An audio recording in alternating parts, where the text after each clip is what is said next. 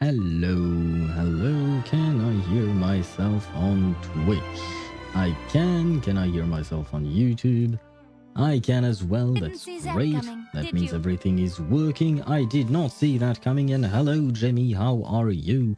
Hello, how's your day, Sir Streamer? Hope you have an amazing day, though.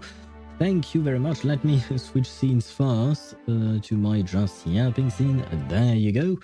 And we can finally start the stream properly. No, this is not what I wanted to do. Wait, I misclicked. There you go. Do you have a mother? Wow. Yes, I have a mother. And thank you for the hydrate, Jamie. Wait, too many things, too many inputs.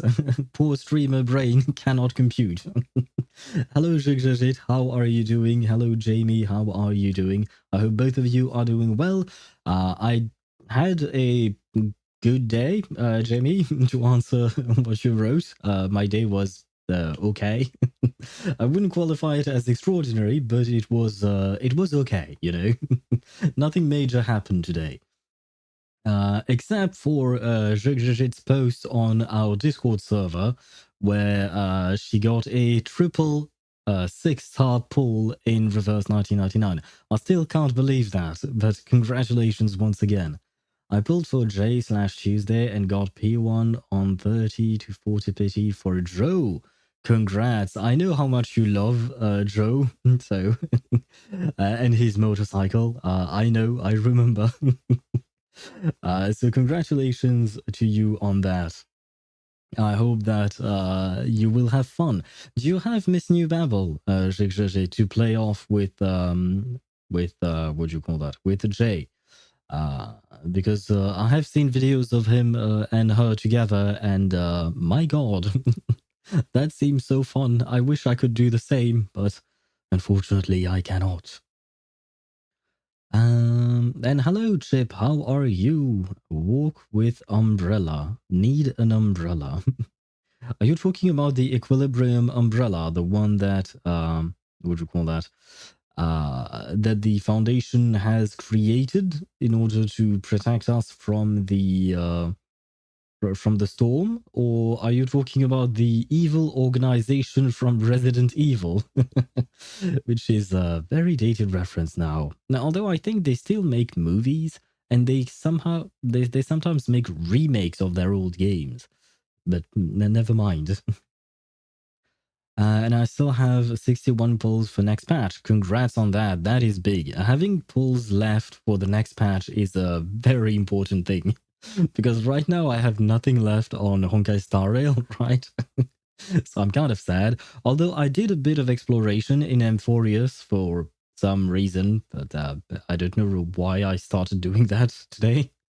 But I did manage to get almost one temple worth of Stellar Jades. Although I also did the event that is ongoing for the anniversary, which was kind of a lot, you know, to do. I mean, it wasn't that interesting, but there was a lot to do.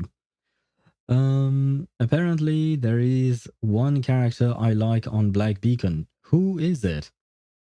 And most of her voice combat voice lines is just that. Walk with an umbrella, need an umbrella. Oh, okay. Who is the character that you like in Black Beacon, Chip? And how is your experience with the game? I wanted to ask you that because you mentioned it on Discord, but I was distracted by the view of the screenshot you shared. I mean, she seems like a very interesting character. I believe her name is Nana. I don't know if that's how you're supposed to pronounce it because there are two N's in the middle of a name, I think. Probably, maybe. Yes, I have Max Euphoria Babel. Okay, yeah, so you're going to have a lot of fun with Jay. You're going to have a lot of fun. Let me know how it goes. I mean, I assume you're going to have fun, but just in case, I will ask. How will it go? You can tell me that. Also, I'm salty to je expose. Yeah, I have to admit, I am a bit envious as well. I wish I had a triple 6-star or triple 5-star in other games, you know. It has never happened to me. Maybe one day, you know. All we can do is hope, Chip. But at the very least, you know, thanks to Jigjajit, we know it's possible. So she has proved it. It's not just hoax online and stuff like that. She has shown us the way, and now we have to try our best to do the same. How exactly are we supposed to do that? I have no idea, but at the very least, we can try, maybe. Her name is Asti. Thank God I instantly got her on the beginner banner, and she's a 4-star support healer. Let me take a look at what she looks like. I'm curious. Black Beacon Asti. Can I not just find a photograph of her, an image? Ah, okay, that's her. And she is indeed with a, well, one of the first images I found on Google was indeed an umbrella. And I think I saw the umbrella during the live stream. For some reason, I remember it. I see. She looks kind of cute, but the image I found online is very small, and I don't. There aren't that many images, unfortunately, which is kind of a shame.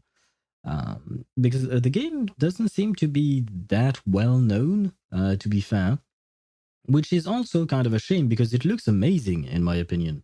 The game really, really looks good. Honestly, I really want to play that game, but I saw one thing, and the devs actually talked about a PC release, right, alongside the iOS and Android releases, which is great, which is exactly what I wanted to hear.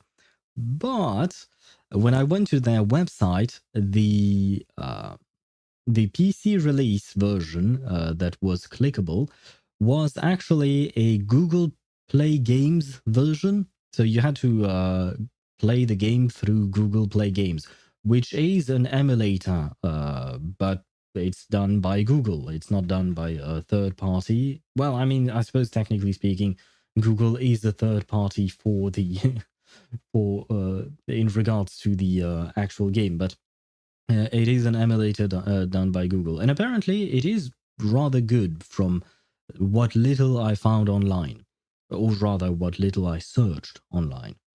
And I wish I could have been happy by learning that, but I actually tried. What would you call that? Google Play Games. I tried it for Ark Knights when you, Chip, mentioned Ark Knights, and I wanted to try it out. I considered Google Play Games, except there is one major flaw with Google Play Games, and that is it does not allow you to choose which hard drive you are going to install your game in. Google Play Games is going to install itself on the very same hard drive you have your OS on, and it will install the games exactly in that specific hard drive, which is why? Because I have several hard drives inside my computer. One of them is dedicated to my games. One of them is for my OS and all of my other softwares.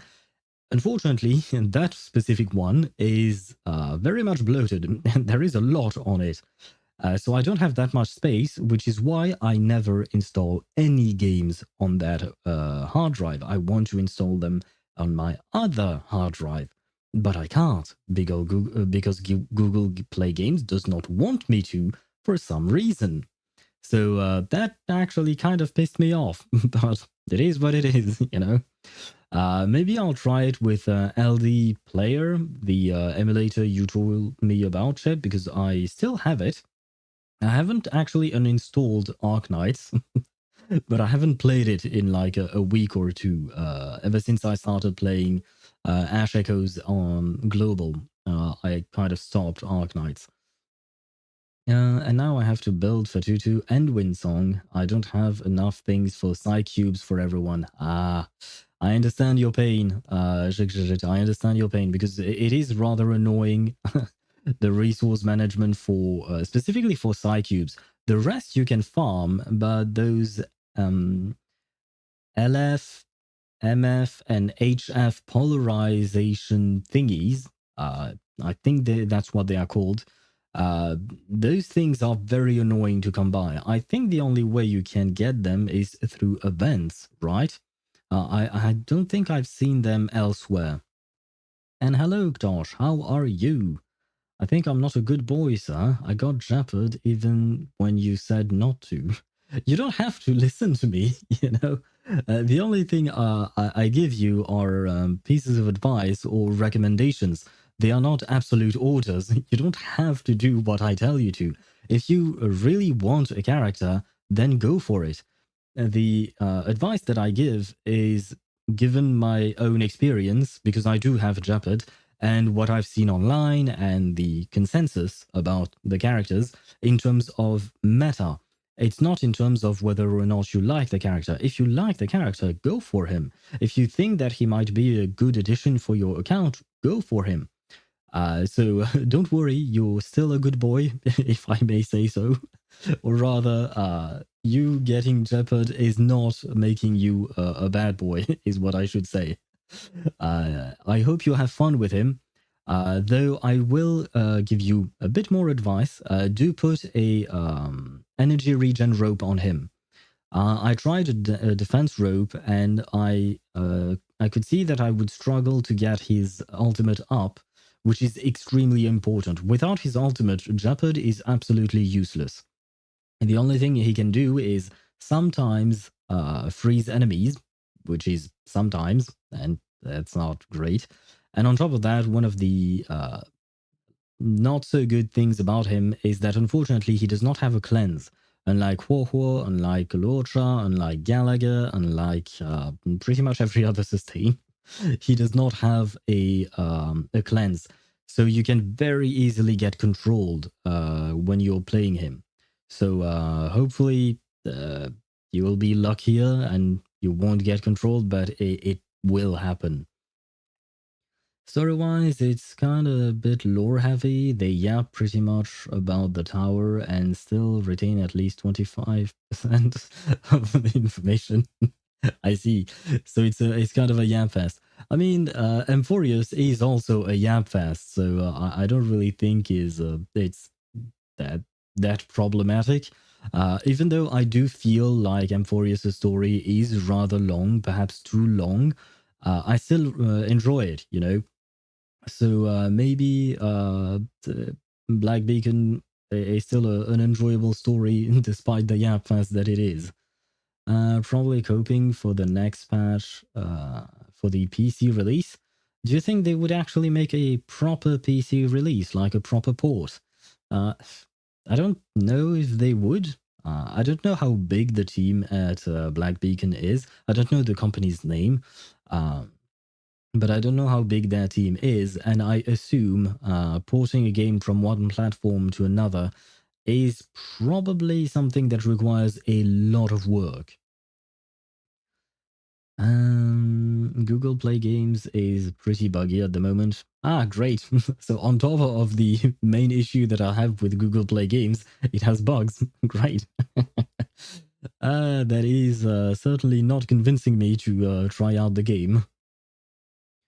And hello, Marjolaine, how are you? I hope you're doing well. I see that I'm a bit late in terms of the messages. Let me fast forward a bit. But I hope you're doing well, and I hope your trip went well as well. That was way too much well in one sentence. Never mind. The mofo polarization for real, for real. Yes, yes indeed, you could call him that. Laughs at E1 Jeopard.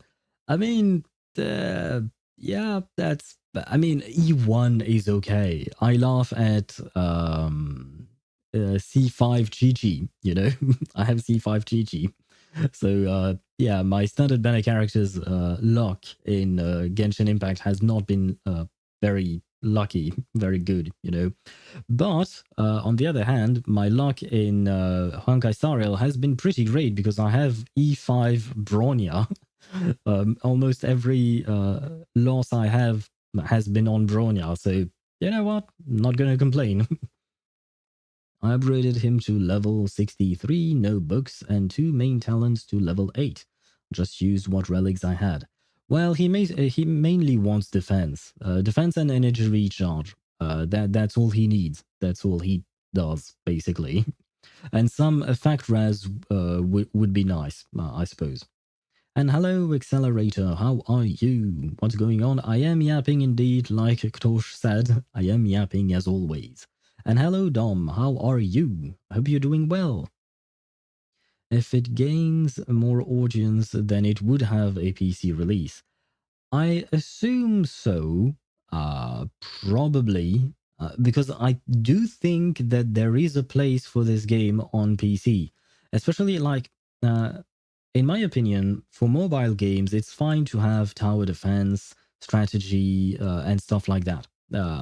But for an action RPG, I feel like a PC release would be nice, you know, because in my opinion, that's the nicest way to play games on PC. Or maybe even on a console if you want, that too. But you know, having a big screen to see properly everything, it just feels nice. But that's not exactly an argument. The main argument would be that I do believe, and this is my belief, this is not an actual fact, but I do think that PC gamers would be interested in an action RPG such as Black Beacon, because honestly, the gameplay looks fun, and it does remind me a lot of Wuthering Waves and Punishing Grey Ravens, because I have played Punishing Grey Ravens, except it was not really good, at least not on PC. In my opinion, the port on PC was not particularly good. You could feel in Punishing Grey Ravens that the gameplay was thought for players on mobile, and I do believe that on mobile it would probably be very fun, but I'm mostly a PC gamer, so I kind of gave up on Punishing Grey Raven. But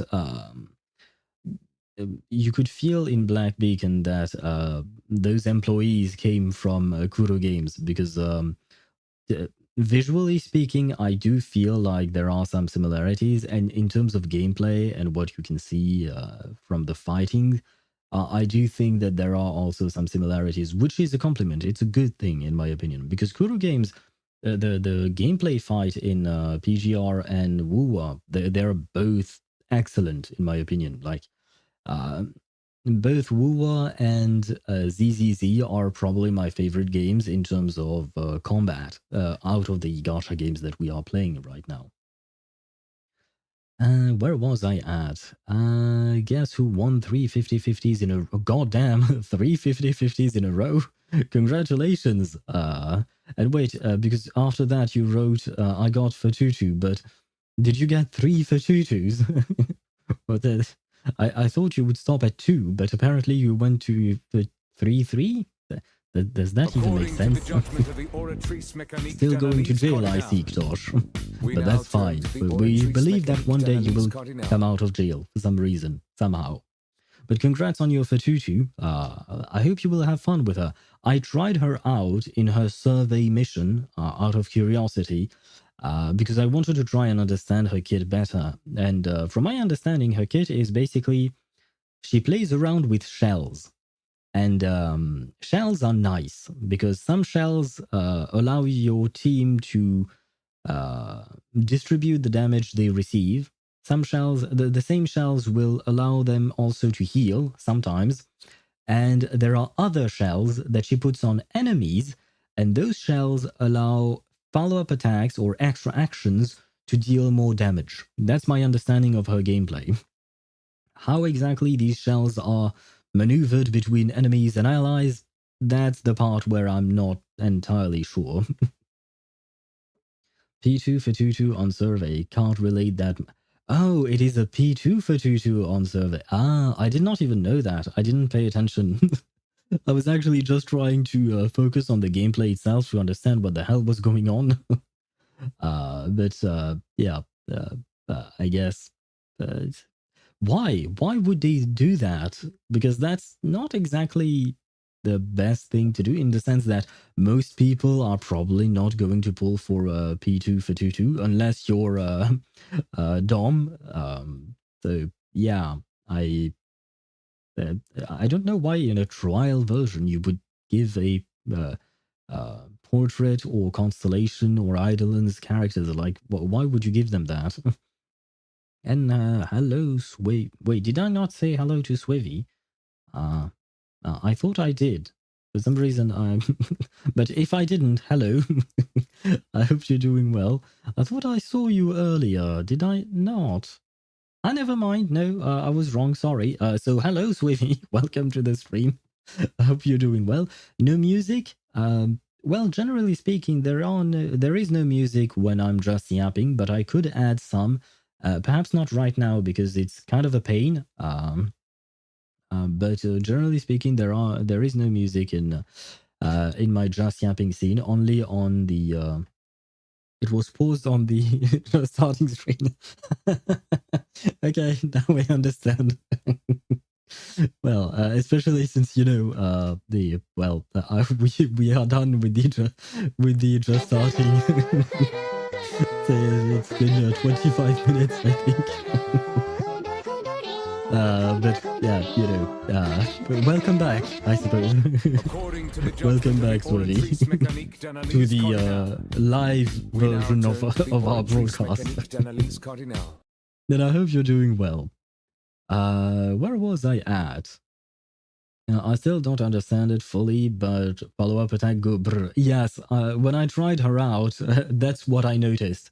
She does a lot of follow-up attacks herself, and I noticed that in the survey, the team was dealing a shit ton of damage through the follow-up attacks. So nice, you know.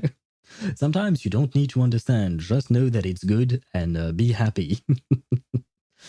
Oh man. No, it's okay. Her portraits are not needed.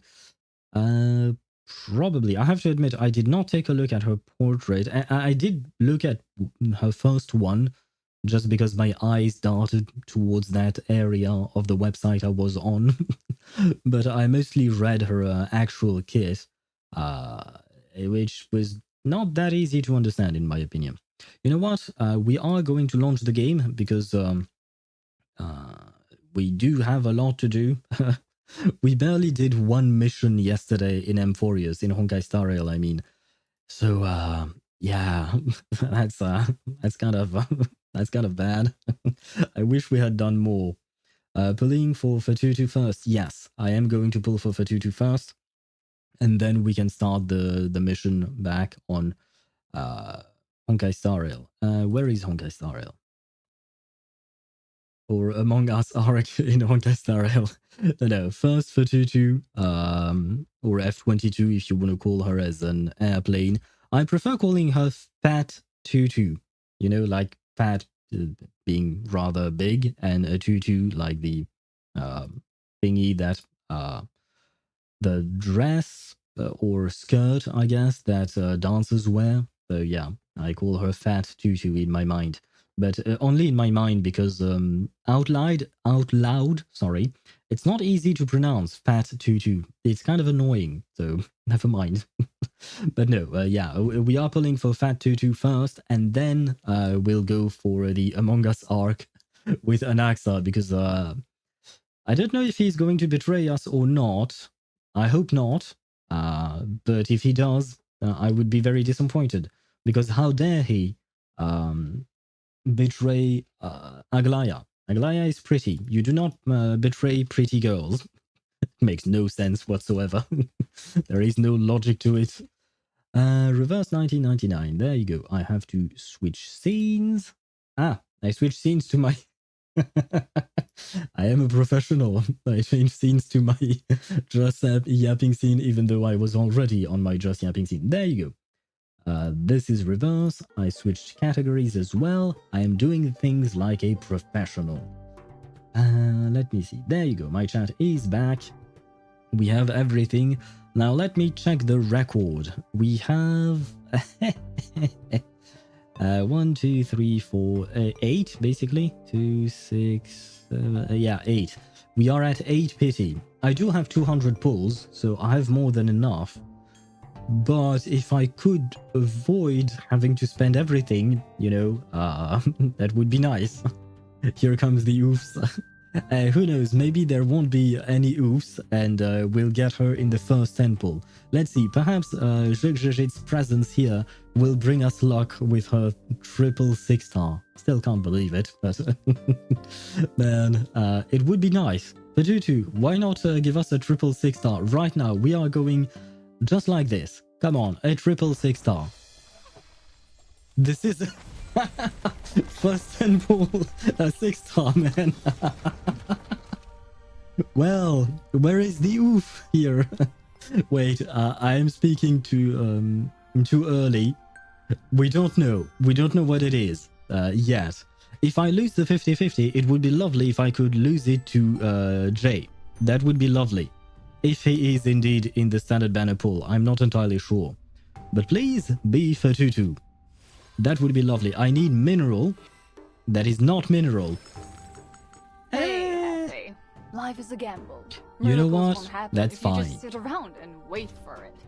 When exactly are you going to make a bet? No, but reverse 1999 version with perhaps not as big of a cleavage as the one in Black Beacon, or rather, given the screenshot you sent me or sent on the Discord, She was very interesting. But you know what? I'm not going to complain because I actually do like Centurion, and I hope she gets a Euphoria so I can use her again. That being said, in terms of beast DPS, I have Andronala, so yeah. I'm sorry, Centurion. I do love you still, but you can't really compete with Nala, can you?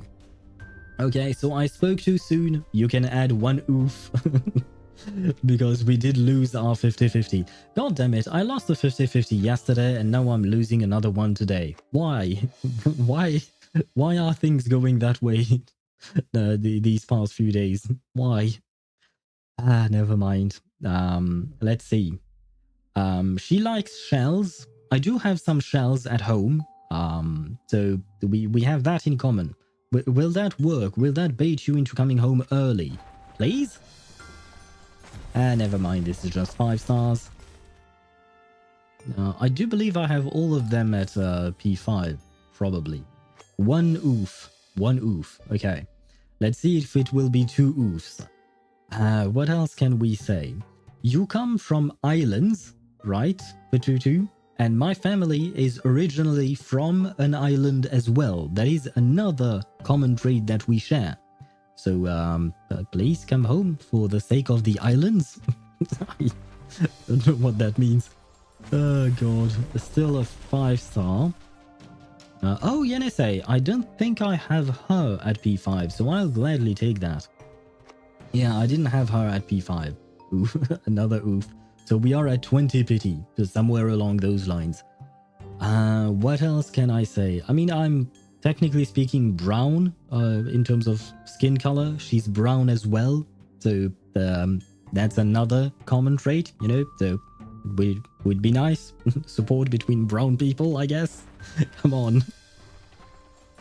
Still a nope. So that's a 3rd oof. Oh, sorry. They're starting with the 3rd one, you add an M for some reason. So it's an oomph. What else is there? Don't let China take your islands. Oh man, you know, at this point, I mean, wait, are you talking about Taiwan? I'm not from Taiwan, just so you know. I'm from Sri Lanka, or rather my family is from Sri Lanka. I don't think China has its eyes on Sri Lanka, because honestly, Sri Lanka is a very poor country. So there isn't much going on there, generally speaking. Aside from corruption, there is a lot of corruption. That I can attest to. I have seen it firsthand. So not great. But if you want to visit, it's a beautiful country.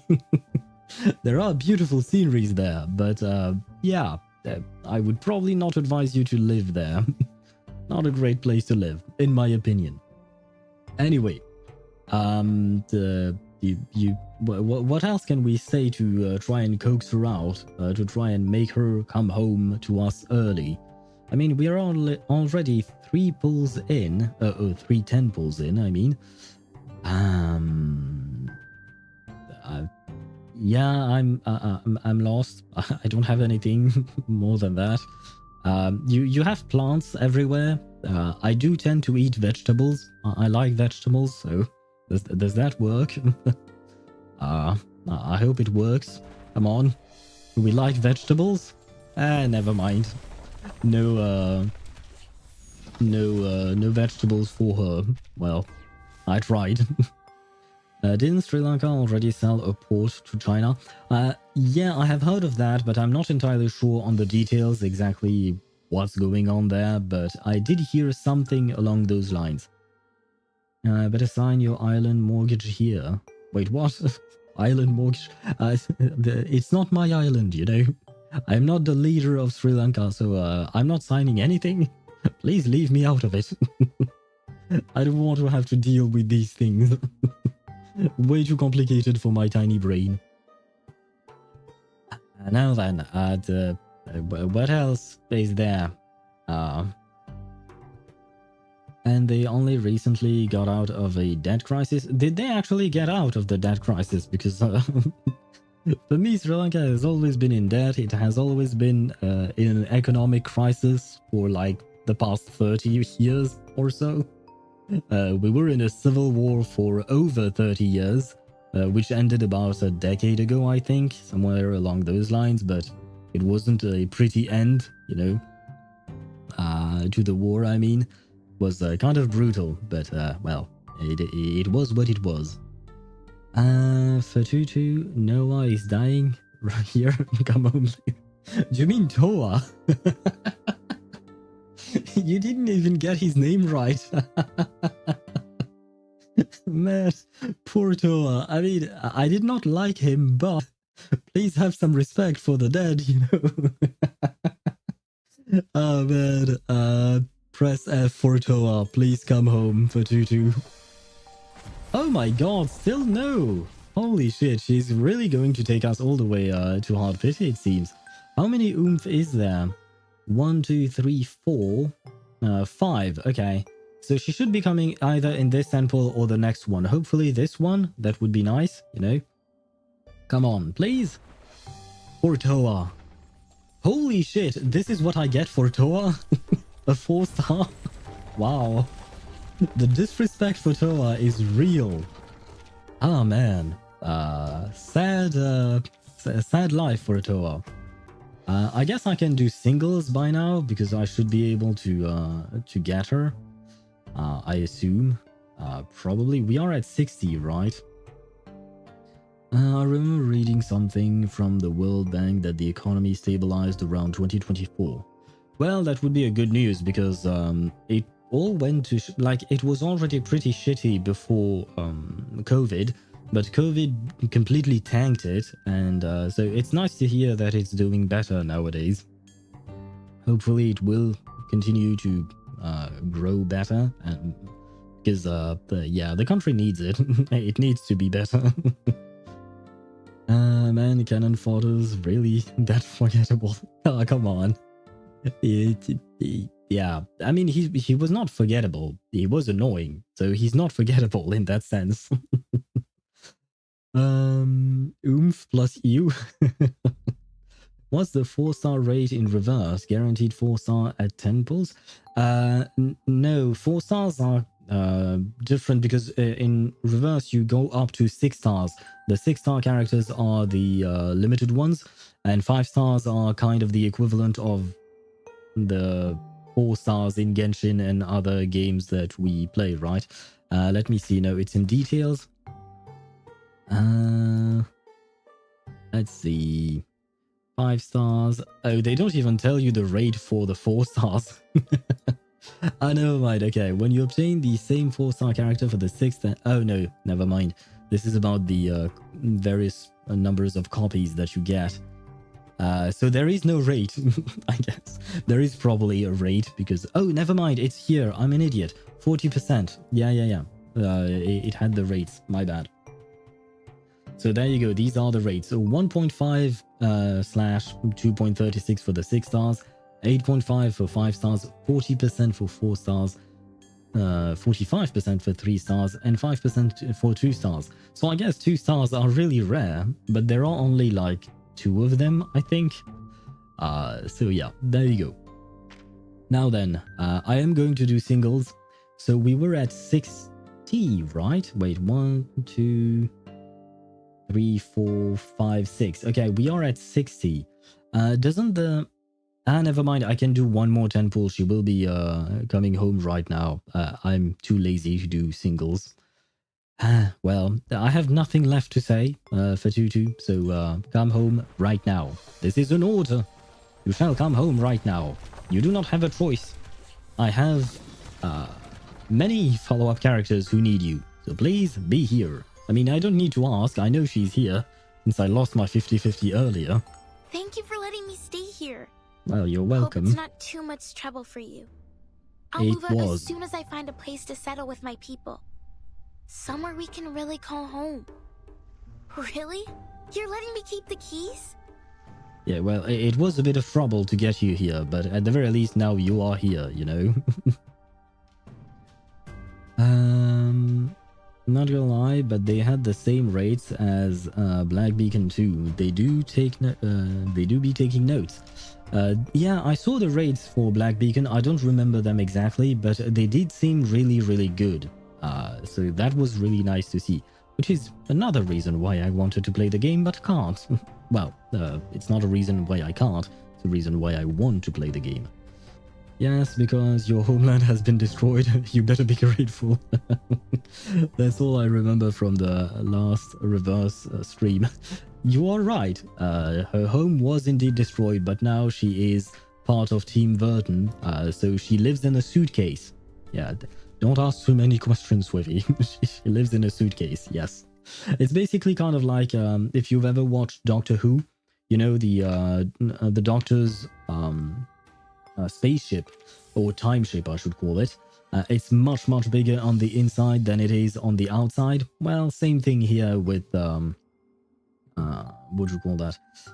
With the suitcase Verton carries. Plus one stuffing children at suitcase. That is true, because we pulled for Flutterpage before, so we had one child and now we have another one. You know what? Just because why not? I still have 122... Wait, no. Before I do something completely insane and completely not worth it, let me check one very important thing. Who are the upcoming characters in the next few patches? Please, Brightwind, tell me. What patch is this exactly? Are we in patch 2.4? Right. So Liang is coming next patch. Well. Yeah, never mind. Never mind. I can't be spending, because I do want to get Liang, at some point. Would be nice. What does she do? Let me check. DPS extra action immunity. Ah, shit. She's a follow-up character. Okay. Well, I will be pulling, so along with a Junyangja rerun and Heart Cripple Boss Woman Noir. That's certainly one way of describing her. If I recall correctly, oh, she's also an extra action type of character. God damn. How many extra action characters are there in reverse? It feels like everybody has extra actions nowadays. I mean, it's not... Ah, wait. On what do you call that? On Pridewind, there are two categories, one for follow-up attacks and one for extra actions.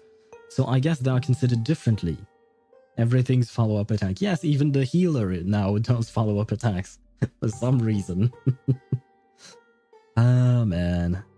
I do want to pull for Noir as well if I could. So I wanted to try my hand at pulling for Jay because I really want Jay. But no, I will take a look at this.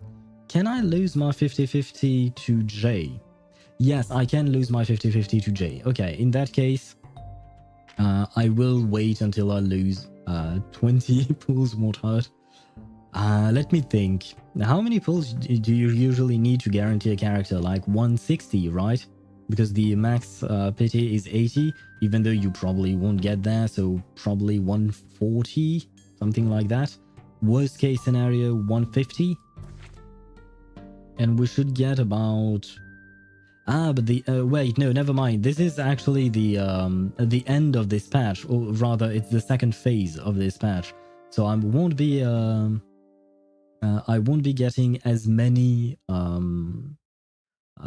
pulls and clear drops and bunnies, unilogs, sorry, as I would if it were the start of the patch, right? So I have to take that into account. Yeah, no, I don't think I will pull for the scan banner. If it's on scan banner, probably 210. Good grief. Yeah, no, I don't think I will pull on that. Where is Fatutu? There she is. I'm so glad to have you here. Now, let's spend everything I have. I'm so grateful you let me... Yeah, I know you're grateful. Now let me pay you somehow. Thank you for your generosity. How can I repay you? Kill my team, kill my enemies. Or some red snappers? Oh, how about a starfish? Wait, I just thought of this, but are we making child soldiers in Verton's suitcase? Like, wait, let's take a look. There is Twin Sleep. John Titer, I don't know if they are exactly a child or not. Cristallo is definitely a teenager. Eric is a child. Poltergeist is a child. Ulu is kind of hard to define. Avgust is a child. Kanjira is a child. Baby Blue, I have no idea what she is. Well, Dora and Miss Radio, they are kind of hard to define. Lesaurus is a child. Eagle is a child. Fatutu is a child. Well, she's a teenager, I guess, but early teens, I'd say. Balloon Party is insane, but she's a child. 37 kind of looks like a child. Yeah, we do be making some some child soldiers in our suitcase, man. Sending them to fight. I'm so glad to have you here. Child soldiers is the way. I'm so grateful It's not the legal way, but it's certainly one way. You're totally not in the wrong for using a child. Force the ethical dilemma upon your enemy. I see. I mean, it is a strategy, I suppose. And I don't know if it works. I never looked into that. One evening, we were knocking the fruits off a tree that Kamutsa was napping on, and woke him up. As I sat on that branch, watching the sun sink behind the ocean, I knew it would rise again, to bring another peaceful day. Yes, that's the whole thing of the sun. It rises, and then it goes down, and then it rises again, and then it goes down again. That's just called the day and night cycle. That's just like...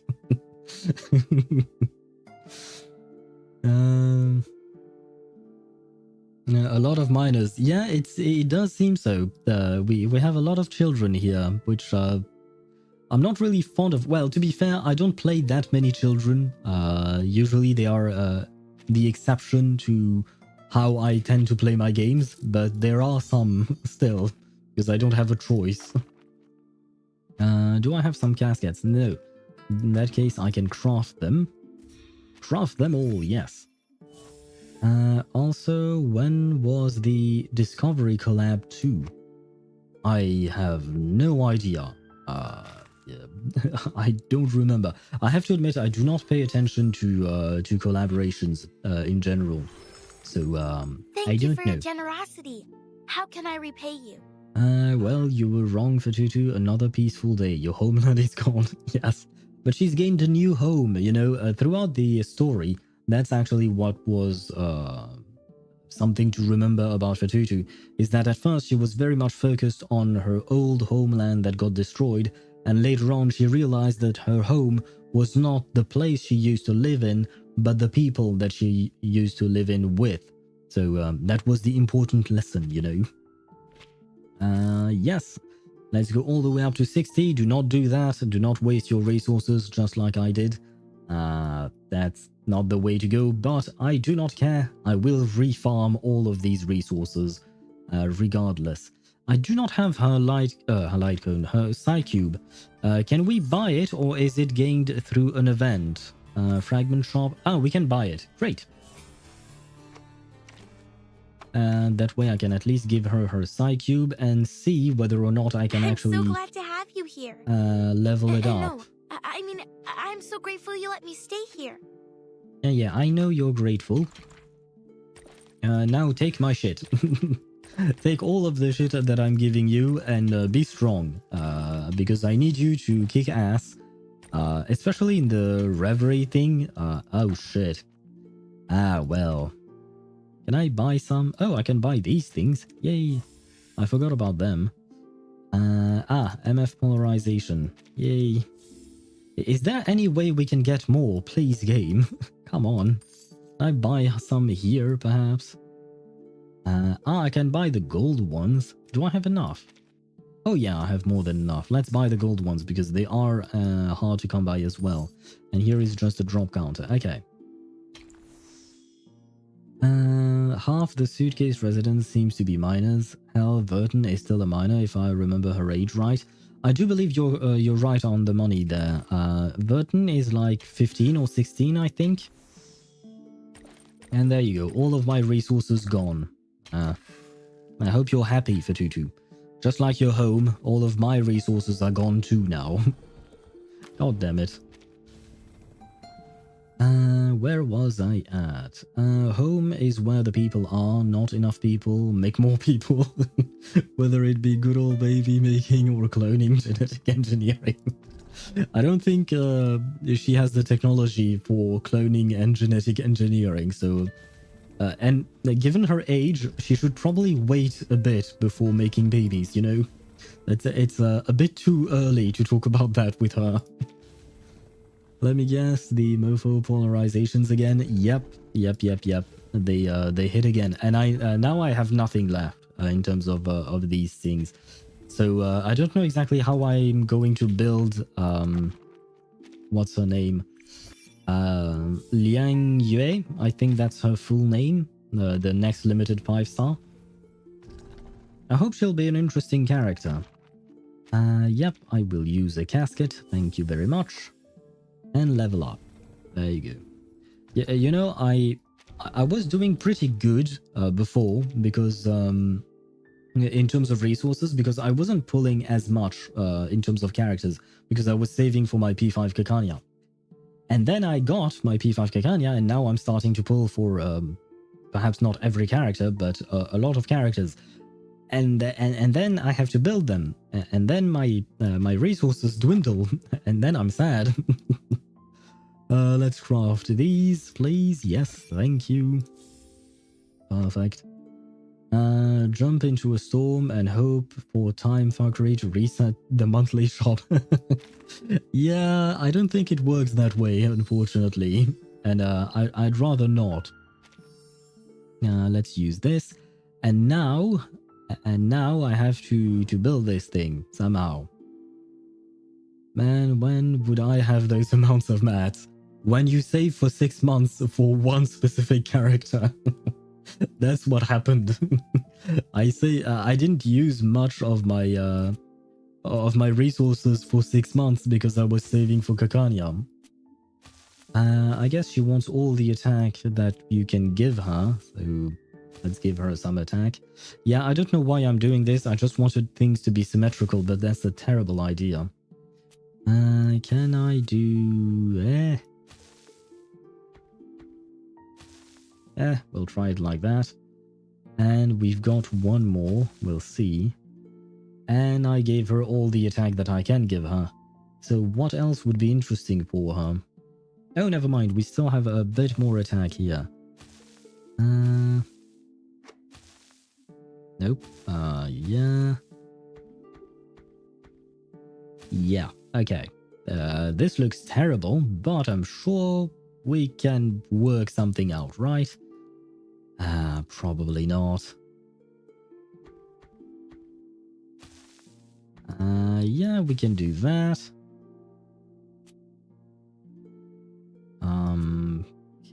Does she need crit? I don't think she needs crit, right? Just trying to copy someone with the same resonance. You're right, I can do that, because she's supposed to go full attack, because her healing scales on attack. So can I just copy Tuesday, perhaps? Because she was also built on attack, right? Yeah. How do I copy this? How does it work? Load. Copy. Yes. Copy to my clipboard. Perfect. And thank you for the suggestion, Chip. That will save me a lot of time. Where is Fatutu? I lost my Fatutu.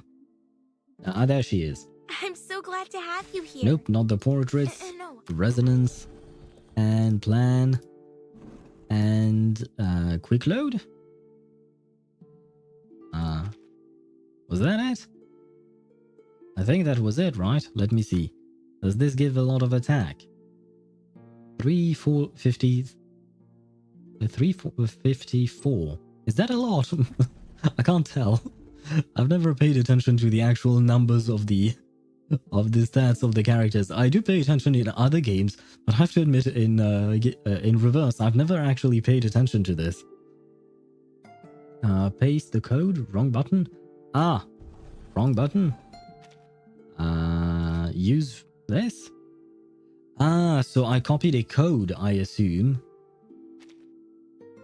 And okay, this is what needed to be done. 485. This does look indeed better. Thank you very much, Chip.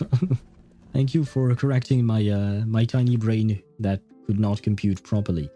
And let me activate my Centurion's portraits. Effie, take a seat. There you go. Perfect. And well, it's been a while since I've used her, but she's still as lovely as ever. Now then, well, the only thing I wanted to do in reverse was pull for Fatutu, so I suppose we are done with that. Because now we have to get back to Amphoreus, and Amphoreus is quite the long story. Let me see. I'll have to switch scenes to my just yapping scene. There you go. And then, what else do I need to do? Just use my second crown on Kinich. I just need to R5 his free-to-play Claymore, and I think my build is going to be pretty decent. I hope it will be. I hope you have fun with Kinich. I did try him out in some kind of event, I think, and I still don't like his gameplay. I still can't. I really don't like it. So I hope that you actually get to have fun with the character. Now then, Fatutu is done. 58. And you know what? We ended things at the exact right time because some ads are going to roll out. So you know what? While I'm switching games and yapping and all of that, I am going to roll out the ads. And once the ads are gone, the next game will be switched and we will get to Honkai Star Rail. I love Joe 37, Bevel, and Flutterpage. My god, that team must be insane. I mean, in terms of follow-up attacks, there must be constant follow-up attacks there. It's Jover. Yes, it's Jover for me because I won't get Jay or Joe, so I'm kind of disappointed, but it's fine. I will hope that I lose the 50-50 to him later on. Is Hydrate out of stock? Well, no. I think you answered your own question there. So no, it is not out of stock. And thank you for the hydrate. I will do just that. And 30 pulls, well, no, 30 pulls will hurt. 30 pulls is a bit too much. And I need to save because I don't know if I'll pull for a Noir because I do like her design.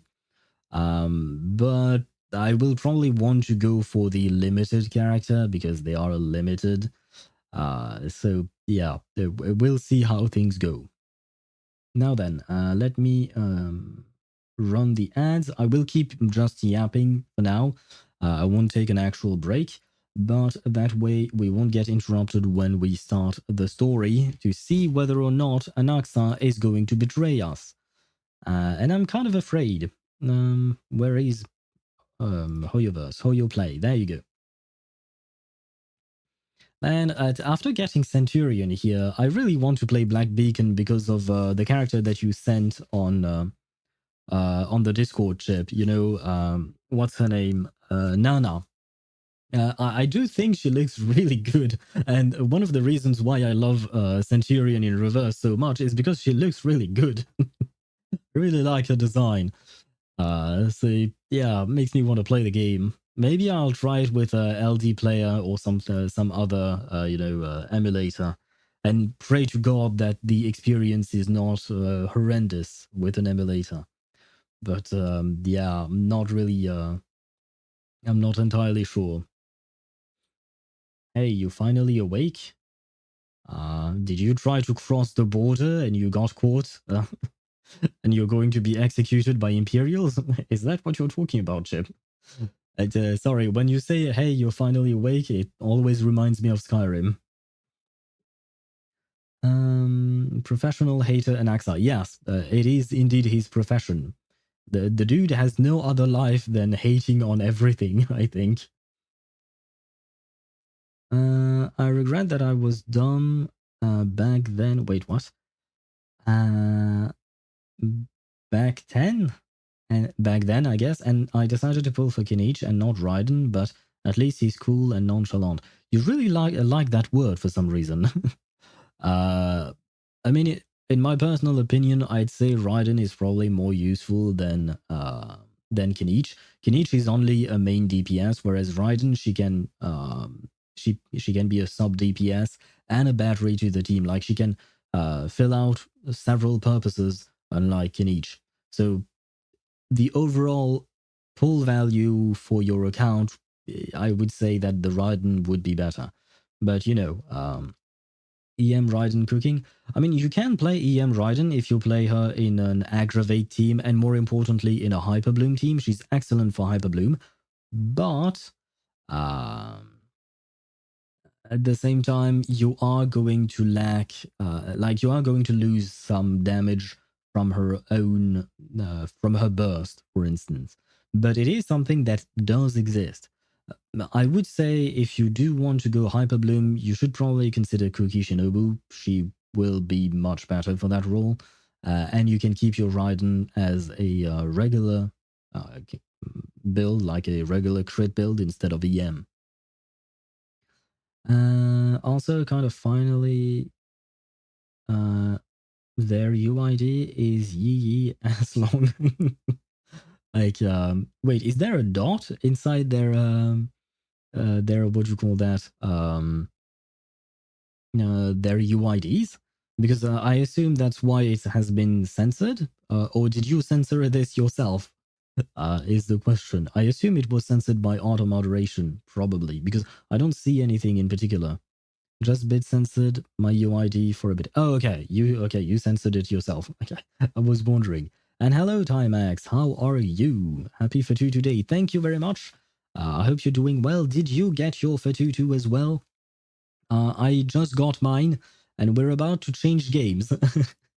We are about to switch games. Oh, yes, the ads are gone, which means that I can switch scenes to Honkai Star Rail, and we will continue the story that we started yesterday. There you go. Let me just do one more thing. Where are the categories? Ah, yeah. Honkai Star Rail. There you go. Done. We have switched categories. I am doing everything like a professional.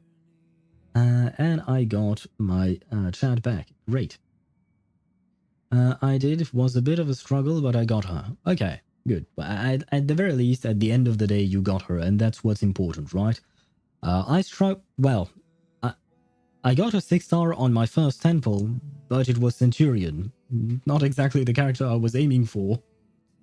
But afterwards, it took me another 60, 70 pulls, I think, to get Fatutu. So she didn't really want to come home, unfortunately. But at the very least, I lost my 50-50 very early. So, and to be fair, I had more than enough pulls to guarantee her. Now, you might be wondering, why the hell am I on board the Astral Express? This is not where we left off yesterday. You're absolutely right, and the reason why I am here is because I wanted to try the Memory of Chaos last night. After the stream, while I was eating, I decided to try out these themes for Memory of Chaos. And, do you remember my build on my Castorice? It was not really good, right? And this was my build. Well, I have leveled up her traces today after a bit of farming. So this build is technically a bit better than what it was yesterday. But honestly, this build is not great. Like, I could do much, much better, right? And yet, despite that, despite this poor build, like today I retried it with this new updated build and she did 1.1 million damage. How does that make sense? She is poorly built. 2 of her relics don't even have crit stats. Oh, never mind. This one has. Sorry. This one doesn't. And this one doesn't, except the main stat. But in terms of substats, this is garbage. And yet she can do 1.1 million damage.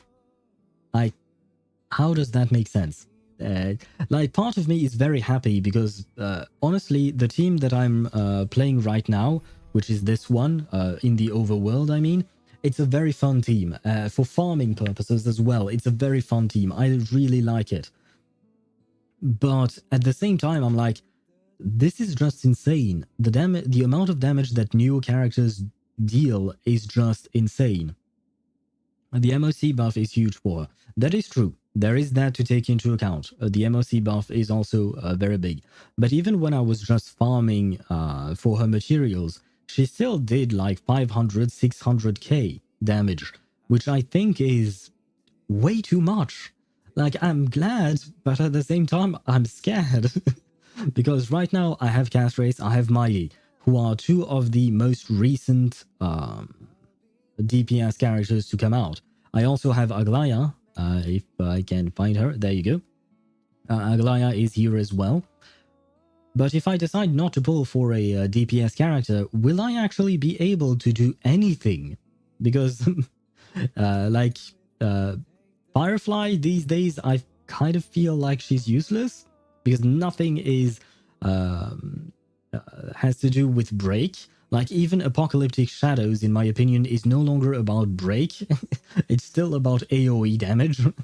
Like, it's for the Herta, basically, or Rapa. Thus far, that's how it's been. So, yeah, this team is... this team can do okay in pure fiction, I suppose. This team is not a good team. This was supposed to be my Jingliu team, but I replaced it with an exploration team. So we have Fei Xiao to run fast, we have Acheron to kill fast, and we have Topaz and Numbi to find treasures. And Lorcha is there because he was there already for my Jingliu. Yeah, Argenti, I haven't used him in ages, which is kind of sad because I really like him. Jing Yuan, same thing. Ever since I got Aglaya, I'm no longer using him. Acheron, same thing. And who else is there? Fei Xiao, I did use on the last Pure Fiction. I think. Was it Pure Fiction? I think it was. But yeah, it does make me a bit scared about the future of the game, you know? Where am I at? Also, I'm playing Ash Echoes and it's all your fault. How do you like it? Do you enjoy Ash Echoes? By the way, I looked up Limbus Company and I looked up some tutorials, and man, even with tutorials, I did not understand a thing. Like, seriously, man, Limbus Company is so freaking complicated. It looks interesting. I actually don't really like the UI, the UI design. But this is a very personal thing, like in terms of taste. I don't like the art direction for the UI. It seems very bloated, like there is way too much on your face, on your screen, but they throw it out at your face. Nice. And then the gameplay itself is so freaking complicated, man. So yeah, what's the gameplay of Limbus Company? Man, why do you ask these questions? Why do you try to make me suffer like that? Limbus Company is so freaking complicated to explain. It's a bit of a strategy game, I guess, RPG strategy game, where you have to link abilities. And there was one thing that I did not like about the gameplay. It's that you have toss-ups, that the characters get coins, and basically each coin is a 50-50, and depending on how many you win, you will either do more damage or do something specific that will allow you to actually attack the enemy. It's a bit strange, but that means that there seem to be a lot of RNG in the combat itself, which is not really something that I want in my game. I don't like RNG. Where am I? Did you see in general that they added you to HSR? Wait, what? What are you talking about? I did not see. And hello, Mihai, how are you? I hope you're doing well. It is for sure. I remember messaging you something in Honkai, but I don't know what it was now. Well, can't help you with that. Let me see. I don't know what you're talking about. Did you say in general they added you to HSR? Added me. Oh, you're talking about Albert. Okay. I was wondering what the hell you were talking about. Yes. I mean, we've seen Albert before. Okay, wow. It took me a while to understand what you were talking about, man. Yeah, Albert. I am indeed in Honkai Star Rail. I wish I had the same voice as Albert. I remember his voice actor's name is Bill, but I can't remember his last name off the top of my head. But I really do like his voice, and he is a very good voice actor. I feel like he really embodies Albert, truly. And one day, hopefully, you know, Albert will become a playable character. That would be nice. I don't think they'll ever do it, but an owl can only hope, you know. I actually want to give it a shot. Limbus Company, it seems very interesting. Apparently, the story is very interesting. I looked up a tiny bit of a playthrough of the story, just like literally. Actually, I didn't actually look at the playthrough of the story. The dude that the video. The dude on the video was still downloading update after update, and there were some things that he could read while the updates were ongoing. So he read those things, and I feel like there is a lot of lore. Like it's very heavily lore heavy. What's the phrase? There is a phrase, but I kind of did not manage to properly process it. There is a lot of lore. Basically, it seems. And apparently the story is very interesting from everyone, like literally anyone that I heard or read about online talking about the game. They all said that the story was really good. But coins are modified by sanity. Yes, but that's another problem entirely. I don't remember what sanity does exactly.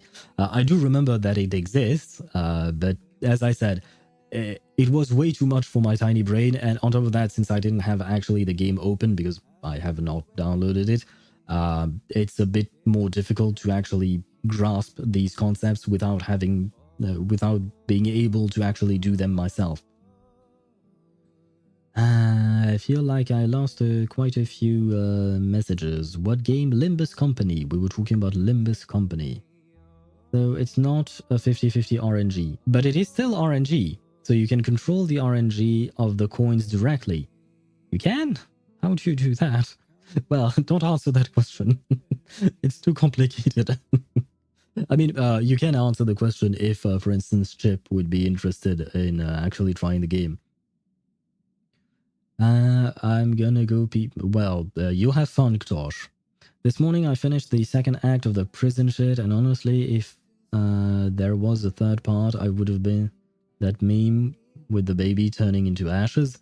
Is it because you really want, what do you call that? Is it because you really want to see Castorice in the story and thus go into Amphoreus?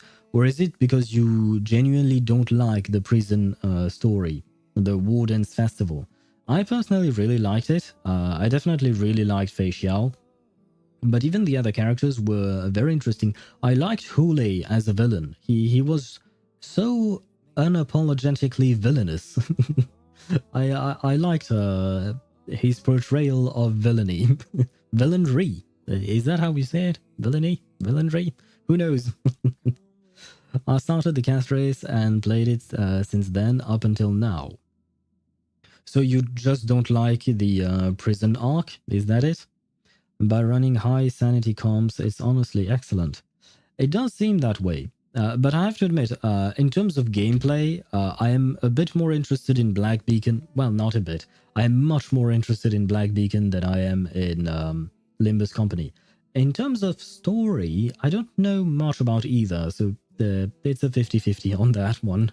But yeah, I am more of an action RPG fan than I am whatever Limbus Company is.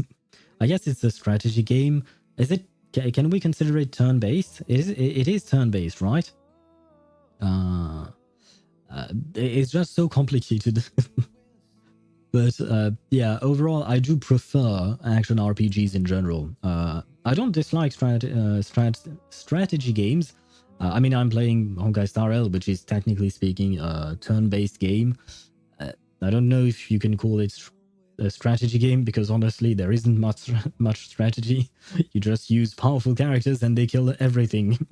That's basically it.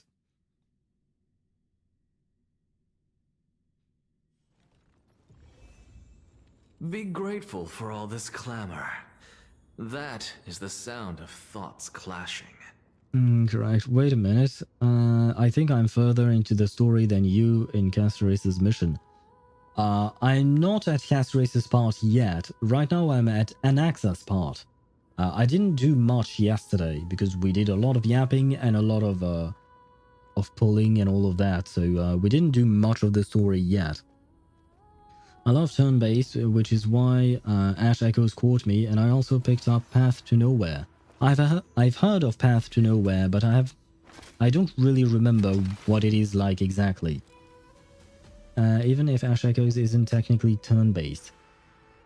Right, yeah, Ash Echoes is not turn-based, it's real-time strategy, but it's still very good in my opinion. I hope you enjoy it. I mean, if you're still playing it, you're probably enjoying thus far, and I hope you'll continue to enjoy it. I personally very much enjoy it. I haven't had time to properly play it in the past few days. I've only been doing my dailies, but I will continue on with the story as soon as I find the time. What were we doing? Right, we have to walk around before the messenger arrives. Because why? What are we waiting for? Right, we're about to meet the Council of Elders, because Anaxa is going to betray us. I can just ignore this. No, I can't ignore your betrayal, Anaxa. I am mad at you. Oh, I'm way further than you. I'm just seeing it. I did the part where you are 2 hours ago. Yeah, well, 2 hours ago I was not streaming, so... so I couldn't actually proceed with the story just yet. I'm still not 100% sure what I'm doing with it, but I'm enjoying it. It's fine. Even blasphemous scholars can come here, it seems. Looks like my presence here is quite unwelcome. Like I said about Fatutu, you don't have to understand it. If follow-up attacks go brr, then it's good. Well, same thing with Ash Echoes. If you're surviving and defending your Nexus thingy, that's fine. The rest does not matter. Was it really betrayal if he wasn't really with them? True, it's actually one of the arguments he himself told Cersei's. When Cersei's asked if he was really considering betraying Aglaya, he said that he never believed in the prophecy in the first place. Or perhaps that was Finan. I believe both of them actually mentioned that. So it is a fair point, but I consider it a betrayal because we need him. Or rather, Aglaya needs him for her plan. Hello, wizened priest. Oh god, I did not realize how close I was to him. Sorry, personal space. There you go. I believe you a bit of personal space. Anaxagoras, I thought that you had died to the Black Tide, just like the other scholars. I see that he wanted it. My understanding of this sentence is, I wanted you to die to the Black Tide like the other scholars. That's my understanding of this. As Kefali's priest, are you not aware of the decorum of respecting the dead? Well, apparently not. Path to Nowhere is a tower defense like Arknight, but story-wise it belongs in the realm of Reverse and Limbus Company. Does that mean that, in your opinion, Arknight's story is not as good as Reverse or Limbus? I can't attest to Limbus Company. I can attest to Reverse. That story is really good. Arknight, I did not do enough of the story to really say anything about it. To be fair, I didn't... I think, in terms of story, I went all the way up to episode 2 of the anime, basically. So, of the first season of the anime, by the way. So I didn't do much. Surely you jest. You blasphemous heretics are not worthy of respect from the Supreme Being. Let me remind you that you're currently in Dawn Cloud, so you'd better keep your deranged language to yourself. I am no longer that altar servant from years ago, who could only acquiesce to the commands of others. Now, I have plenty of ways to deal with people like you. So you're an asshole. Thank you for saying so. I'm not sure whether I should laugh or cry right now. I can't believe that a follower such as you could have been made by a creation titan. As I see it, a dead titan can't provide you with this level of confidence, right? Then who is it exactly? Could it be kindness? Ah, that bitch. I don't like her. If she goes against Aglaya, then I don't like her. And she is going against Aglaya, so I don't like her. And she is also going against the whole flame chase journey, apparently. So, yeah, she's against Aglaya, against Finan, against Maide. So, no likey. You. Seeing how fond of you Elder Kindness is, I shall let that slide for now. Leave immediately, and don't impede us from receiving the Supreme Being's blessings. Oh god. And let's be honest, Elder Kindness is only fond of Anaxa because she thinks she can use him, right? Let us speak frankly here. I've full skipped all of Arknight's story so far. Oh god. I heard it gets better later. We'll probably watch some recaps eventually. I have heard as well that it gets better later. The start of the story, honestly, is not that bad. But it lacks visuals. And that was one of the reasons that made me stop. The main reason was the farming. Took way too much time. But one of the reasons was that the visuals were very much lacking. Like, there was pretty much nothing. You had to imagine everything.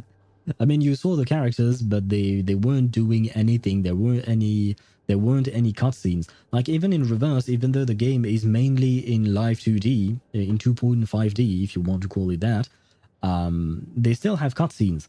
Whereas in Arknights, there were absolutely none, which is a bit of a shame, because I watched the first season of the anime, and the animation for the anime was really good. So I had that in mind while playing the game, which was nice, but I feel like I shouldn't watch a completely separate anime in order to get the visual representation of the story in-game, right? It feels a bit lacking, in my opinion.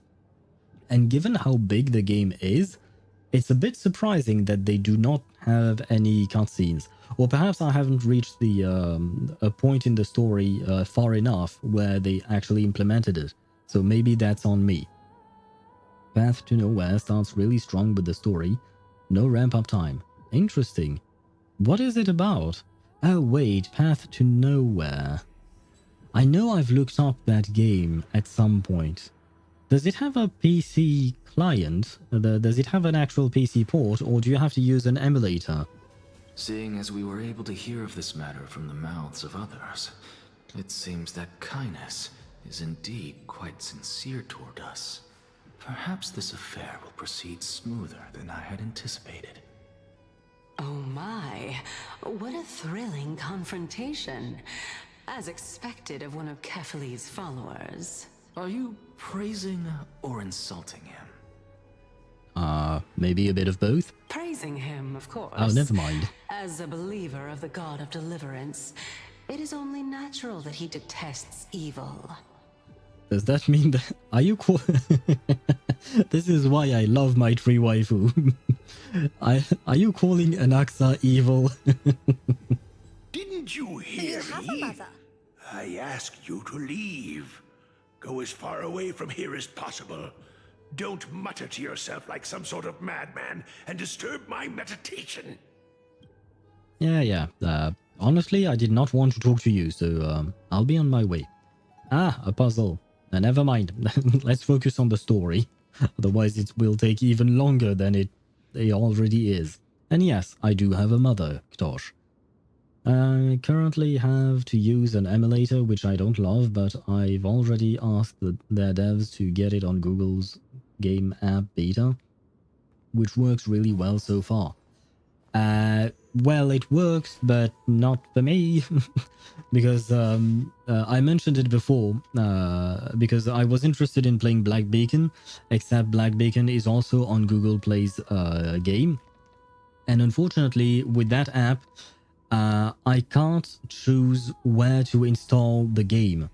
Google Play Games forces the installation to be on my OS hard drive, which is a hard drive where I don't have that much storage, so I can't have a game on that specific hard drive, because I want to leave space for all the other softwares that I have. I have another dedicated hard drive for games specifically, and it has more than enough space, but Google Play Games does not let me choose where to install the games. So it kind of pissed me off.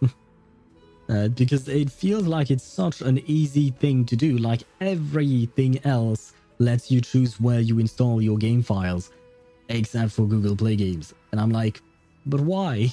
Why? Why would you do that? And bro, the way Kinich said, leave the meat to me in the new event All was things so are tough. Connected by origin. Are you talking? What? You really have a thing for Kinich, I see. Yeah, good for you, I guess. Good for you. Oh my god, he's playing Anaxa early. Yes, as you can see. And I'm not even on the creator server, because I don't think they would want me there. So somehow I am playing Anaxa. Look at this beautiful gameplay. I can't show you more, but look at this beautiful gameplay. Professor Anaxa! Ah, someone Over who seems here. nice, I think. Hello, young scribe. Professor Anaxa? Word has it that the scholars of the Grove valiantly perished resisting the Black Tide. To find you here safe and sound, thank the fates. Well, all the others died. He's the only one who survived, more or less. You could say it's the fates toying with us. It's only the Crimnoans and Idonians who chase glory through death. But your survival is a victory in itself. I'd settle for that gladly. Okay, so on one hand he had a hater. So Anaxa is a hater himself, but he had a hater about him, and now he has a fan, somehow, for some reason. I don't really know why. Maybe she was impressed by him while studying under him or something like that. So it's funny you say that. It depends on how the devs set it up. Arknights was forced to be on my C drive, but another game allowed me to place it on my main HC. What? And Arknights being forced to C pissed me off, so I thought it was Google forcing it as well. But I actually looked it up online, and like there was someone who made a report to Google about that. I don't remember exactly how long ago that report was created, but Google's reply was that for now it was the way that Google Play Games was coded. Like it will force you to do that. I don't know why or how another game allowed you to place. Wait, do you mean that you managed to place another game onto your other HD? Because for me, Arknights, well, it was a problem on Google Play Games. Okay, yeah. On Google Play Games, Arknights forced me to install on my C drive, which means that I didn't. And I downloaded LD Player, which is another emulator. And that emulator allowed me to install Arknights on my other hard drive. What did you write? One is more than enough. Wait, what? What are you talking about? Are you talking about the haters? Are you talking about the hard drives? I'm talking about so many goddamn different things.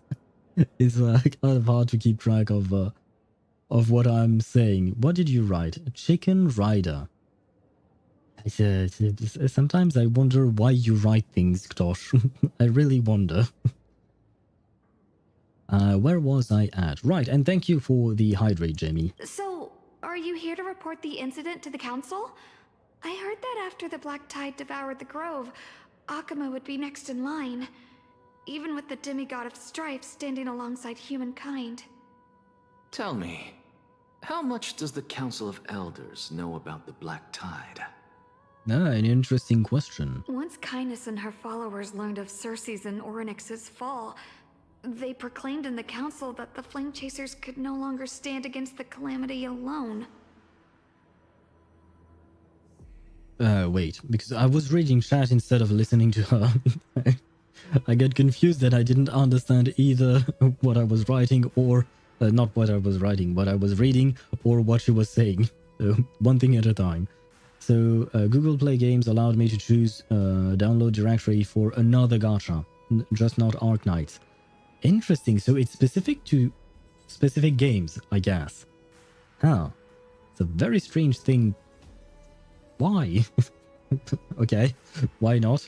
So that means that I could download other games potentially. So I could maybe play Black Beacon. Maybe. You know what? I might try downloading Black Beacon tonight in that case. Because I kind of gave up on Google Play Games after my experience with Arknights, but maybe I was too rash in my decision. And what the hell did you write, Jamie? Do you speak Polish as well? So, what is your favorite tea? Are you asking me? I don't really have a favorite tea. I've drank a lot of different teas. Honestly, I don't pay enough attention to these kinds of things. And that's on me. Likewise, I often drink wine and stuff like that when I'm out with friends, and I have no idea what I'm drinking. I always trust my friends because I know they know their stuff about that, but I never pay attention. As long as the drink is good, I don't really care.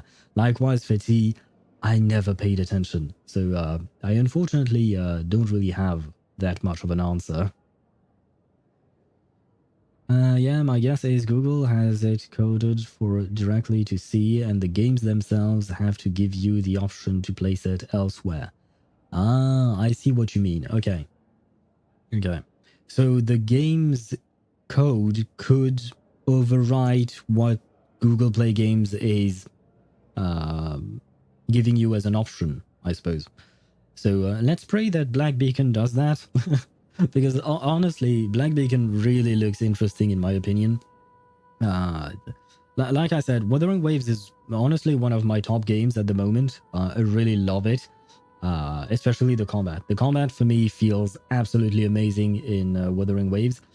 And the combat seems similar in, what do you call that? In Black Beacon. So if I could get that same experience with a different kind of story, that would be lovely. So now then, let's get back to young Scribe, because I kind of did not listen. Once Kindness and her followers learned of Circe's and Orynyx's fall, they proclaimed in the council that the Flame Chasers could no longer stand against the calamity alone. Wait, what? But why though? Because we actually retrieved the core flame of Orynyx. We did it ourselves, the Trailblazer, I mean. And Circe's, well, she's still kind of there. She's inside him, but she's there, right? And food times. Oh, bon appetit to you, Timax, and happy lurking to you. Yet, when the Crown Prince ascended to godhood and repelled the Black Tide, she immediately altered her tune, declaring that all was resolved beyond Akuma, with the only remaining menace now being Aglaya and her adherents. They might well make their move at the upcoming Citizens' Assembly. Wait, how is Aglaya a menace? And her adherents? Like, how is Finan a menace? I don't really get it. And how is everything resolved? No, not everything is resolved. Proof being that the grove was attacked by the Black Tide and everybody died. Like, yes, Mighty has ascended to godhood, but he's only fighting around Castrum Kremnos, right? He's not fighting in the Grove, for instance, or in other cities. So no, not all is resolved in beyond Okama. This is just a blatant lie, unless I missed something. No surprises there, those shifty opportunists. Ah, yes. Thank you for your honesty, virtuous student. She is indeed one of his students. I like this thing he has here. I don't know what it is, but it's pretty. Being an opportunist could very well be a facet of wisdom. Fair point. I don't like it. Shouldn't you be searching for murals of yourself? I've had enough of your prattling. I was really curious to see how you would find the middle ground between both factions, so I came to listen in. Aglaya is pretty scary. That is true. I can't deny that. There is a reason why her team on my account is called Murderous Wife. Because she is waifu, but she's also kind of murderous. Every time she talks about killing people. Or extreme measures, if you want to really quote her. So, yeah, she's kind of scary. But she is working to try and save people, right? So, yeah, that doesn't really justify it. I guess my only justification is she's hot. Like you said, Aglaya is pretty. And then you can remove the scary part, right? If you just stop the sentence at Aglaya is pretty, then everything is fine. The rest doesn't matter. But it seems as though this kindness is much more ruthless than Aglaya. If so, why do you want to work with her? Could it be that perhaps you've decided to readily surrender this hollow shell of yours? Just because you feel like death is fast approaching? Aha, even the Titan of Reason is calling Kainis worse than Aglaya. I mean, in my opinion, being much more ruthless is worse, but that's a judgment I am passing on Kainis. I'm afraid you'll be sorely disappointed if that's what you truly think. I've had enough of this. Could the 15th entry hour arrive any faster? 15th entry hour. Oh, right, he's waiting to die. Oh, my.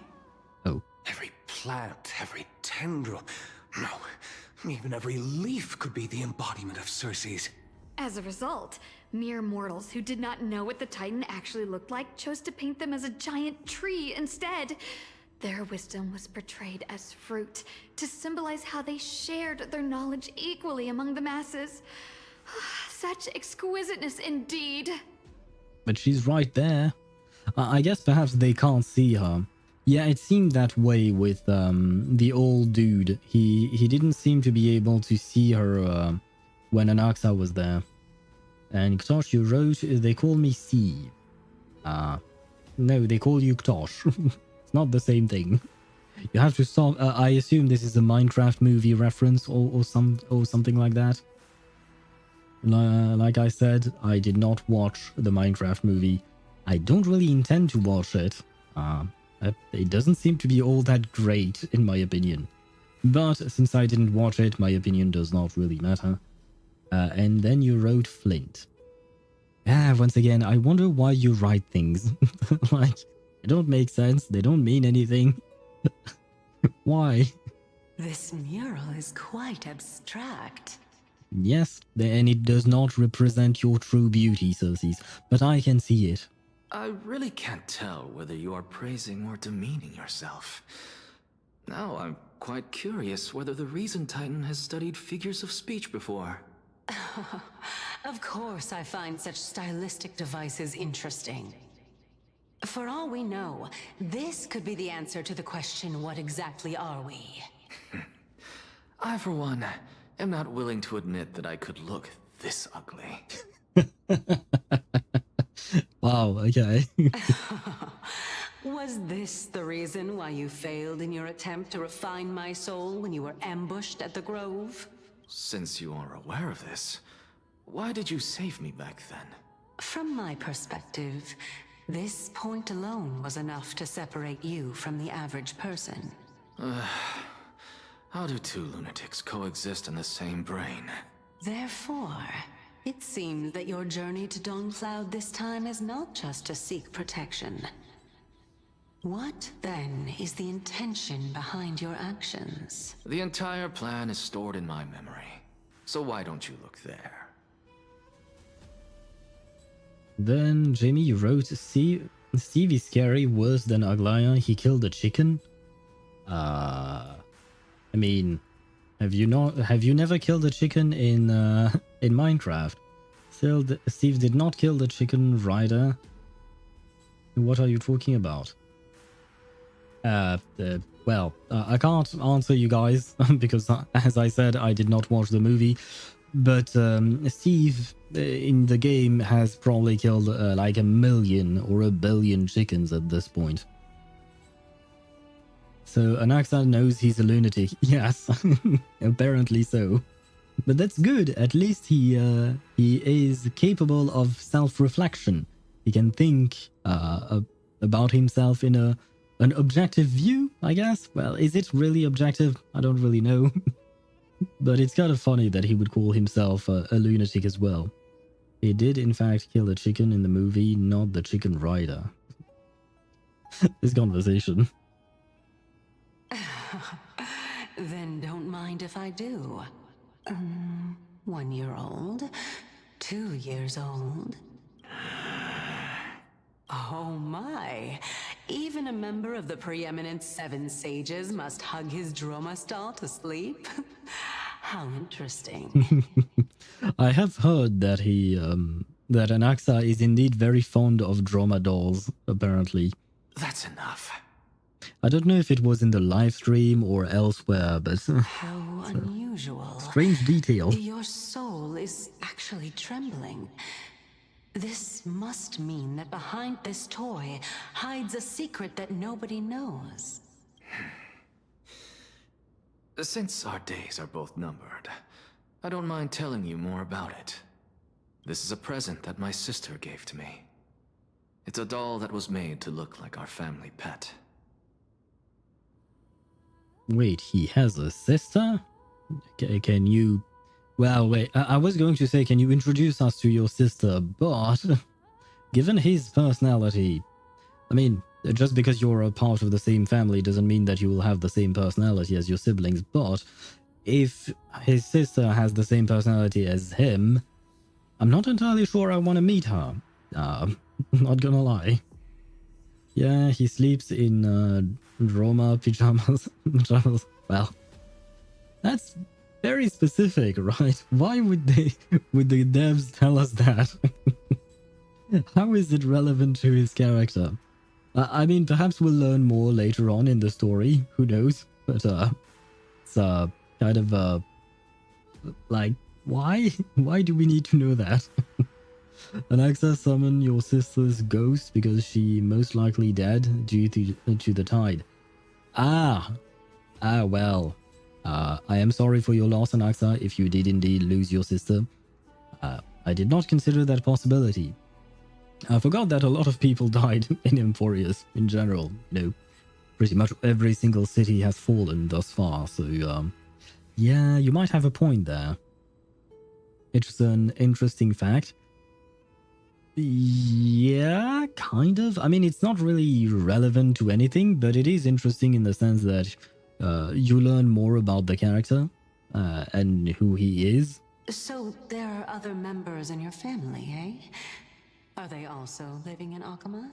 Wait, we're about to get an answer. Is she dead? Don't you just love to pick through my brain? Go on, continue flipping through my memories. It won't take long. You'll discover the answer when you reach the memories of when I was 5. What? Oh, the black tide is everywhere.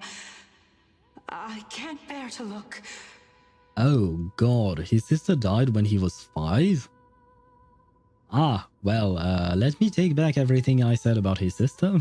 When I was young, I couldn't accept this outcome either. Georios, Aquila, Kefali, and you, of course. Although I prayed to every titan that I could think of for help, my efforts were ultimately futile. This...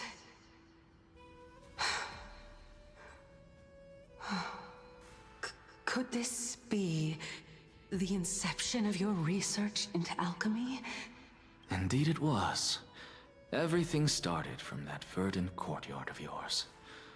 When I was pursuing my education there, I naturally also came to learn of the Thesis' theory as well. Oh, I remember that person. He was the one to come up with the concept of souls, right? Not only that, he also believed that life, as well as the composition, movement, and transformation of matter, all stem from souls themselves. This is why I thought that, since all living things stemmed from the same origin, why could I not sacrifice myself in order to resurrect my nearest and dearest? Wait, is Anaxa going to pull a Full Metal Alchemist Brotherhood on us? Is he trying to use alchemy to resuscitate or revive and bring back to life his family? Because he does not look like Alphonse. That was the name of the protagonist, right? It's been such a long time since I've watched Full Metal Alchemist. Full Metal Alchemist characters. Yeah, we have Alphonse Elric and where is the other one? Because Alphonse was the metal box dude. Well, the armor, I guess. Why can't I see the name of the other brother? Edward Elric. There you go. God damn it. Ah. Ed, yeah, indeed. So, which one would he be? I guess that he is Edward, because Edward lost an arm, and I don't know exactly what happened to Anaxa's eye, but he has lost an eye, right? Whereas Alphonse, he lost his entire body. So I guess, yeah, it makes sense. If his sister died, then she lost her entire body, right? So Anaxa is Edward, and his sister is Alphonse, except back then he did not have the means to put his sister's soul into an armor. Yeah, maybe I'm I'm mishing and mashing everything together a bit too much here. Anaxa, you... I did it, teacher. But this is absolute blasphemy. Regardless of how much freedom the Grove provides, such an act could cause you to be burned at the pyre. What did he do? But wait, I want to grab a screenshot of that because this is very pretty. Your beloved, where is she now? Send her away from the Grove at once, to a place where nobody will ever be able to find her. Otherwise, the both of us will be judged by the Council of the Seven Sages. Wait, he actually managed to resurrect her? And if you pay close attention, if I'm not mistaken, his right eye is the one that is covered. And here on the CG, even though it's a bit tiny, his right eye doesn't seem to be covered. It seems to be fine. So maybe when he tried to revive his sister, something went wrong, and that's how he lost his right eye. His right eye. Maybe. Calm down, teacher. My sister, she's still not in the mortal realm. Even to this day. Never mind. What do you mean? It was naive of me to think that I could snatch the deceased from Thanatos' grip by merely sacrificing one eye. So he did sacrifice one eye, but then here I can't see it. So maybe I was wrong, and it's actually his left eye that is that he sacrificed. Equivalent exchange. All I received for that price was but an opportunity to see her for one final time. Nothing more. Honestly, the deal is pretty okay, I guess. He just lost one eye. In the case of Edward and Alphonse, one lost one arm, the other one lost his entire body. And they didn't even get shit in return. They didn't even manage to resurrect their mother, so... So yeah, I'd say that Anaxa got a good deal. Let it go, Anaxa. As one of my best students, I cannot watch you go down the wrong path without doing anything to stop it. Never do something taboo ever again. Don't disappoint the deceased, and never harm yourself. If you can do that, this classroom will still be yours, and you'll have a chance to live out your own life. They got something, they got trauma. True. They did indeed get trauma, man. I mean, I guess the trauma is what forged them into the beings that they became, right? So, I guess they did indeed get something. Whether it's good or not, that's up for debate. Since I was able to see her one last time, I have no other desires. You're right, teacher. It's time for me to start a new life. Is it? I am sincerely glad for you, child. Now then, what topic would you like to study? I wish to continue Thalesis' research. Continue the research into souls, but you know that the Grove has long since understood his philosophy like the back of their hands. Even if you continue digging into this subject, your efforts will likely be futile. No, teacher. After my fleeting glimpse of the deathly fog, I finally understood a single truth. Since ancient days, our understanding of the souls is but the tip of the iceberg. Yeah, I have to side with Anaxa here, because you can never tell yourself that you know absolutely everything about a specific subject, because oftentimes, at least in the scientific community, you know, you will always discover something new, because you will develop some tools or something that will allow you to discover something new. And then you will realize that, oh, shit, I did not know everything. So what his teacher is telling him, I feel like on a scientific principle is kind of bad, to just think that you just know everything and that it's pointless to research a subject more. Like, no, there is a point that there might be something more to discover, something that you don't know yet. And it's precisely because you don't know that you do the research. Never mind. I may have lost an eye, but my view of the world has become clearer than ever. Not really. If you lose an eye, you will lose your depth perception, but I mean, I guess it doesn't change anything for blurry vision or clearer vision. I have grasped the truth with my bare hands. Watch as I turn this farcical world upside down. Who would have thought such a secret lay concealed beneath that hefty eye patch of yours? And here I thought he just wanted to be like a pirate. However, this story doesn't seem to be connected to your plan. In fact, I'd say that they aren't related at all. The answer lies within the tale. If even you cannot understand it, perhaps you should relinquish the divinity of reason to me. After all, it'd be a waste for you to hold on to it. Man, how arrogant is he? I mean, his point makes sense, but still, it's very arrogant of him to say so. Anyone that plays Genshin EU and can help me on my second account? Well, not me, but maybe someone else in chat, hopefully. My story ends here. Now it's time for you to tell me your secret. After all, this is what equivalent exchange means, correct? Oh, I'd be very interested to learn more about the tree waifu. As expected, you laid a trap for me to step into.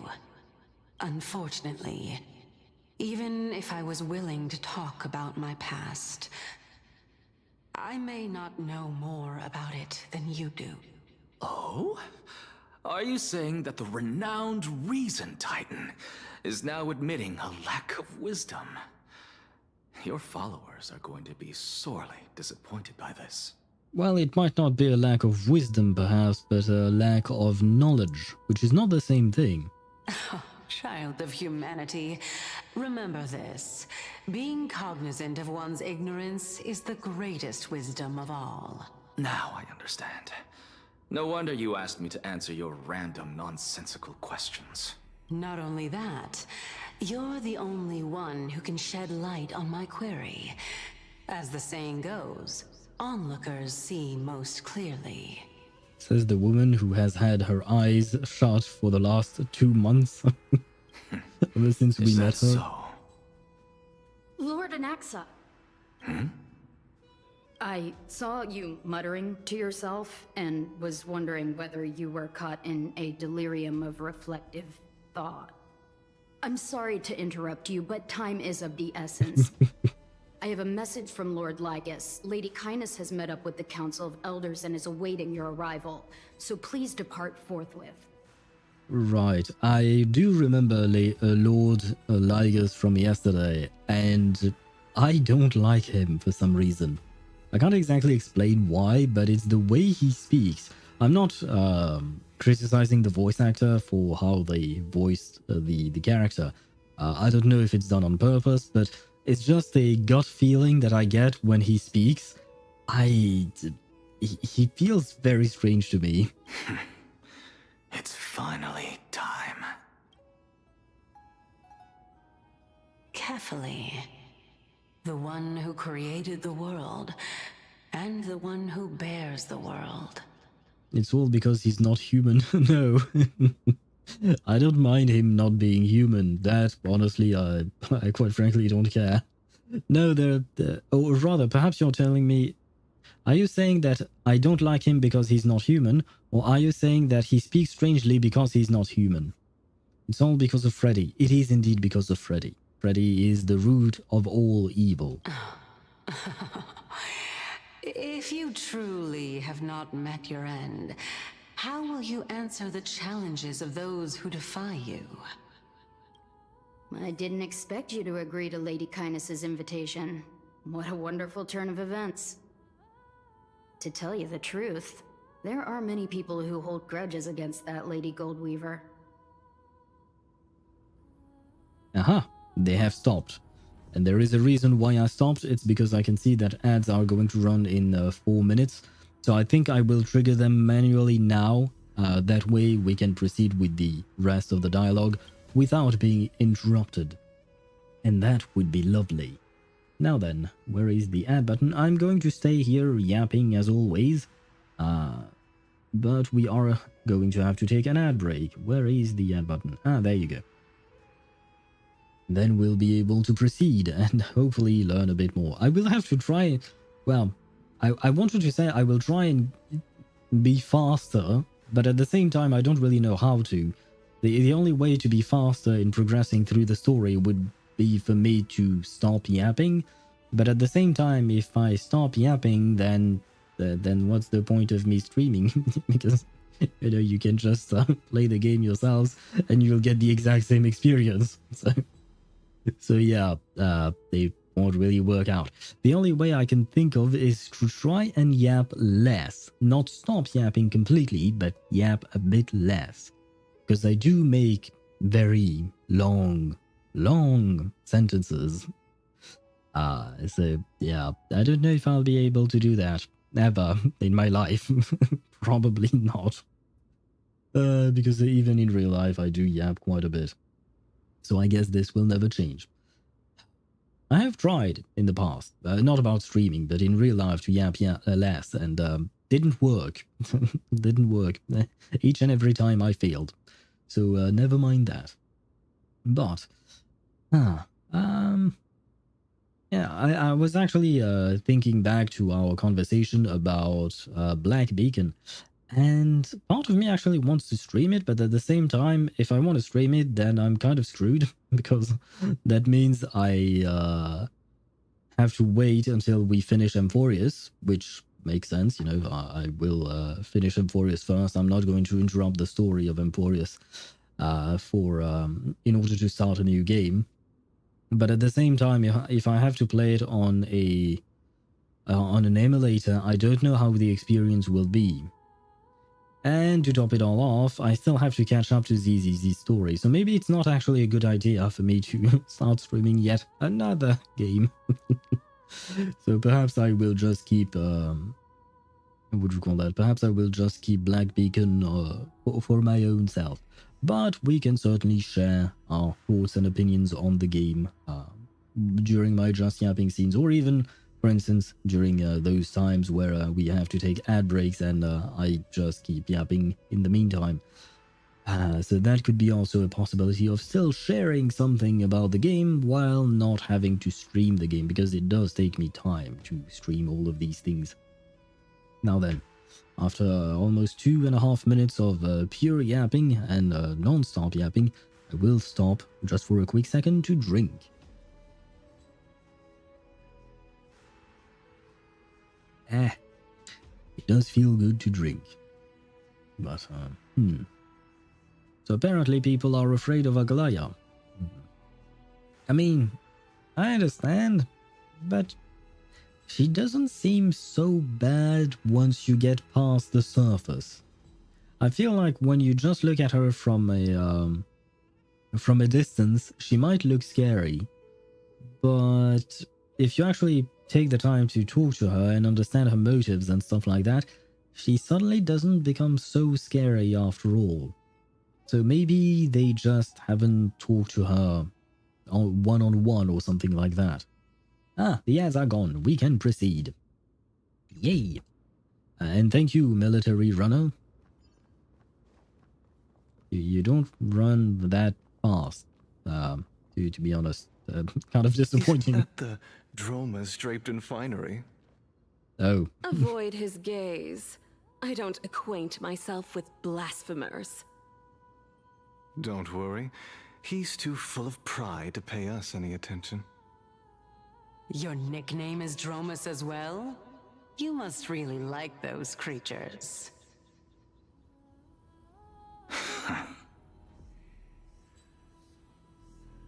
Oh. Sorry, while they were yapping, I was actually looking at the scenery. I like these things, but what are these blue balls? That is my question. What are all these blue balls? I know each symbol represents one of the Titan, because I do remember those from the Vortex of Genesis, if I'm not mistaken. And then we have one bigger ball, which is this, that is carried by Kefali, I suppose. Now, I guess this is representing the world, maybe? Something like that, perhaps? Probably. Talk to a... Oh my god. Not only are you talking in Gen Z meme speak, but on top of that you're making a Sino joke. Or rather, you're making a pun, I suppose. A student of Empedocles? I hear that his views run counter to the Venerationists. This is what being a scholar is about. A collision of ideas only occurs when there are differences in beliefs, and it is such collisions that lead to progress. Yet Lord Lygus and Lady Kindness are just ahead. I'll take my leave for now. Okay. Thank you, military runner, once again. Was lovely to meet you. I like her design, by the way. I like her skirt, mostly. But never mind that. The big ball is the dawn device that produces all the light in the city. Ah, that's what I thought as well. It did look like a big ball of light, to be fair. Thank you for answering that question. I wasn't sure about it, which is why I didn't want to say anything. I was like, don't say something wrong. Don't say something wrong. Welcome yeah, God, to the he's here. Demigod Council, esteemed guests. See, he speaks in a very kind of creepy way. It's maybe not creepy, but unsettling, I guess. Yeah, stay away from me, please. No offense to you, but yeah, goodbye. Lord Anaxagoras, oh, I've heard so much about you. Head of the Nusporists of the Grove of Epiphany, notorious blasphemer, a Chrysos heir who bears Circe's core flame, a survivor of the Grove Calamity. Did I miss anything? Well, if so, please be so kind as to enlighten me. Since Lady Kindness is already well acquainted with me, I won't waste any effort introducing myself again. But then again, perhaps the customs are different here. Back in my hometown, there is a form of etiquette known as honoring guests. The host will welcome their guest with warm hospitality by treating them to fine wine and a cozy bed. And yet, ever since I arrived, I have not been welcomed with warm courtesy or ceremonial gifts. Instead, I am met with intense scrutiny. Even more absurd, the host has sharpened their blade and instructed their servants to lie in wait in the shadows. Perhaps you intend to cut open my heart, retrieve the core flame, and then hold a grand feast for all of the guests. Everyone, stand down. Thank you for understanding. I am but a feeble scholar who is not used to the stench of avarice and blood. Ah, I have heard that voice before. Not the voice, but that line before. I am but a feeble scholar. So you really are Al-Haytham, but in a different universe. No need to be humble, my lord.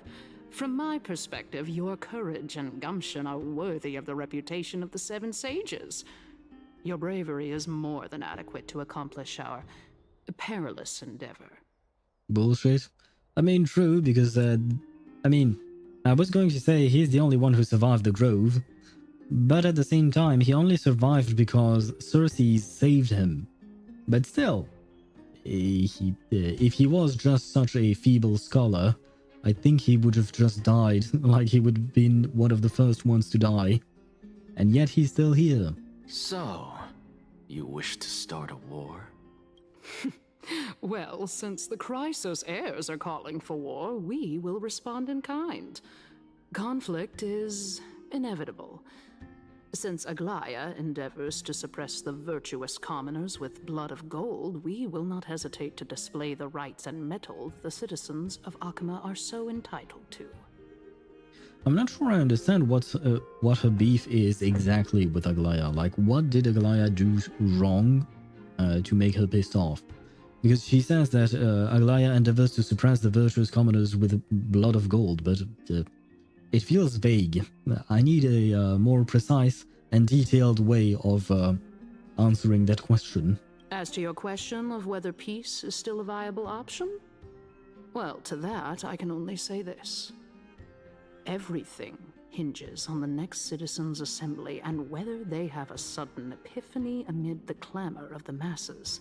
And since I'm very easily distracted, I'm wondering what that blue cube is behind her.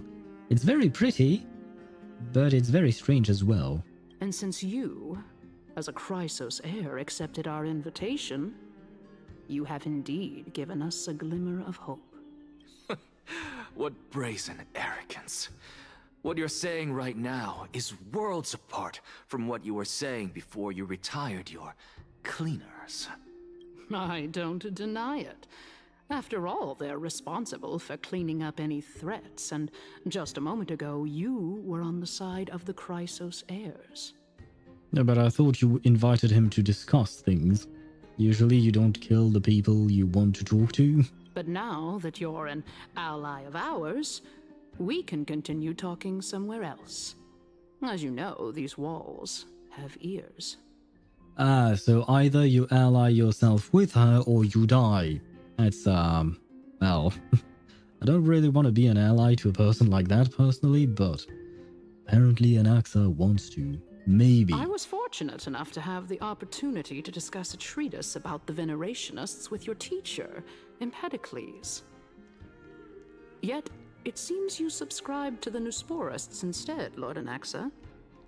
I've heard that this school of thought is one with many detractors.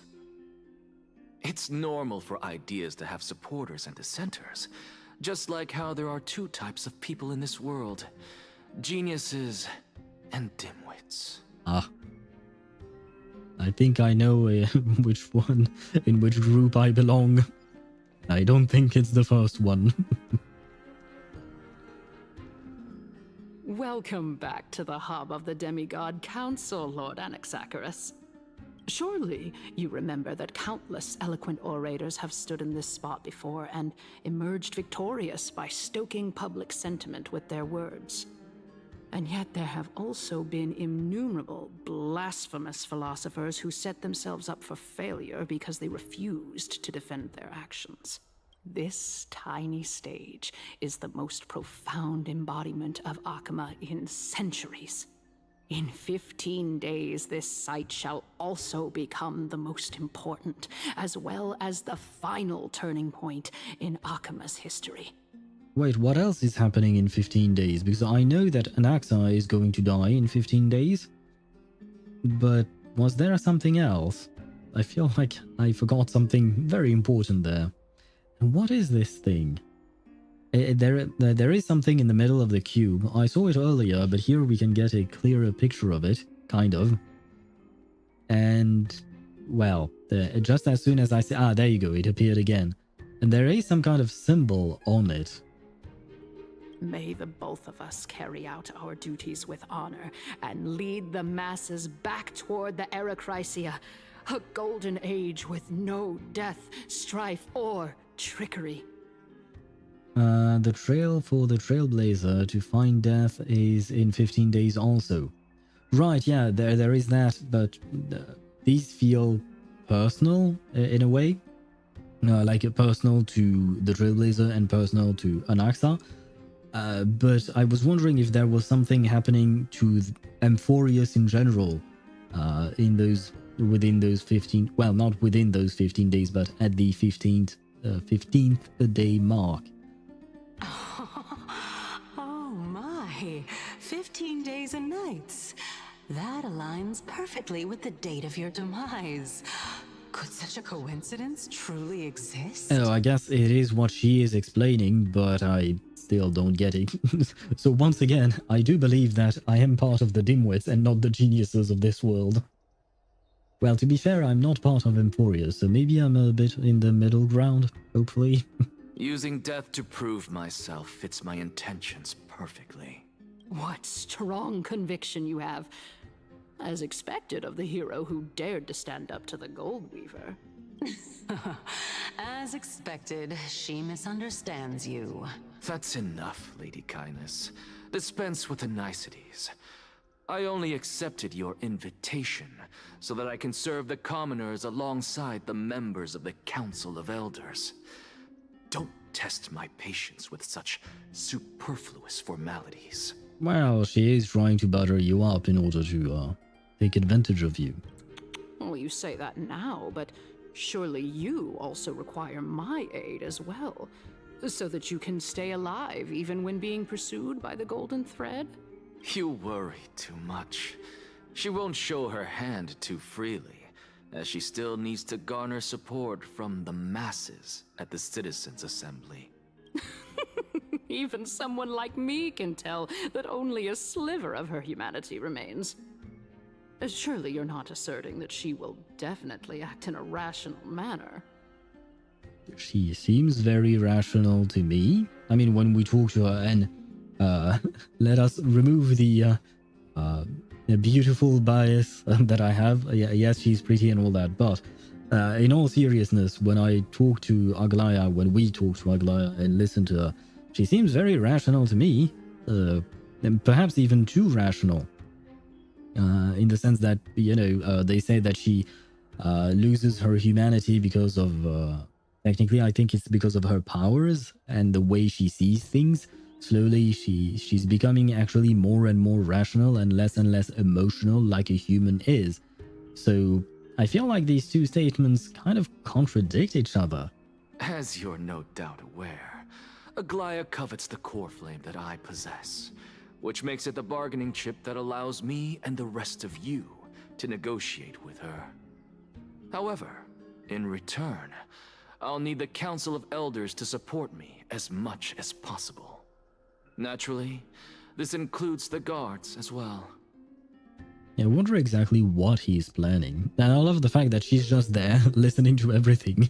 You're well aware how valuable Circe's core flame will be in the Erechrysia that you are desperately pursuing. Talk is cheap, so you'd better act prudently as well. I understand. After all, this battle of wits is just a means for each party to acquire what they need. As long as your request is reasonable, the Council of Elders never shortchanges its allies. Since we're both intent on mutual cooperation, let's not mince words and just speak plainly to each other. That's what he's been asking you to do ever since this conversation started. Let us decide how much we can secure for ourselves and how much we're willing to sacrifice, like true philosophers, with our words and wisdom. Let's begin then. Continuing from the earlier topic, let us discuss our common enemy, Aglaia. She is the second most experienced Chrysos heir across the whole of Akama, who has gradually lost her humanity to the ravages of time and the ablation of the core flame. A formidable opponent indeed. Admittedly, there is ample reason for her to take your life. Yet your previous reasoning is quite sound. As a seasoned political animal, it's unclear whether she will actually cross that irreversible boundary. Moreover, she still needs you alive so that the Titan's trial can be completed. Is there anyone present who can swear by the sacred vow of Kefali and guarantee that you weren't in league with that woman before coming here?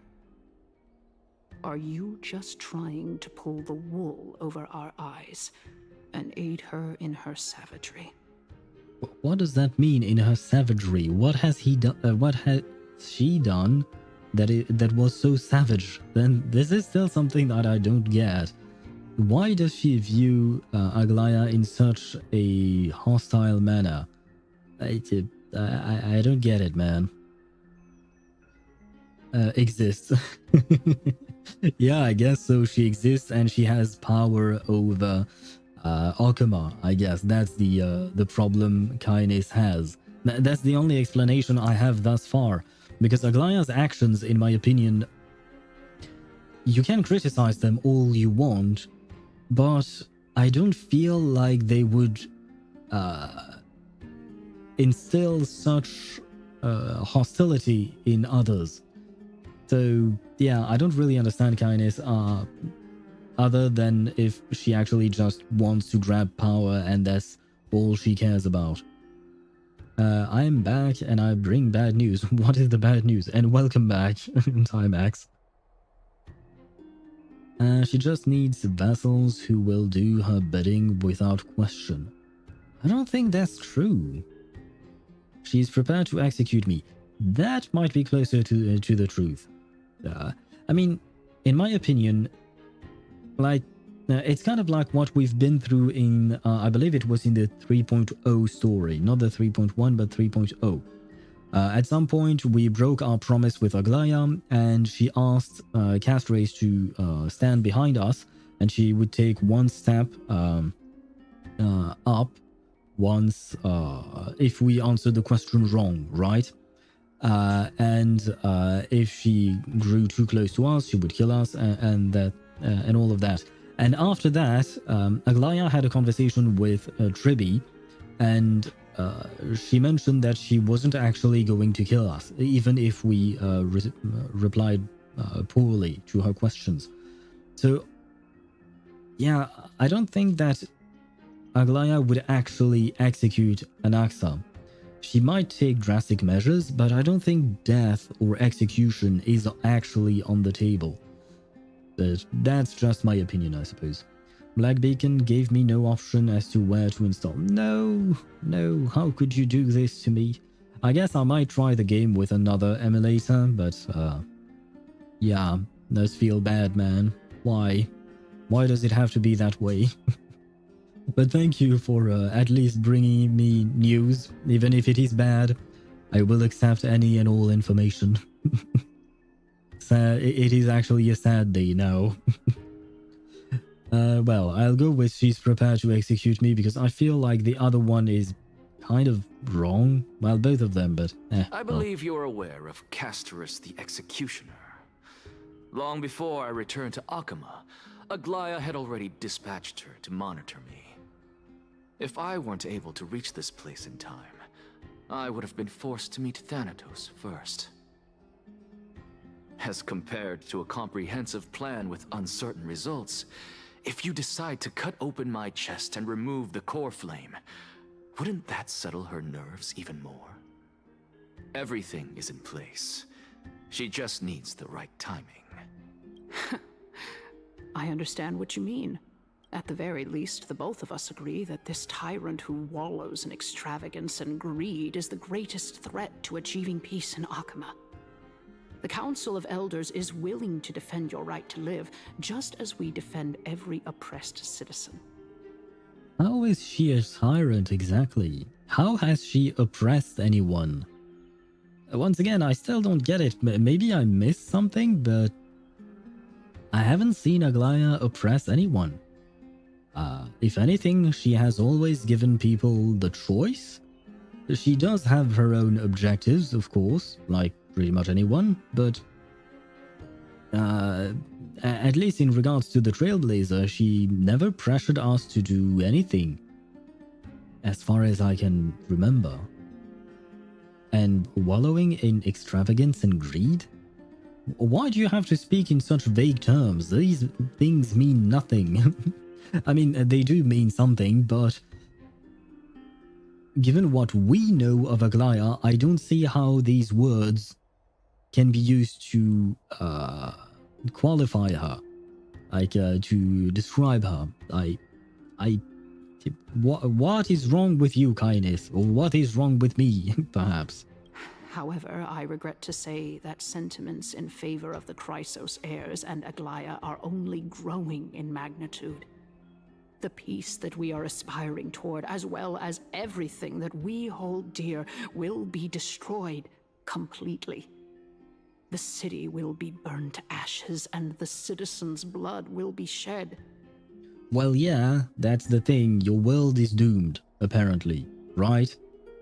And the Flame Chase journey is supposed to be able to save your world. So why would you be against the Flame Chase journey? Do you have a better plan to save your world? If you have a better plan, I'm all ears and I'm willing to listen. But so far, other than criticize Aglaya, she hasn't actually offered anything substantial in return. Like, what is your plan? What are you going to do about this apocalypse? What are you going to do about the Black Tide? Are you just counting on, what's his name, Midamos, to fight it off all on his own? Do you think that's going to be enough? I mean, even the actual Titans themselves didn't manage to oppose the Black Tide. Do you think one of them can do it now, when all of them combined couldn't? Like, I'm trying to understand her logic, but I don't see it. Tell me, what are you willing to do for our esteemed citizens so that they can vanquish the enemies of our fine city?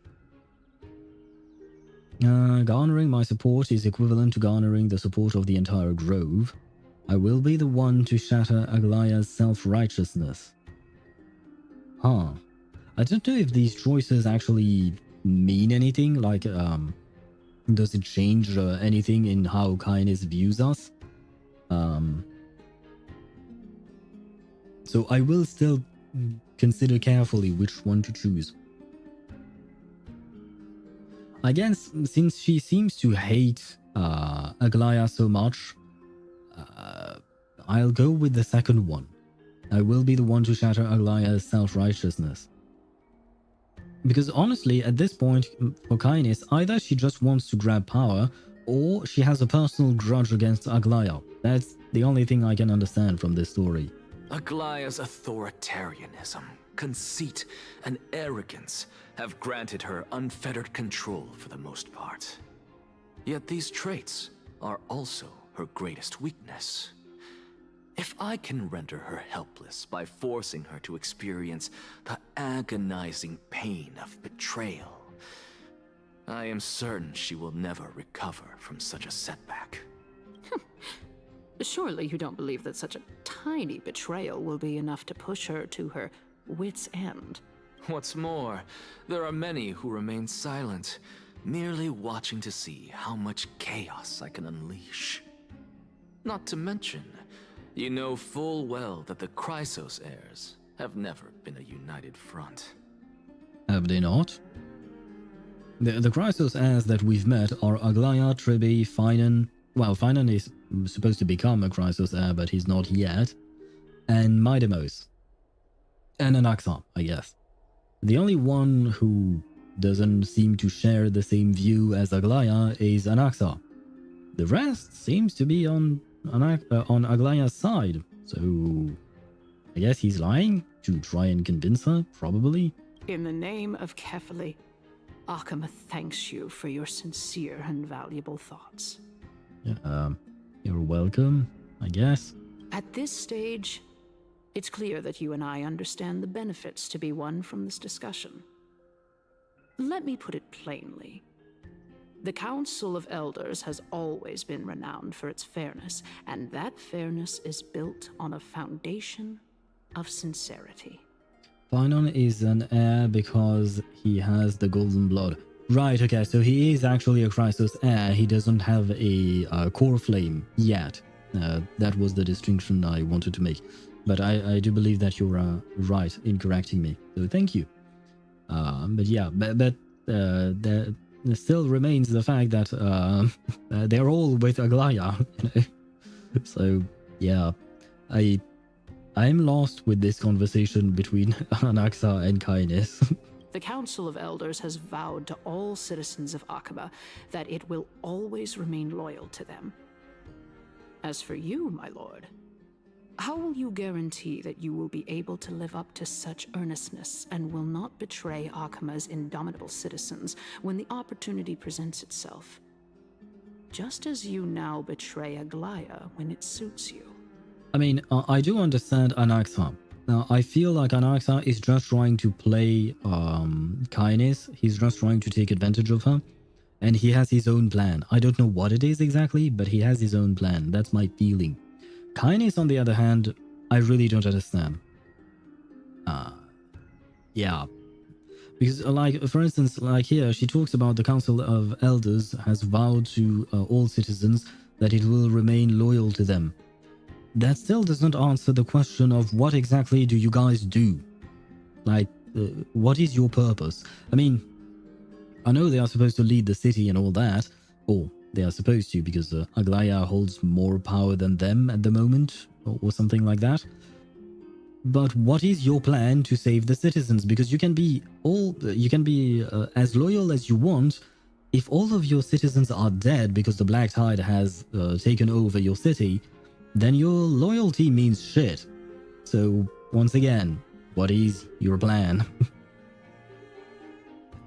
Never mind. How absurd. My loyalty is unquestionable. Surely you jest. My loyalty does not need to be proven. The fact that the Council of Elders is asking for proof of my loyalty is itself akin to a form of betrayal. I am incredibly honored to have witnessed the both of you bury the hatchet in a civilized manner. However, I am afraid that I must interrupt for a brief moment. As the Theoros, I have observed the following. Lady Aglaya, the Goldweaver, is currently on her way to Dawncloud. Oh. Well, I do believe that we might have a slight overabundance of guests today. Feeling dissatisfied, Lady Kindness? Despite the Council of Elders' lofty residence on Dawncloud, it must still tolerate the whims of the Chrysos heirs. I would be very interested to see why Aglaya is coming here today. So you were holding back just now. Seems like you are better at playing this game than I. In any case, I'm glad that she's arriving here. So tell me, Anaxagoras, now that you're an ally of mine, if Aglaya were to demand that I hand you over, what should I do? You can do as she says.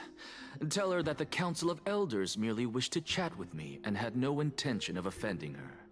However, by doing so, the authority of the Council of Elders will be as thin as papyrus that has been soaked in blood. Not only can it be destroyed at the slightest touch, But the Council will also lose possession of a valuable core flame. No, more like 2 core flames. After all, at the next Citizens' Assembly, that young lady who is synonymous with death will also be standing on our side. Is that so? Why would she do that? Castorice seems to be really aligned with Aglaya. Unless he is once again lying to play kindness, but... Oh? How can you be sure of that? Is that of importance to you? All you need to know is that I have a plan. In my opinion, you should be more worried about the impending threat. If Aglaya can seize me in full view of the masses today, she could also dismiss the entire Council of Elders in one fell swoop tomorrow. If that happens, the discussion that we've just had will turn into an utter joke instead. Is this the outcome that you wish to see, Lady Kindness? Fine. I will handle this matter appropriately. But you do best to remember this. Fool the people and karma will be on your tail. I'll overlook it this time, but don't count on there being a next time. Unless, of course, you crave cruel punishment and consider suffering the perfect state to ponder the true nature of souls. Well, what do you know? That happens to be one of my rare talents. We shall see, then. Ah, I've got to say that you've managed to really impress me again. But shouldn't you be going after more? Dying to know what I'm after, hmm? Bro, is Anaxa going to be Odin? Why would you say that? Why would Anaxa be Odin? I'm trying to think of the connection, but at the moment I can't see it. I mean, I'm the reason Titan after all. It is in me to ask and seek answers. Easy there. You'll learn the answer soon enough. I didn't bring it up with her purely because she doesn't have the means to give me what I truly want. It's as they say, onlookers see most clearly. The true masters of Dawncloud have always been the Theoros, who watches over everything. Speak with shit, we have to speak with him. I don't want to. No. Unexpected visitor. Welcome once again. You know, you could actually skip all the pointless debate and come straight to me to seek an audience with Kefali. I have no reason to refuse you, do I? You may not, but Kindness has. Whoever gets hold of Kefali's core flame will get to rule over Akama. She's wary of me, so naturally I had to gain her trust. I would say that debate was not at all pointless. And why would you want to get Kefali's core flame? Very true. In my view, this individual has gone to great lengths to get close to Kefali. He might very well be plotting something nefarious against the Titan. Aha, I knew there was a reason I didn't trust him. Are you still willing to let him pass, knowing this? Yes, very much so. All living creations are always free to visit Kefali's transcendent vessel. This comes with being the World-Bearer. I misunderstood. I thought she was talking about Ligas, but she was actually talking about Anaxa. Because I stayed on the idea that no one could see her except for Anaxa, but I guess he can, for some reason. How convenient it is to be able to hear what they say. Or rather, perhaps she chose to reveal herself to him. It is truly my honor to speak to a venerated Titan in person. Please, go ahead. Let me join you both on this journey. Oh, a bygone myth tells of an occasion where Kefali once answered their followers' questions on the peak of the Holy Mountain. Their followers have since believed that scaling this Titan cliff is one way of being with the god. Hear that? It's not every day that you get to climb a mountain with Circes. You should sing me a hymn of praise. Titan hymns are beyond me.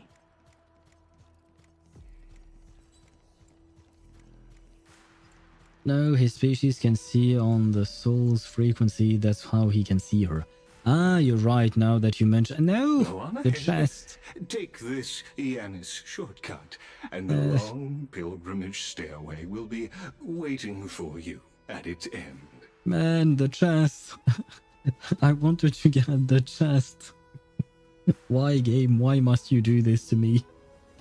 And yes, now that you mention it, Accelerator, I do remember that they mentioned something like that about his species being able to see the frequency of souls and stuff like that. I have to admit, I never expected you to not ask me anything. Not even my motive. Because I know very well what it is you are after. As the saying goes, a gentleman helps others achieve their goals. I have a feeling that your theory will be validated at the end of this journey. I believe Kefali will not deprive you of your right to ask your question, especially now that you're on the brink of death. You must be closer to Kefali than anyone else. Wouldn't you agree? I hope things go as you say, then. Putting a child of justice into a farcical world is bound to turn it upside down. It is my hope that you bring a much-needed change to this world, which is on the brink of destruction. Ah, the chest. Yay. So, does this mean we are actually going to talk to Kefali? And, well, Liga said that we were free to ask questions, but that doesn't mean that Kefali is going to answer the question now, does it? What if he simply decides to ignore us? Honestly, this is my first time going up to Dawn Cloud's peak. What a splendid view. Isn't it about time you recognize the magnificence of us Titans? Well, I don't see how this place is different from those temples in the city. All they have are magnificent facades. And even though I've come this far, I'm still doubtful about getting useful clues from him. I must be getting ahead of myself to be expecting to hear something nice from you. Once again, I would watch a rom-com anime or something between Circes and Anaxa. Would be very funny, I think. Oh? Haven't you been in my head for some time now? It's high time you get used to how I feel about things. Their dynamic kind of reminds me of that of Finan and Midemos. They are different dynamics, but they have similarities, and I like both of them. Alright, we're just a short hike away from Kefali. No time to waste here. So the intellectual debate from earlier was too draining for you, huh? If Amphoreus gets a new lease on life, you should focus on strengthening your body and stop shirking social interactions. Save your concern. The Titan is in sight. Can you make it? Why? Are you going to carry me up if I were to fall now? I would love to see that. I know how far I can go, so just hold your tongue and come along. I would love to see Circes carry Anaxa, you know, kind of like a princess, you know. And he would be mad at her. I can picture it. Fine then. I guess I won't say any more. I'll just wait till your soul dissipates completely to gain control over your body. Wait. Who is that? Circes? Hey, look at that. Huh? What should I be looking at? Am I hallucinating? And why is he hallucinating but she can't see his hallucination even though she is inside his body? Do we even get to see souls when we're close to dying? Oh. That still doesn't explain why she can't see it, but and why is he seeing the soul of Circes? What? What is happening? Oh, why didn't you bring your favorite spear with you on this trip, Nias? Oh, Nias the goat with the beautiful voice, I remember him. Nias. I know I've heard this name somewhere. Oh no, he's going crazy. Well, I mean, he was already crazy, right? He called himself a lunatic in, like, half an hour ago or something like that, so... I guess he is still on the same path, the path of insanity. Huh. It's unfortunate. The black tide destroyed every last inch of my calyx. Ah, I have missed you, Nias, and your beautiful voice. I really do like his voice, and I don't know who the voice actor is, but he did a fantastic job in previous iterations of the Amphoreus story. How could that be? Even a creation of Georios, from their prized ores and molten fire, couldn't escape the fate of destruction? Hey, Circes. Do you know a certain Nias? Nias? No, not that I remember. How did you even think up such a strange name? Is she lying, or does she truly not remember? Because she said herself earlier that she might not have as much knowledge, or she might have barely as much knowledge as Anaxa has about herself. So either she's lying or she genuinely don't remember her past. But why would that be? I just saw him. Nias. A warrior-like figure who was just chatting with you here. No, I have no such memory. Could you be hallucinating?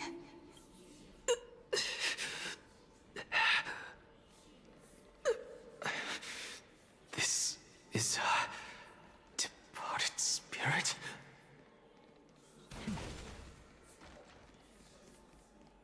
Am I supposed to do so? Ah, yes, I knew it. Because I've been seeing these things ever since we got to this place, Dawn Cloud, right? And, oh, what? Oh, was I supposed to pay attention? Ah, well, shit. I think it went behind the one in the middle? Ah, I was right. Yay. I was not paying attention to him at all. And who is this? Maybe it's not Anaxa going insane. Maybe it's me. I don't understand anything. Go melt it down. Anymore. Descend? Ascend. Sorry. Oh, but ascend sideways. Okay. I was wondering, like, was it going to take me up there?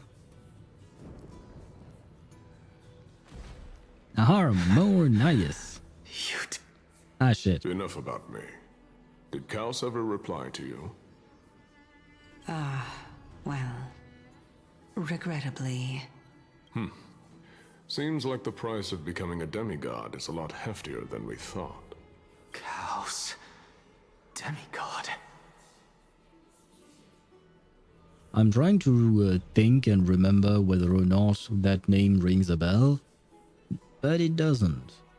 I've never heard of this person. Which Titan's authority did he inherit? Yeah, because as far as I... Ah, wait, no. There are other Christ... Wait, what? Because we know there are other Chrysos heirs besides Aglaya, Tribi, Midamos, and Finan. But we don't know where they are yet, if I'm not mistaken. I believe that Cypher, who is an upcoming character, she will be a Chrysos heir as well, but I don't think in-game we know much about her. I do remember that Aglaya mentioned her, I think, once, but that's about it. And even then, she didn't actually say that she was a Chrysos heir, I think. But we do know that there are other Chrysos heirs, but I don't think, or rather I didn't think that there were other demigods besides Tribi and Aglaya, and now Midemos. I don't, we know Cypher is a demigod. Okay. Did we see that in the quest? I probably just don't remember it, I guess. But does that mean that there are other demigods that we've never heard of, such as this Chaos person? I think it was his name. Wait, let me check. Yeah, Chaos. I want to call him Chaos, but I guess I should not. Look on the bright side, Nias. Since we've come all this way, I doubt he'd snub his old friends, would he? Let's just hope we mean as much as the world to him. Hey! Are you seeing that same hallucination again? Yes. It's still you and Nias, but you're now talking about a certain Chaos. I'm guessing he's one of your companions? And I'm guessing she knows nothing about him. Chaos? This name sounds just as strange to me. Of course, I was wrong. Never mind. She said it sounds just as strange, so she doesn't actually know it. So I was right. She knows nothing about him either. Somehow, for some reason. Yeah, Aglaya said it back in 3.0. Oh god. And don't ask me to remember things that happened 3 months ago. That's too much for me. Never mind. I think I know what this is about. If things are as I thought, then they aren't hallucinations, but the souls of people. Yeah, but that still doesn't explain why you would see them. I guess maybe your explanation is because you're close to dying. But the other question is, why are you seeing things that Cersei herself cannot remember? And did these things actually happen?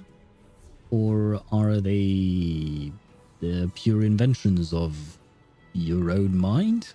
What?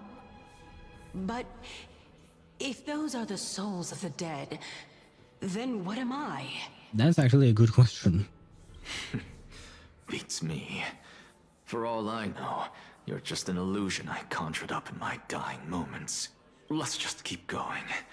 As long as I take in more sights and hear more stories. Know your limits. Wander too far among the dead, and even I might not be able to save you. I'm fine.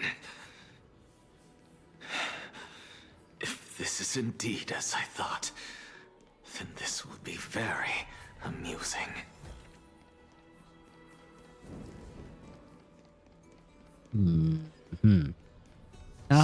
More.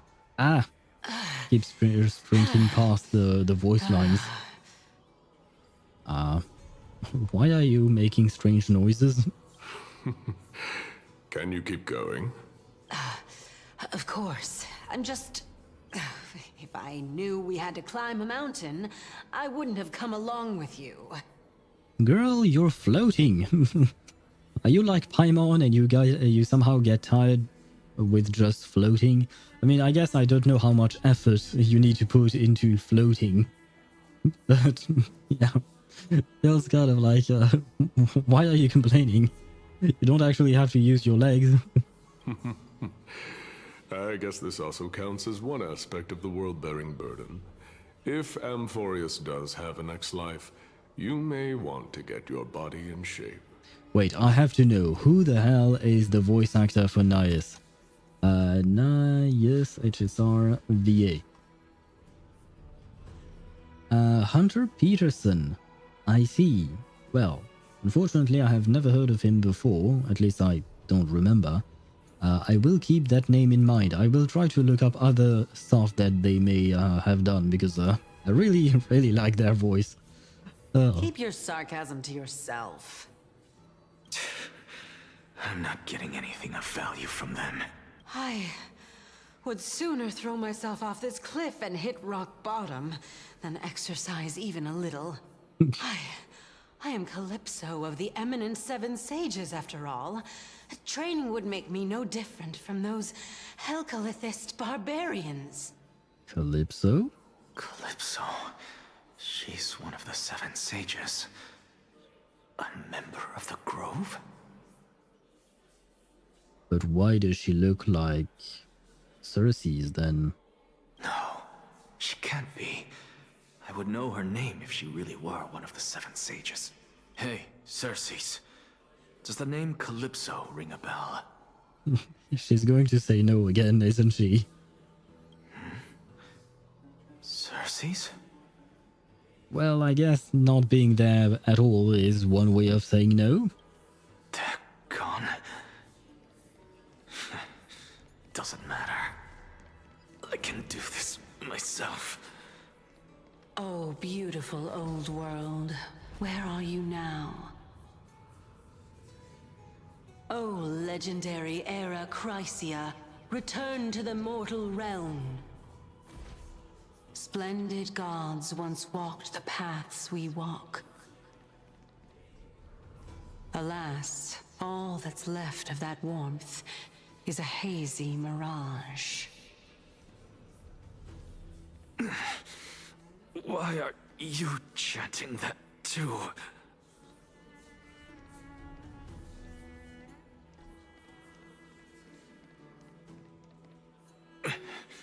We're here, finally.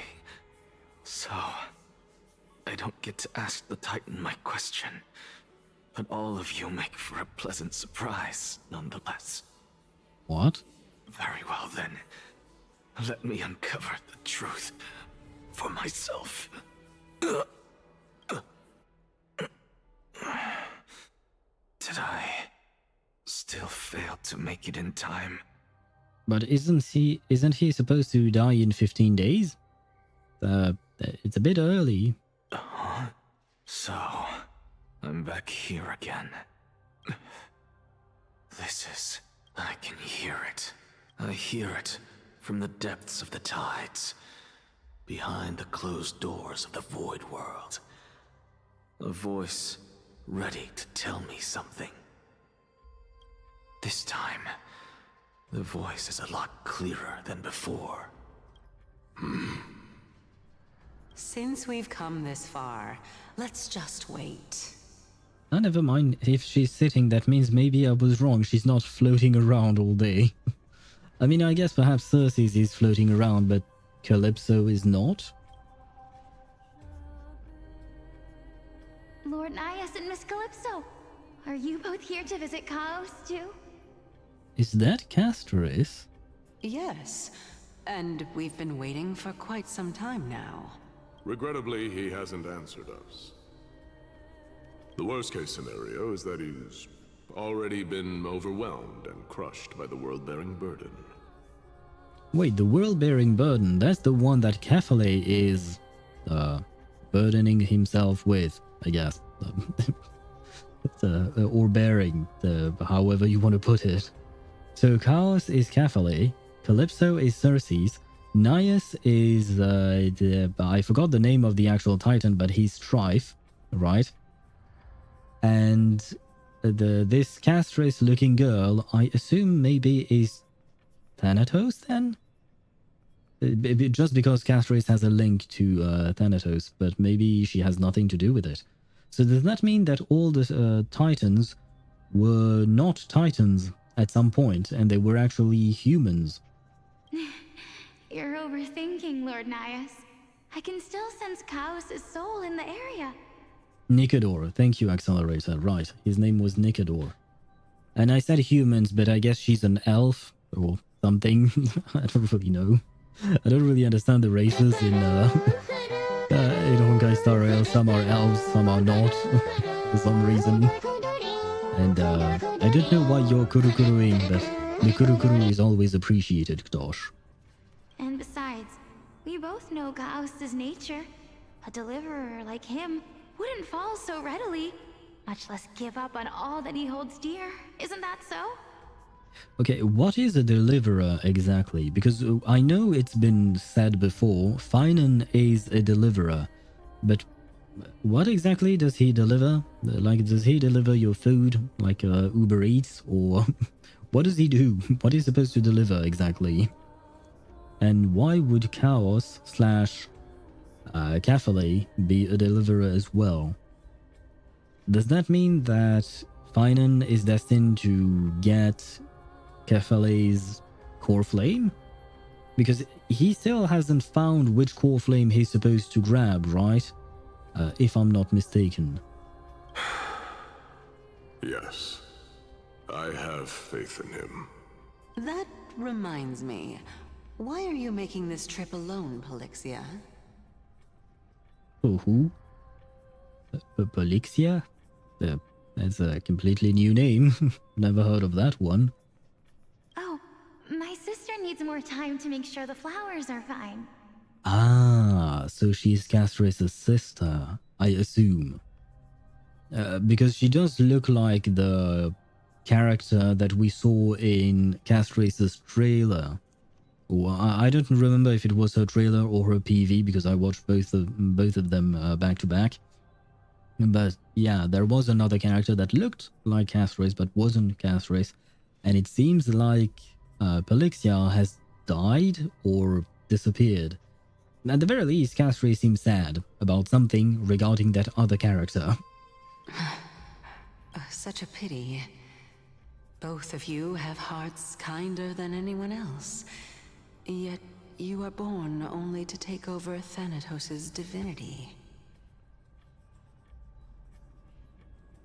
Wait.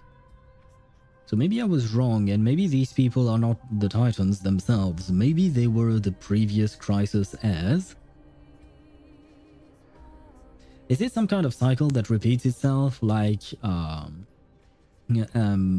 humans take over the previous Titan, but the previous Titan was actually just a human who took over the previous Titan, and so on and so forth?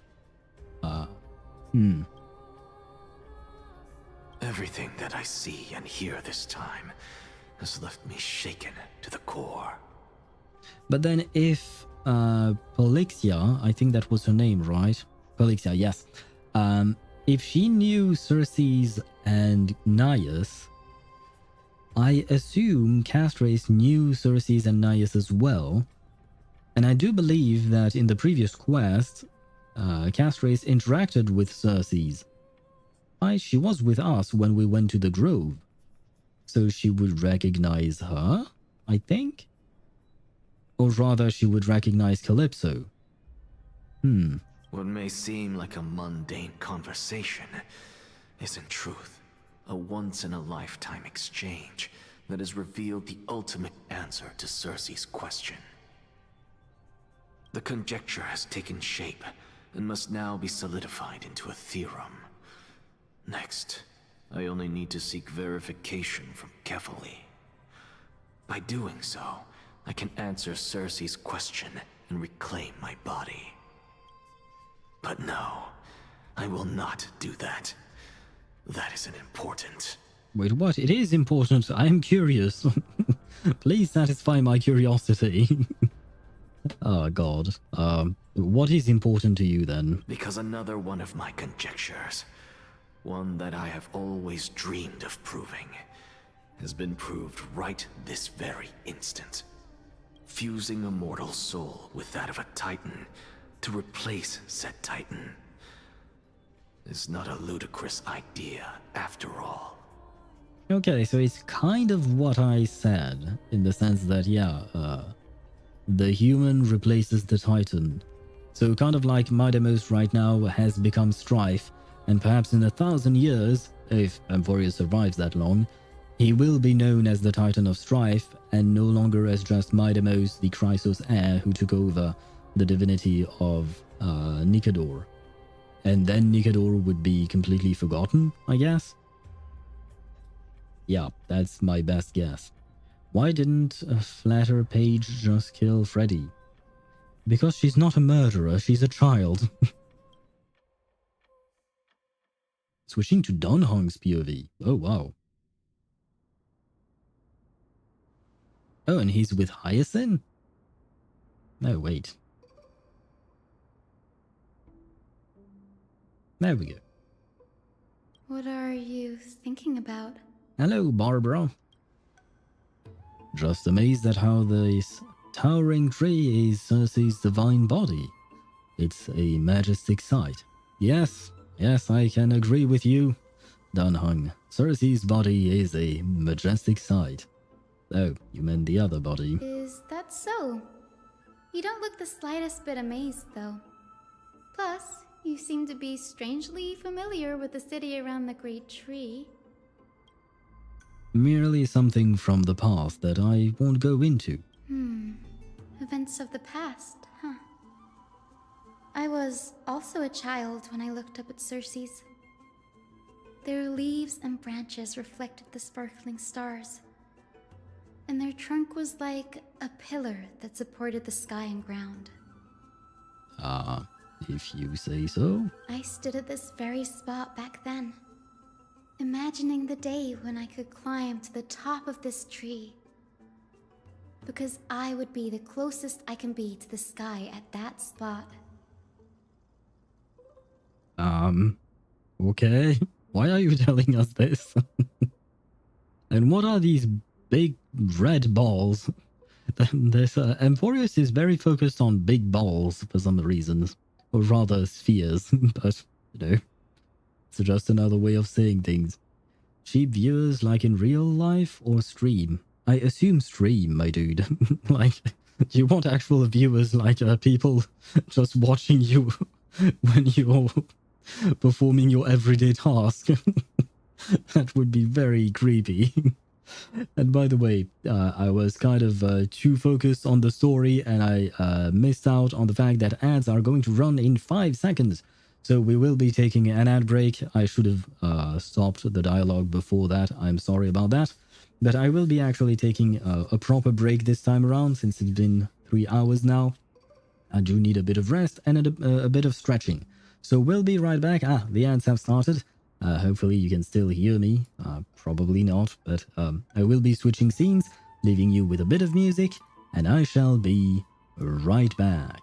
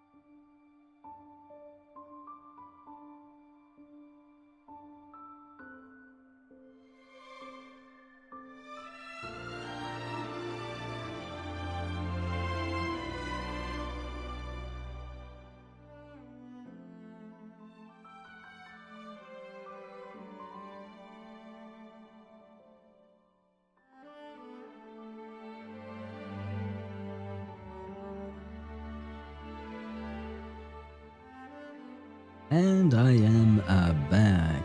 Where is my scene? My scene is here. Perfect. We can continue on with the story.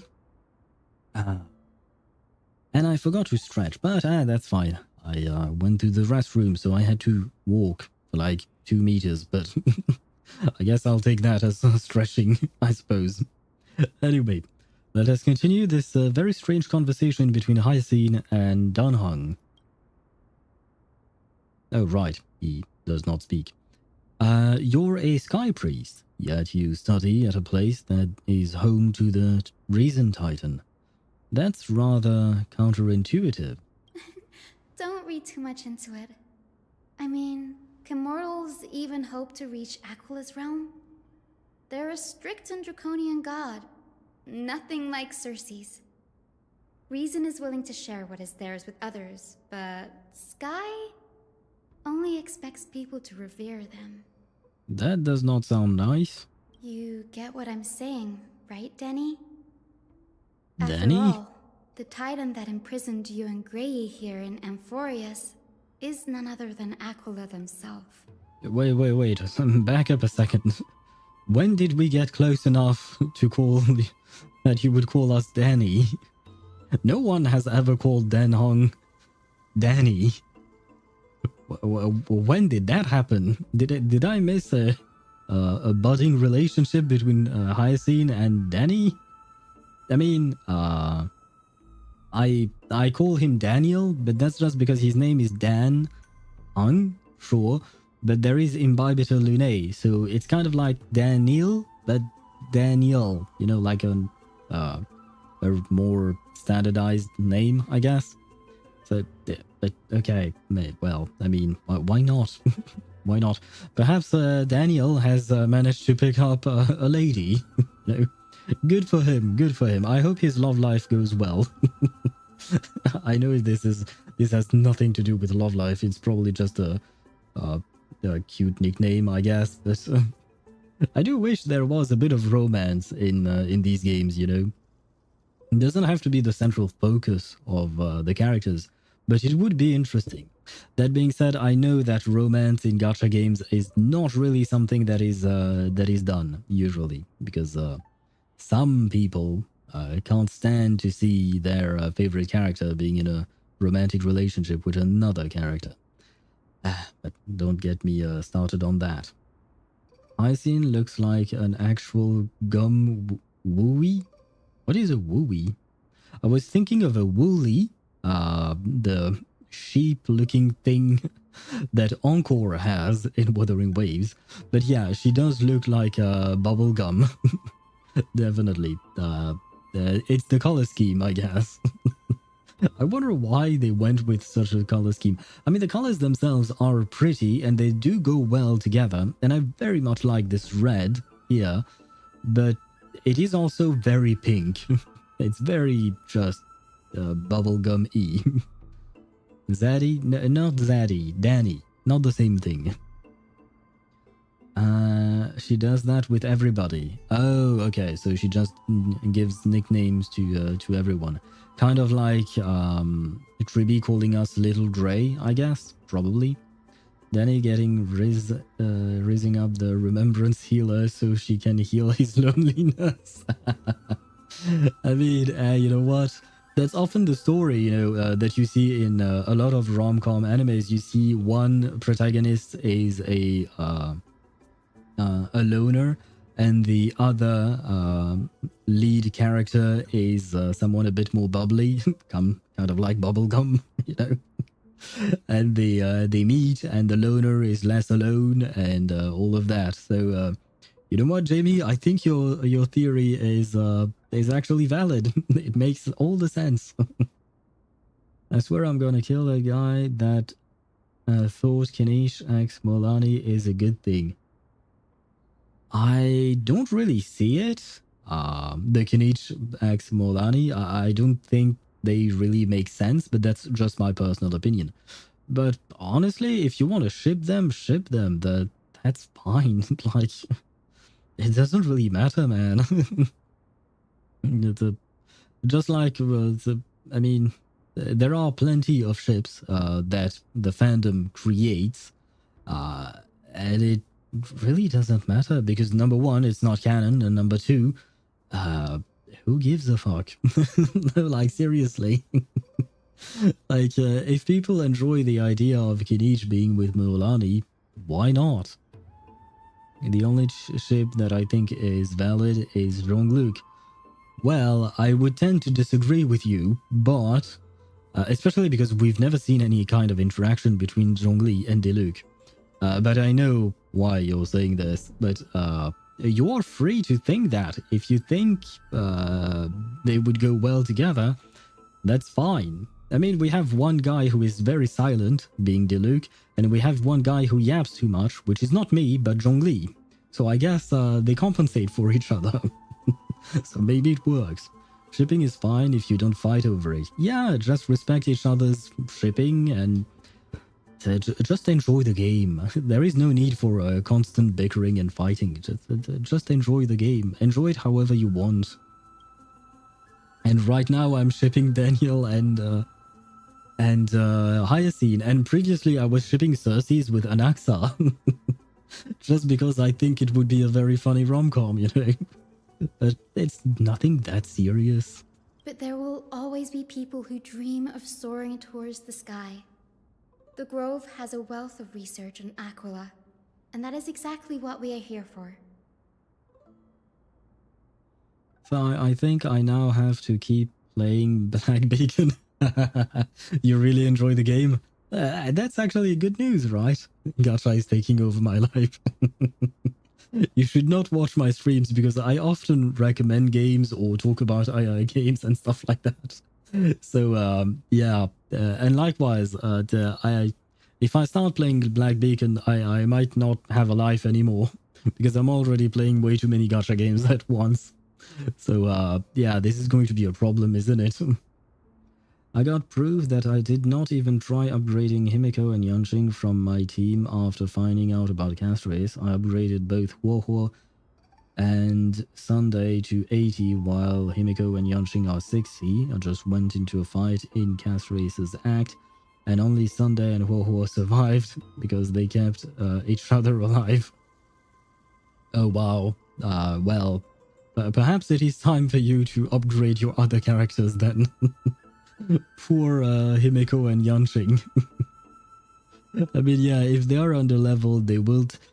it depends on the game, so I can't... I don't really remember for Honkai Star Rail specifically, but usually characters who are underleveled will take more damage than if they were level 80. So, yeah, no, because I will get Castorice and move to my Castorice team. I mean, sure, but in the meantime, you're just dying, and I don't think you can win a fight with only Sunday and Huohuo. I mean, maybe you could, but it would take so freaking long. It's just... I never thought Gray would meet with something like that before we set off. As a physician, I should have been there by his side. I did win the fight, but how? Who did damage exactly? Did you attack the enemy with your basic attack? Because that's the only thing both of them have. They don't have actual attacks as skills or ultimates. Yes? Oh my god. Why would you inflict that upon yourself? Hey, why is my level 50 Yanqing dying to level 80 Fei Xiao Shadow? Yeah, I mean, it does make sense, right? On top of that, Fei Xiao, she hits hard. She hits really hard. Bad luck tends to come in streaks, so don't beat yourself up over it. Besides, Aglaya needs you here to uncover the truth behind what happened to the Grove.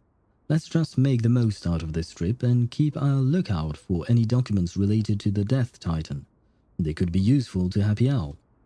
Yeah, there's no rest for the weary, huh? Fei Xiao was a peak boss fight, the only good thing about the Prison Act 2. I mean, like I said, I personally like the story itself, but yeah, the boss fight was really nice.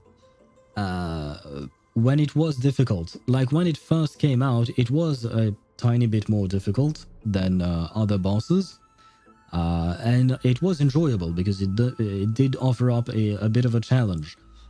And then newer characters came out, and yeah, it became way too easy again.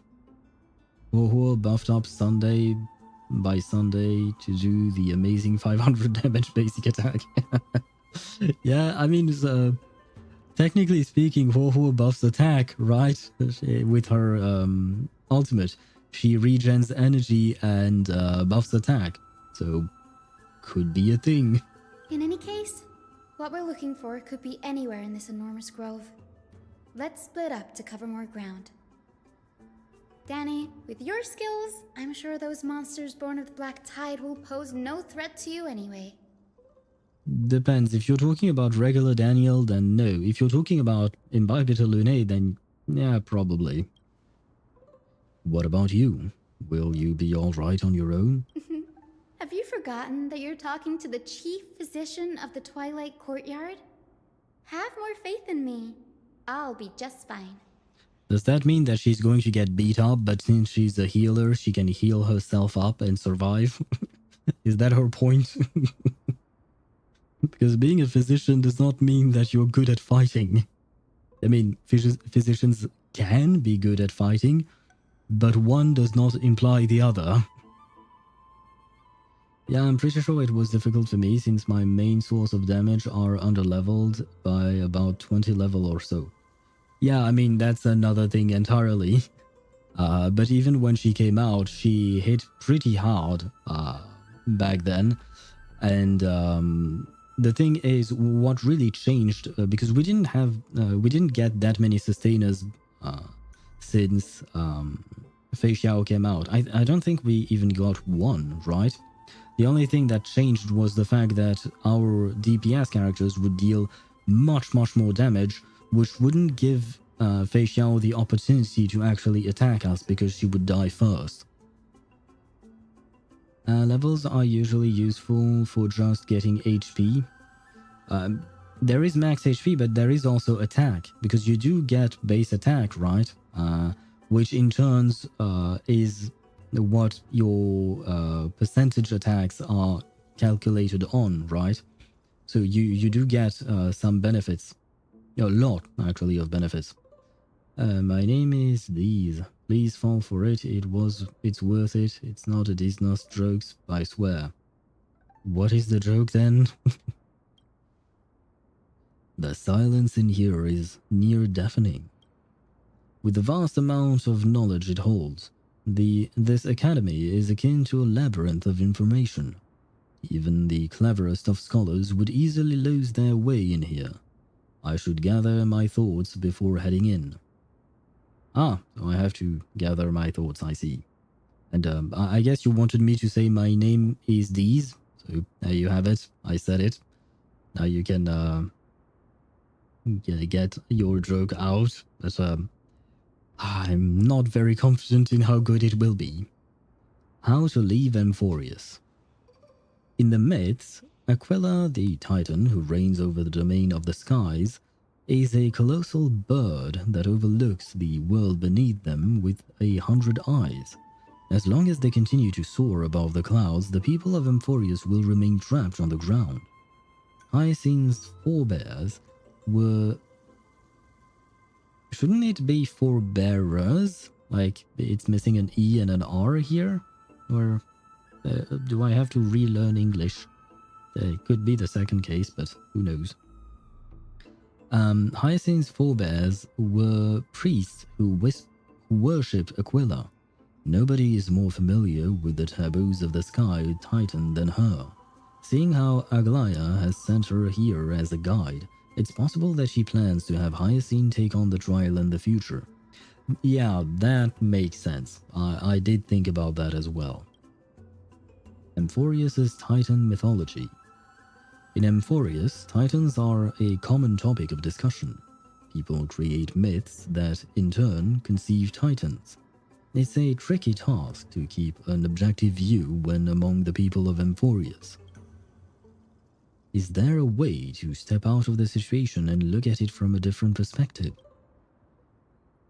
Oh, more things to think about, I guess. Can't wait for the tide to blind the amazing, powerful Aquila. You're right, how does the tide work against something that is not on the ground? How does that work? Wait, that's a good question. So I guess the world is fine, right? Because Aquila will always remain alive. Probably. Ah, wait, Titans and Eons. That's actually a good thing to think about. Titans and Eons are two distinct classes of beings. Titans can communicate with us humans, and it's not impossible for us to overpower them. Upon their demise, we can even take over their divinity. The tide will just jump. Jamie, you forgot one thing. This is Honkai Star Rail. You cannot jump in this game. You cannot jump in this game. So, not happening. So, the tide is stuck to the ground, man. Just like the rest of us. Where was I at? Oh, right. Upon their demise, we can even take over their divinity. Wait. I hate that I can't uncondense my resin. Like, what the fuck? Just let me unbake my bread. Yeah, the example you took, unbaking your bread, that makes the whole, that makes a lot of sense, you know, you can't unbake bread. But I do understand, I wish we could uncondense resin as well, because sometimes I do condense resin by mistake. Like, I need the resin for something else and I no longer have it, so it's kind of a pain. Disturbing the peace, look into my eyes, now tell me the things you blabbing about behind my back. The tenacity I hold, it's hard to break down. It's too late for apologies.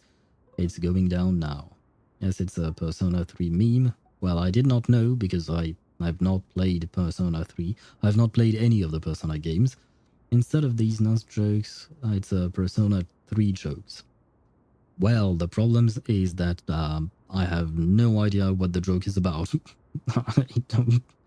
Since I don't know the reference. I mean, I've heard of the Persona games. I even know that they have some anime as well. But yeah. Though I think someone might blind Aquila, so she crashed into the tide. Ah, that could be a... Well, yeah, but just because you're blind doesn't mean you can't fly, right? If she's a bird, she can flap her wings, right? And that works. You don't need your eyes to flap your wings. You do need to see where you're going, but that's another problem entirely. If Aquila is far above the sky or far above the clouds and high enough, then there is nothing that Aquila would hit on its way, right? So even if Aquila becomes blind, they can still continue flying. I think, probably. In this regard, Titans can be said to be a lot more similar to humans than Eons are. True. The Chrysos Heirs and Demigods. Chrysos Heirs are humans who possess heroic qualities, with most of them demonstrating extraordinary combat prowess and strength. Upon clearing a core flame trial, a Chrysos Heir can even ascend to a demigod and inherit a Titan's divinity. Wait, something about that feels off. Is this a selection process of some sort? The Flame Chase journey in the prophecy. Guided by the prophecy, the heroes are on a quest to reclaim core flames and usher in the Era Nova. Their efforts have seen gratifying results to date. As I expected, the prophecy is the hardest to make any sense of. But with barely any information to go on, no matter how much I ruminate on it, it won't yield any results. I should leave this for another time. Think of something else. I should probably turn my attention to something else. Happy Owl's plight. Ah yes, let's talk about me. Nobody could have ever imagined that Happy Owl's life would be forfeited the moment we landed on Amphoreus.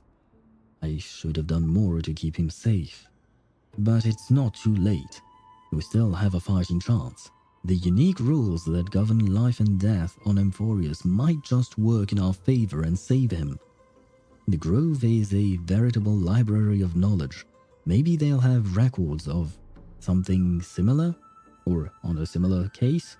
Please, let there be one. Aw, Daniel is worried about us. Which is understandable because we are dead. These sounds the same like the first syllable from the word disturbing.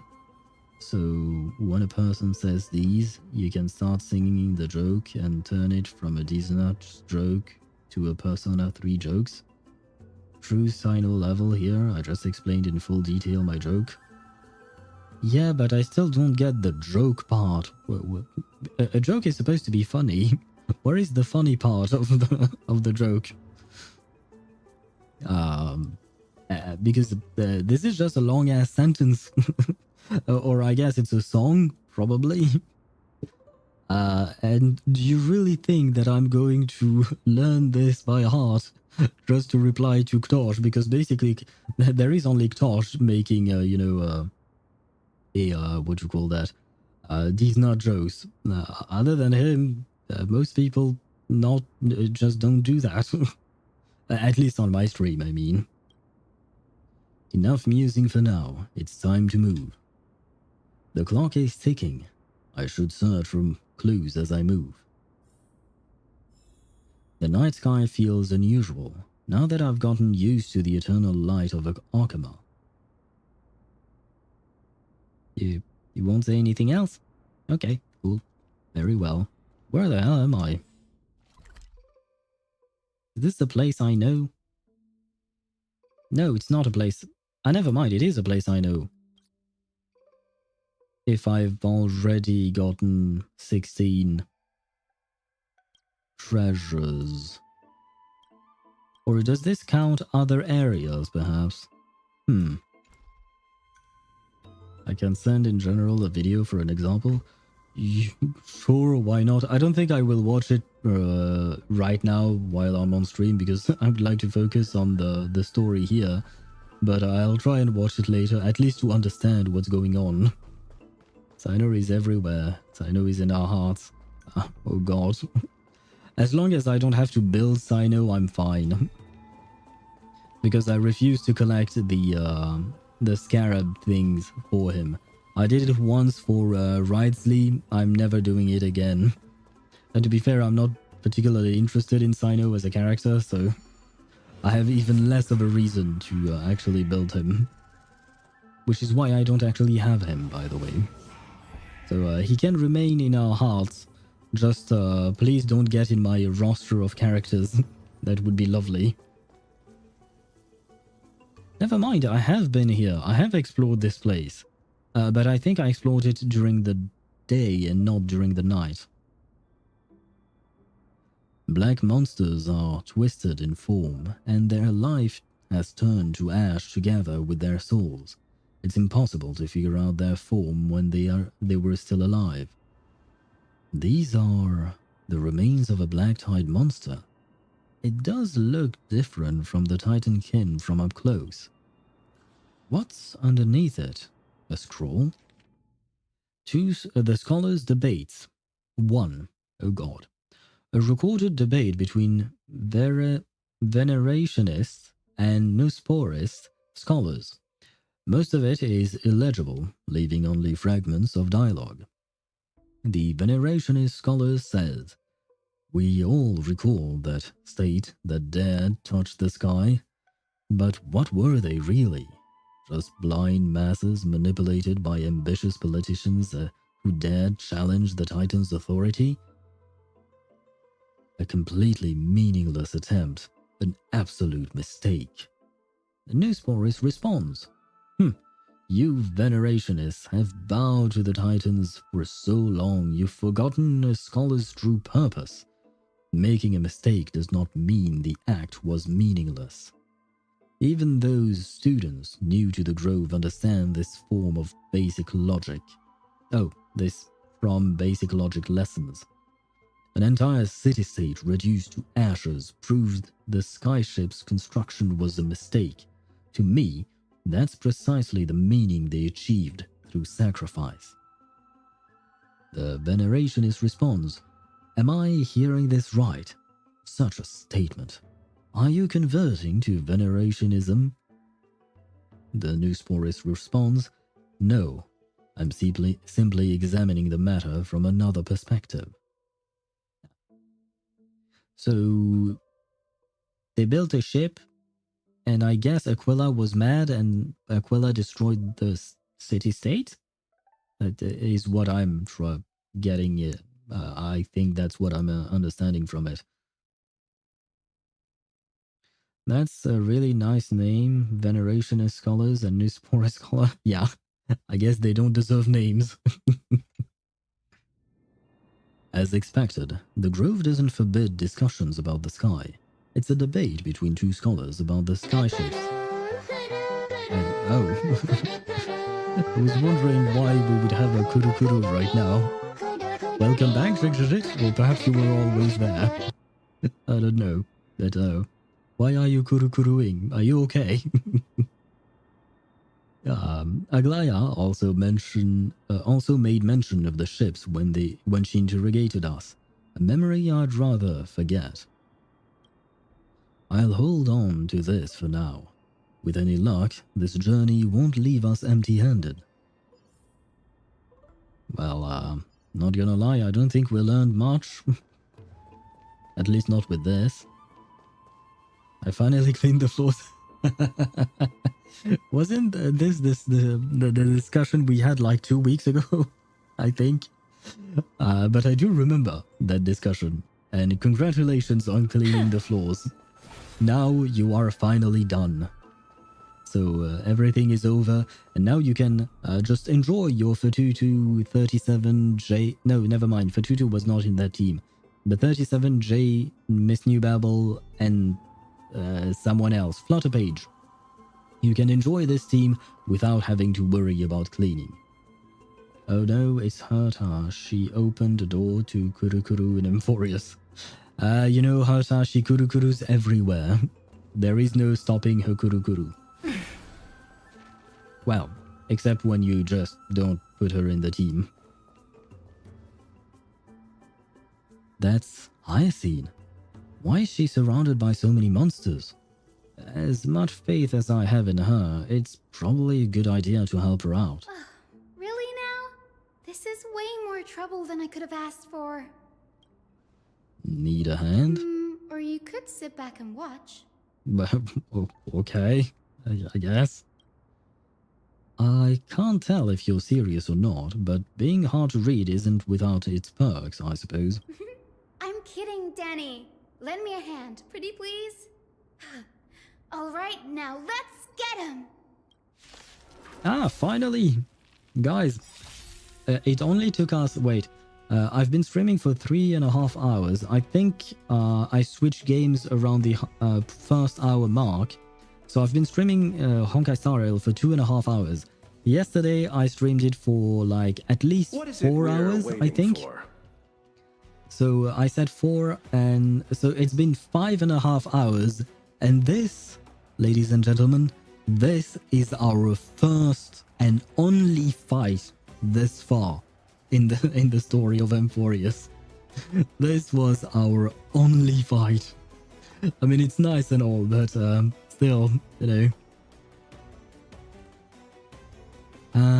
Can you check Discord? Yes, I have seen the image you sent, Ktosh. What is your question? Now then. Oh, it's wave 1 out of 1? Well, that's fairly disappointing. Bloom. I shall remember this warmth. Eternal. Show me your courage. Forever doomed. Receive divinity. I can't die. But You two will head to the nether realm, as you wish. There we go. Embrace Let's a pop new in the life. dragon. Hello, beautiful dragon. I will have to come up with a name for him, because Netherwing, that doesn't really sound like a proper name, you know.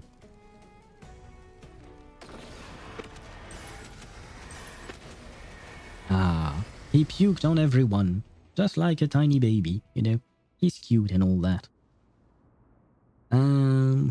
Danny Boy is saving his new girlfriend, but she wants to prove herself. She lied, she needed his help. She was genuine. You know what? We are making yet another rom-com anime here. We have first Cersei's and Anaxa. Now we have Danhong and Hyacinth. Before that, we had the bromance, the yaoi, with the scene in the bath between Maidemos and Finan, where we do be getting some what do you call that?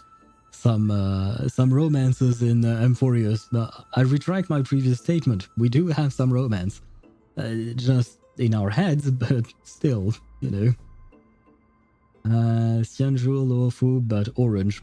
Yeah, they do look like the Mara truck. Not gonna lie.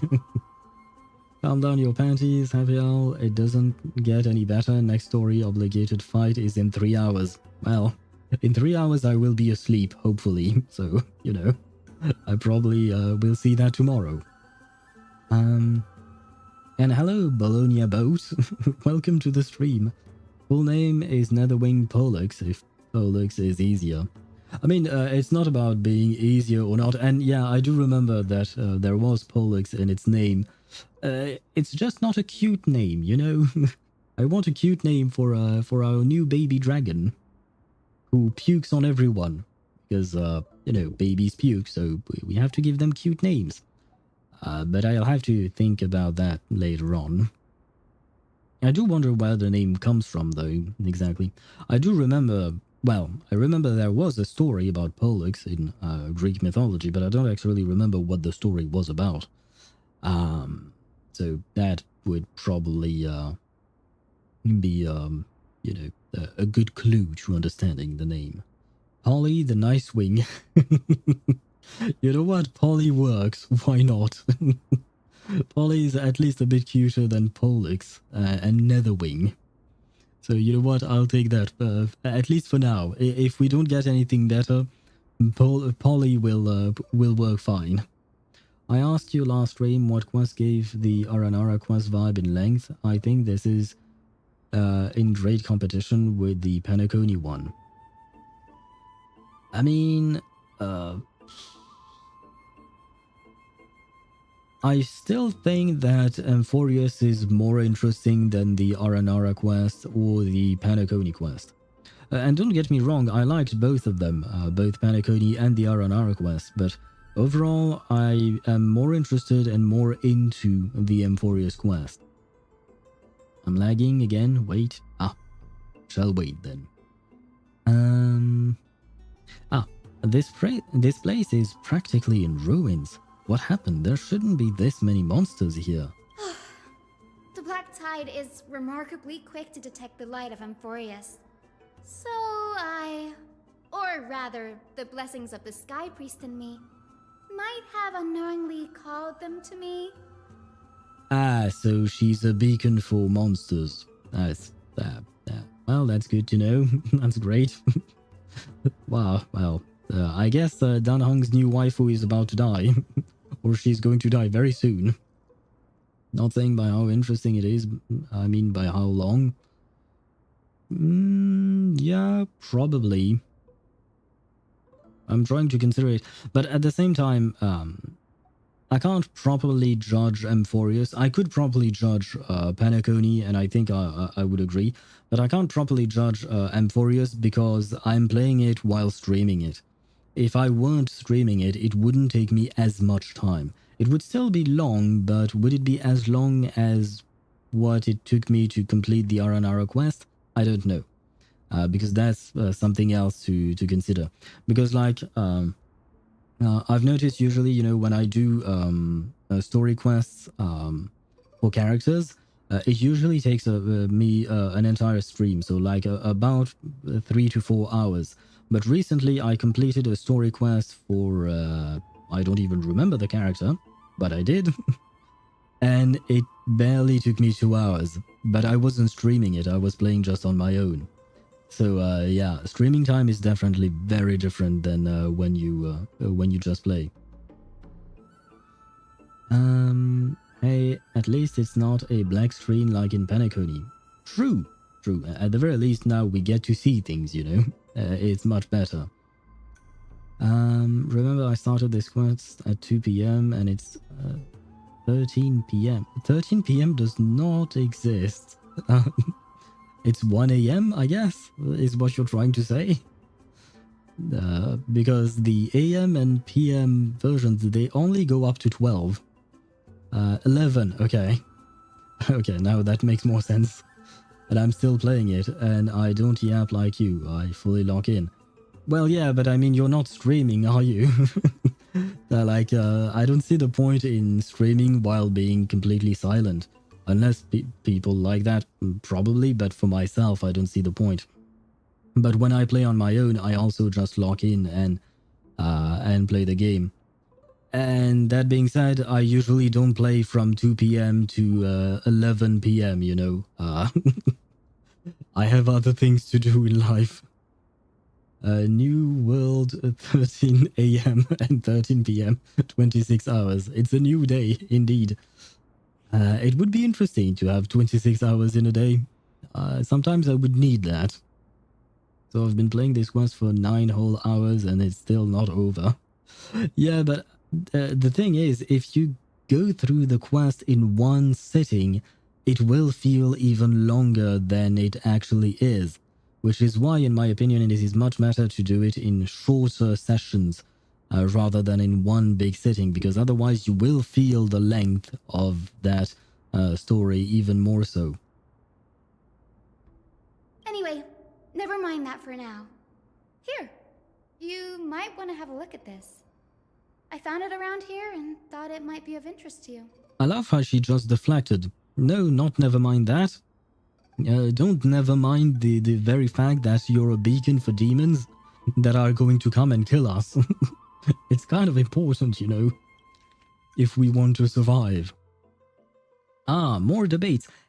Wait, one of the scholars upgraded from either Nosporis scholar or a Venerationist scholar to an actual name. The other one actually downgraded to question marks. A debate record between two scholars. Most are illegible, leaving only fragments of dialogue. Well then, enlighten me. What exactly do you mean by examining from another perspective? Simple, you see. When we stand normally, the sky is above. When we stand on our heads, it's below our feet. Huh?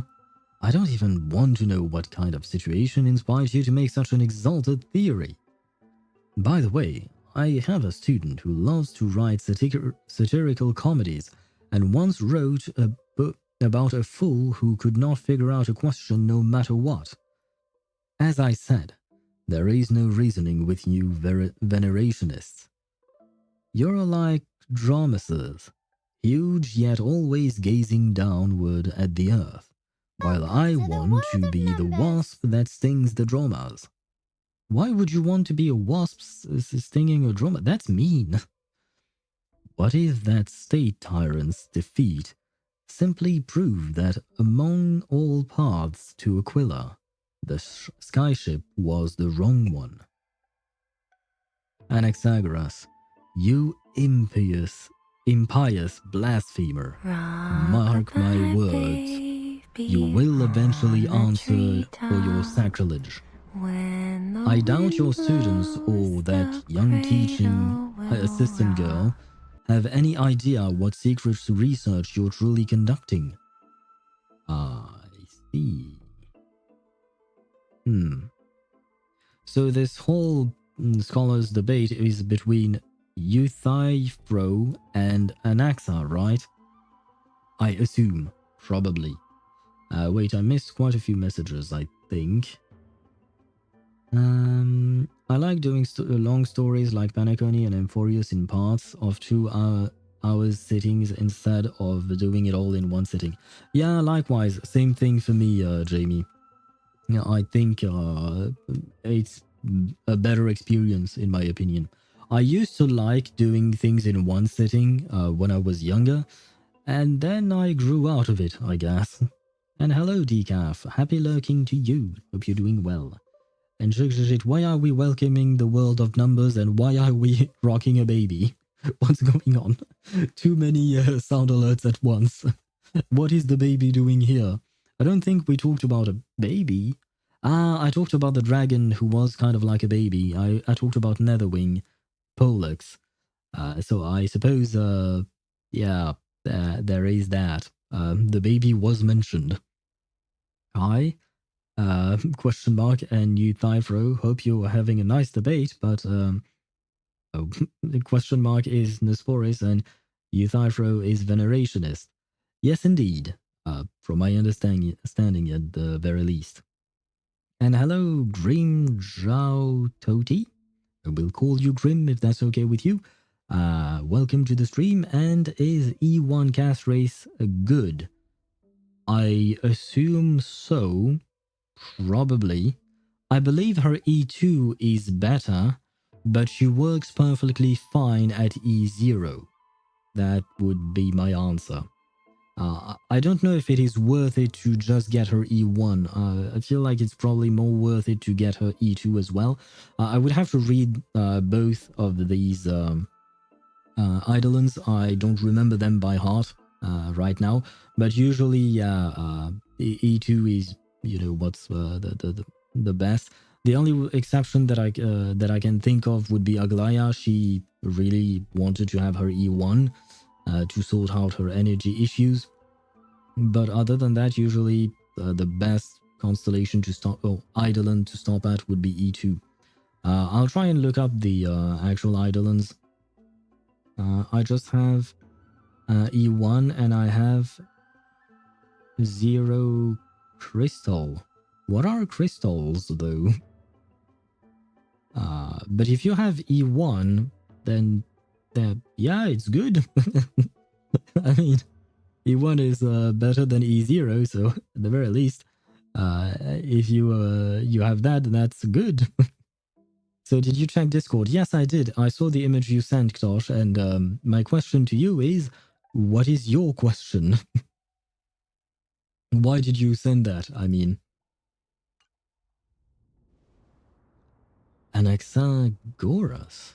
He's the scholar who fused himself with the core flame of reason. This is new. I didn't know Professor Anaxa was researching this guy. He's never mentioned anything about it. What should I pick? You can pick whoever you want. That thing is not a... you don't get a character, you only get a... that character will write you a mail. That's about it, so pick whoever you want. They will write you a mail and you'll get 1600 Stellar Jades. So, yeah.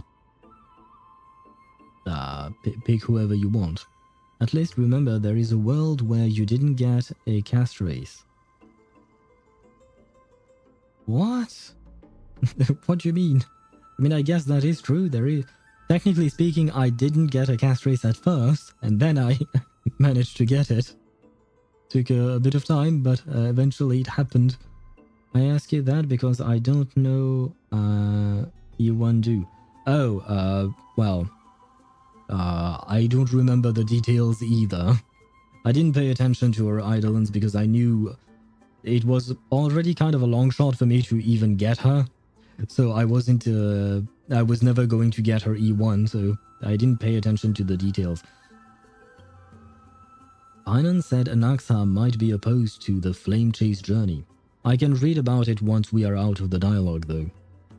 Might is an understatement. Anaxa has never been one to venerate the gods, nor has he ever found it within himself to put any faith in the prophecy.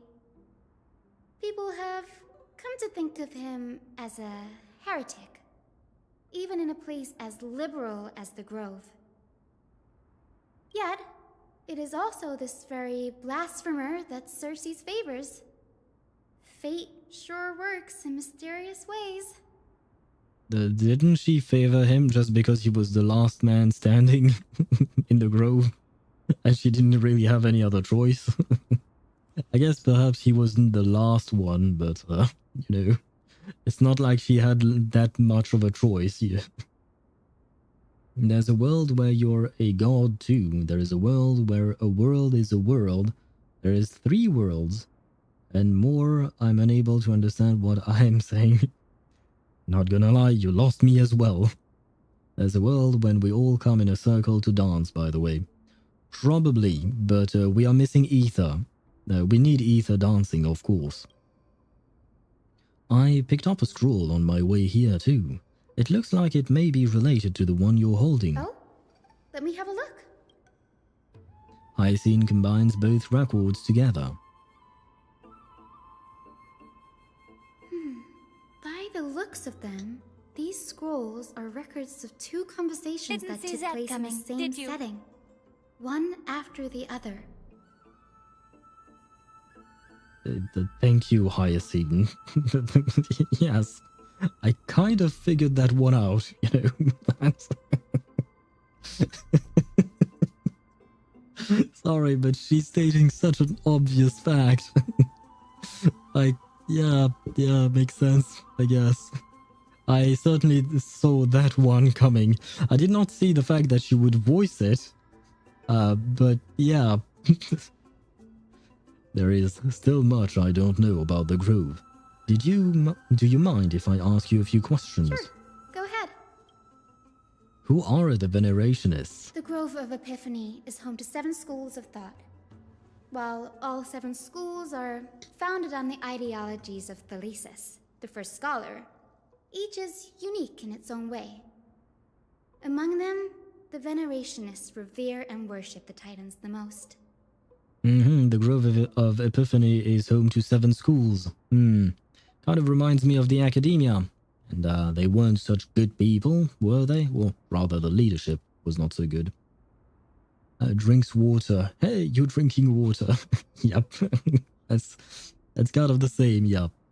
Who would have thought? Never saw that one coming, did I?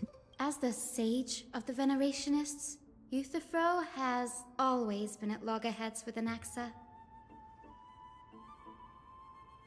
If we were to place the 7 sages on the scales of Talanton, Anaxa and Euthyphro would be placed on opposite sides to achieve balance. A very illustrative explanation. Thank you. Was it a mistake to build the skyships? Nearly everyone in Amphoreus has heard the story of the skyships by now. Aquila's stature is loftier than the heavens, and their divine retribution is merciless. That's why it's no use building giant skyfaring ships. Oh, but I do wonder if a supercharged mini Treeby cannon could slip past their watch. The hell? Are you into, wait, shit, what was it called again? Dwarf throwing, or there is another name for it, but, you know, there used to be, I wouldn't call it a sport, but an entertainment thing, where you would try and throw dwarves, or people of little size, however you want to call it. Likewise, you could also put them in cannons, I suppose, but yeah. What is she talking about? What is wrong with this girl? Oh god, poor Tribby, she has suffered enough, you know. That being said, if we went back to the past and we had 1,000 Tribbies, at the very least, we would have a lot of ammunition. So I guess there is that. What is wrong with her, man? There is 3 tribbies or something left. Hyacinth dot and the tribby population. Yes, there are only 2 left actually. So yeah, we're already 998 down. Please don't down it even further. That was a joke, right? Oh, she doesn't answer. Then she looks at you in silence. This is when you zoom in on her face while you contemplate the realization that she would really throw Tribby into a cannon. What is Anaxa's field of study? Newsporists primarily study the application of alchemy in soul repair. Everyone considers Anaxa a blasphemer, but that has never stopped him from sharing his ideas, no matter how taboo. If you must say that he's hiding something, then it's likely what lies beneath his eye patch. I'm gonna take a wild guess, and it's the lack of an eye. I don't have any further questions. Anaxa often says that every failure brings us one step closer to the truth. Perhaps, to him, the crash of the skyship carries a different interpretation. The firmament is not impenetrable.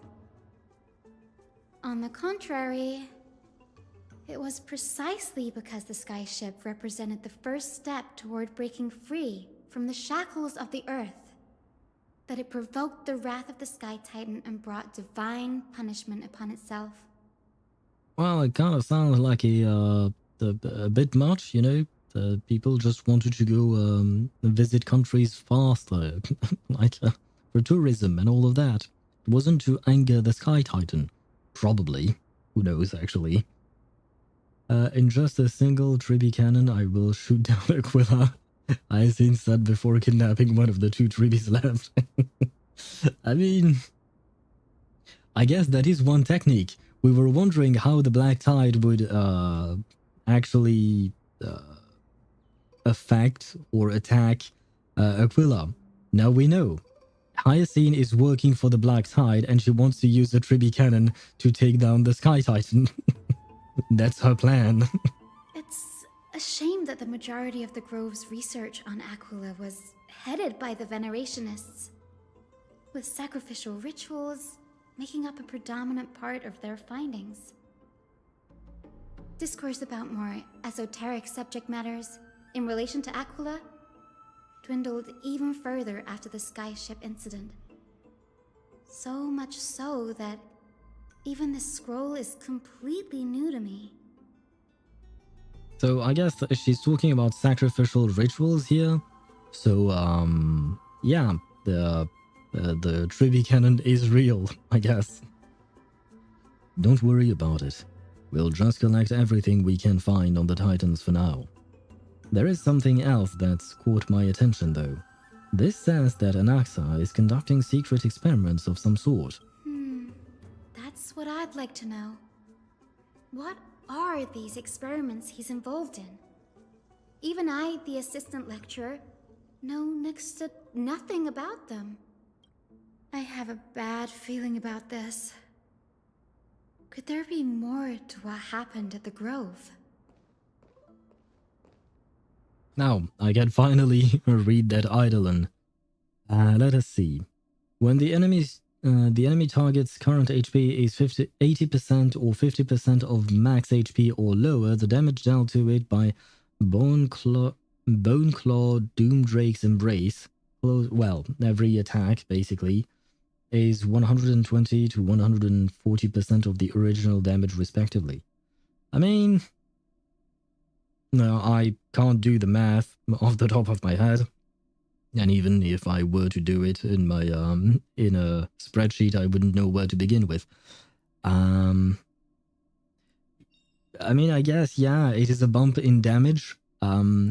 If you want really detailed explanation with actual numbers, I would recommend you watch either Braxophone's video or Gorba Certified, because I know that they do mention the Castorice's Eidolons in depth. If I recall correctly, This one is a minor boost in damage. This one is a bigger boost in damage, but I am not entirely sure.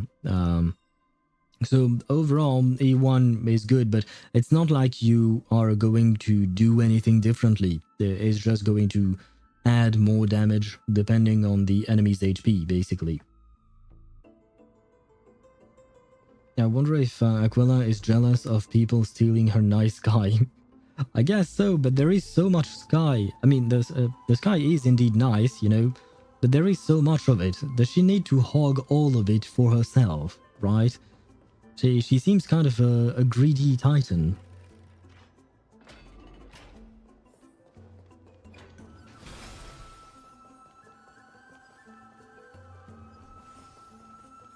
Ah, this is where we met our tree waifu. The Library of Philia, a place where the grove stores its collection of tomes. No, this is where I met my tree waifu, I think. Probably. Other than books written by the 7 schools, you can also find philosophical texts, ballads, and religious writings from the Outlands here. Cities that desire to learn from the Grove were apparently expected to contribute knowledge of equal value to what they sought. We've had more than our fair share of hilarious episodes over the years. For instance, it's said that the Erythrocheramists once borrowed a manuscript from a certain author, but ended up returning a copy instead of the original. What's more, the original manuscript was supposedly then hidden here. That doesn't seem like a nice thing to do. And speaking of not so nice things to do, we're gonna need to take an ad break because some ads are going to run in 20 seconds. And, well, I should have seen that coming, but I didn't.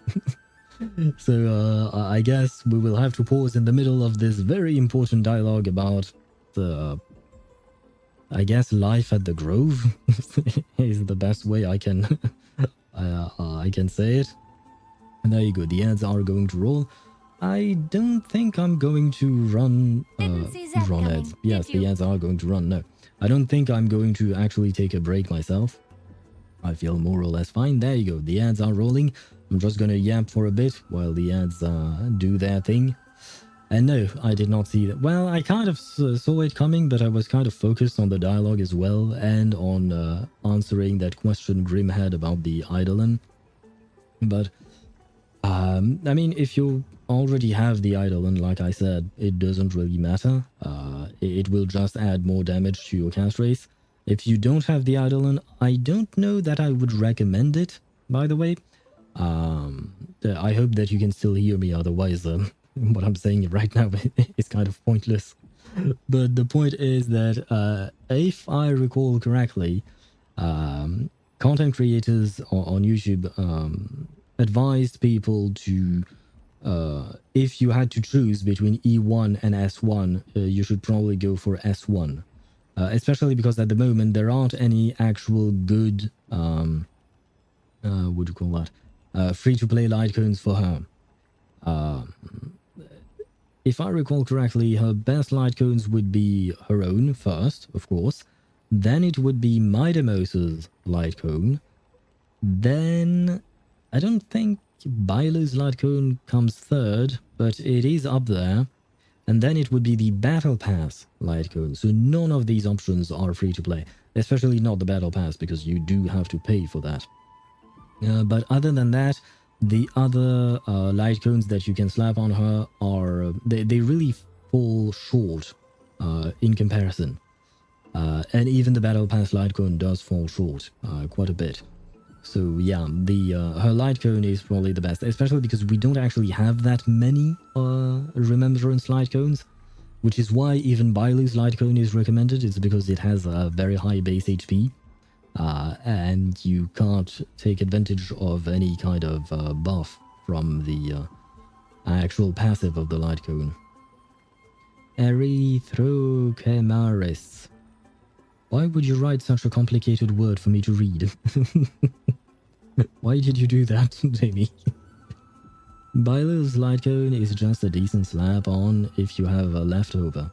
I actually do have a leftover, but I also have the Battle Pass light cone, so I decided to go with the Battle Pass Light Cone just because I decided to sacrifice the max HP in order to get more crit rate and damage percent, if I'm not mistaken.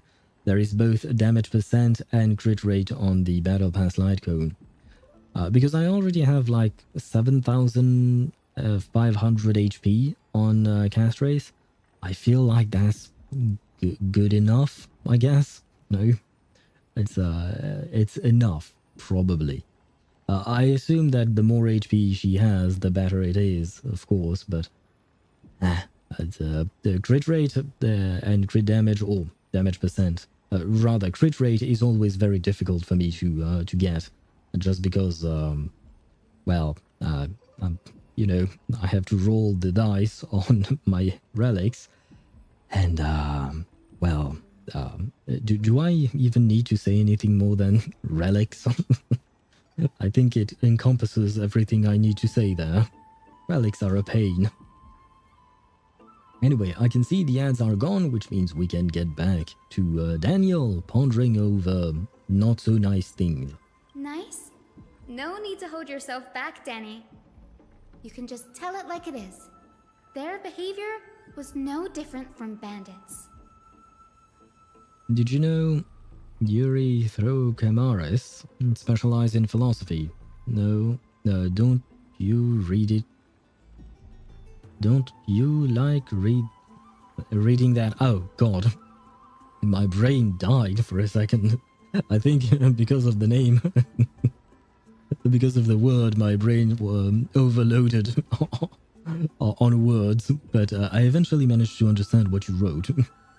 And I will never read that again. I refuse. I will just leave a blank space when reading your messages. Well, if you don't mind, did the Grove ever rob Castrum Kremnos? Whew. You've got me there. Some said you couldn't even find a dictionary in Castrum Kremnos, so I guess they were spared. Oh god. There are too many books in the Library of Philia. Flipping through them all will take too long. Why don't we use the Biblioslate to search for the texts we need? We can bring them back to Akama for reading after that. Yeah, a search engine would be nice. Agreed. This place isn't safe. We should leave as soon as we're done. There are still several more scrolls strewn all over the place. I'll gather them while you pull up those texts. This way, nothing will be overlooked. Hopefully. Does that mean that I have to do more reading? Yes, I have to do more reading, don't I? A book covered in annotations from many scholars. Its title is The Art of Sophistry, 40 Ways to Improve Your Debating Skills. You skim through it, and the highlighted methods include virtual causation, false premises, contradiction, conversion, conflating,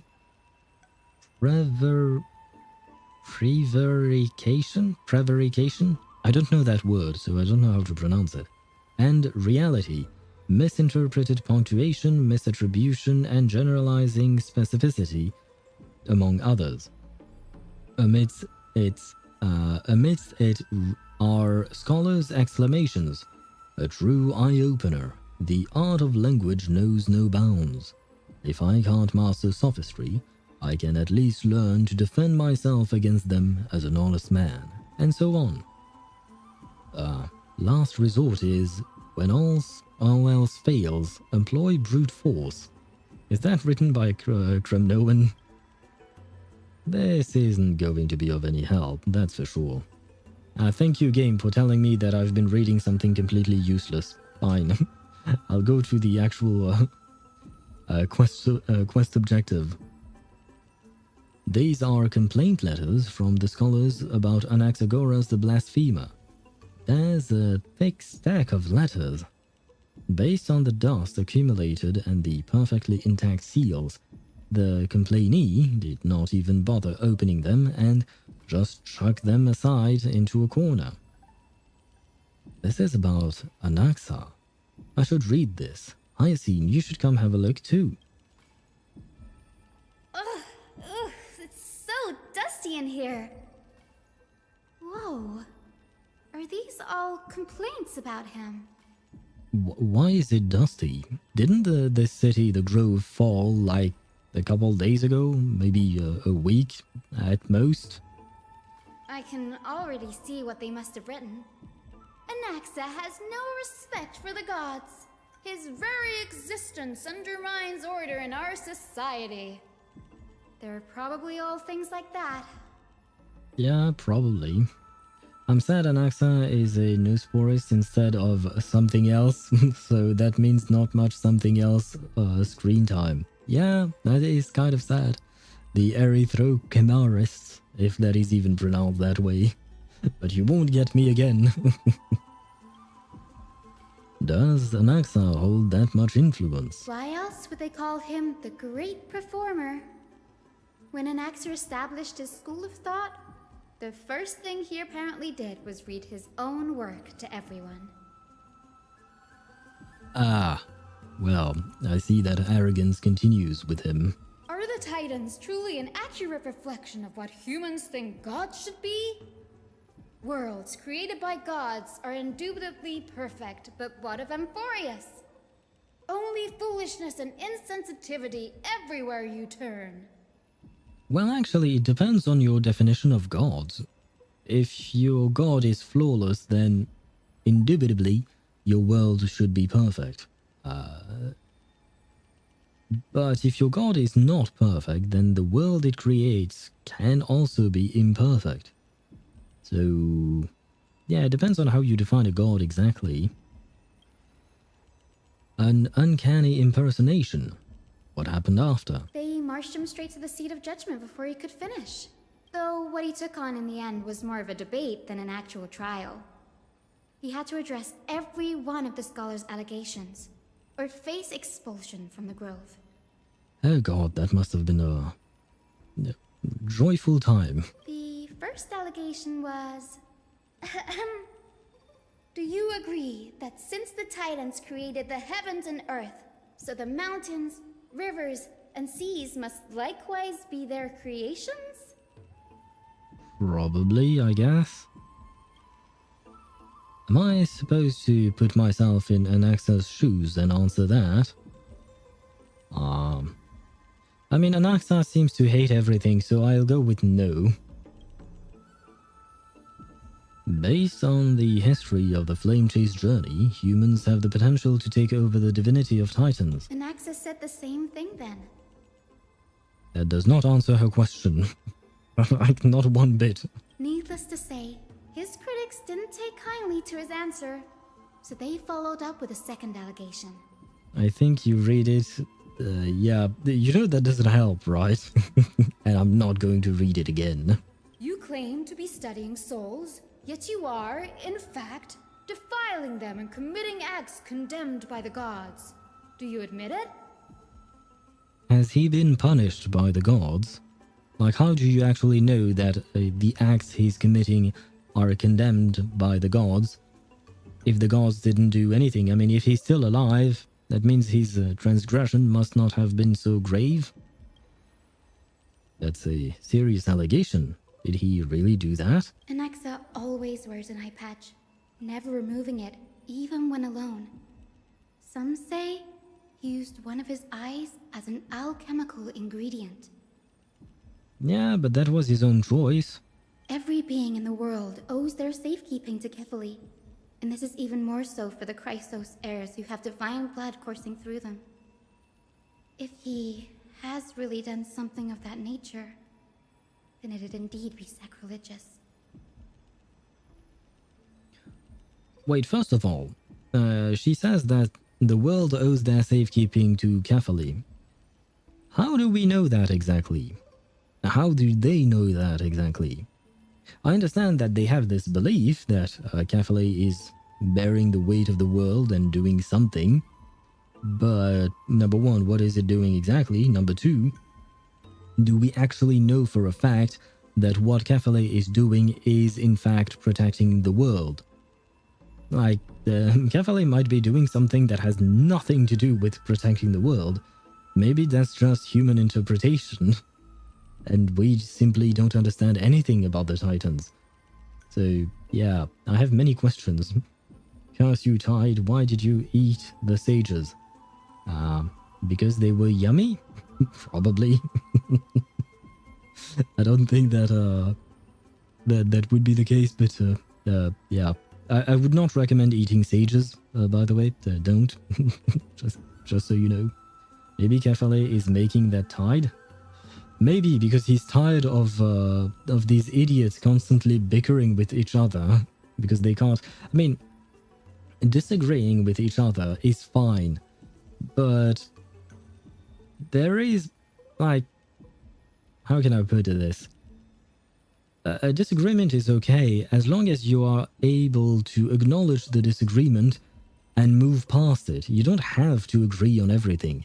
These guys seem to be just the kind of idiots. Well, perhaps not idiots, perhaps that's too strong of a word, but they seem to not be able to acknowledge the fact that others can have a different perspective, which is very unscholarly in my opinion.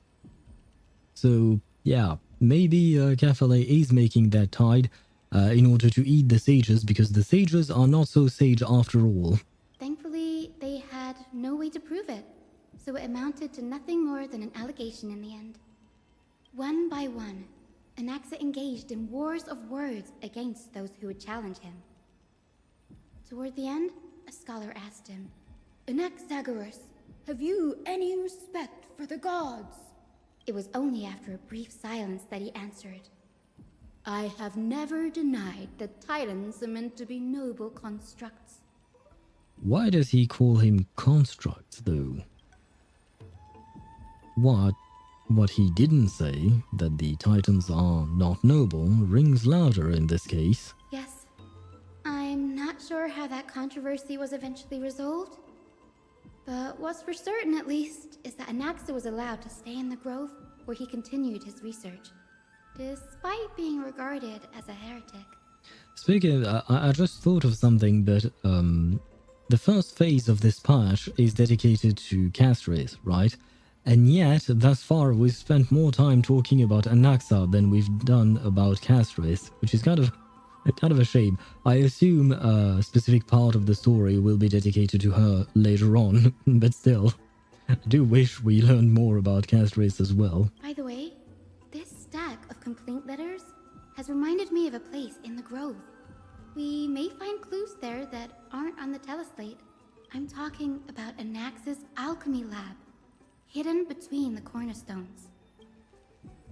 Given the grove's meticulous approach to archiving, could there really be such an oversight right under their noses? It's a well-kept secret. Among the 7 sages, excluding the nominal chief sage, each has a private sanctuary where they can conduct research undisturbed in their free time. Even the administrators of the Library of Philia are restricted from accessing those places and documenting the sage's research. But with the grove in this state, I'm sure Anaxa won't be mad even if we sneak into the lab for a short while. Right? I don't think the state of the grove matters. I think Anaxa would be mad. What I would say is that Anaxa is not here, so if he doesn't know, he can't get mad. Hopefully. And then you later learn that he actually had surveillance cameras everywhere, and that he knows everything. And never mind, that is actually Aglaya. Well, she doesn't have surveillance cameras, she has her golden threads, right? But since we are doing this to help Aglaya, I don't think she will mind. And if it pisses off Anaxa, she will probably be happy about that. Because I don't think she likes him very much. To be fair, it's not like he's very likable in the first place.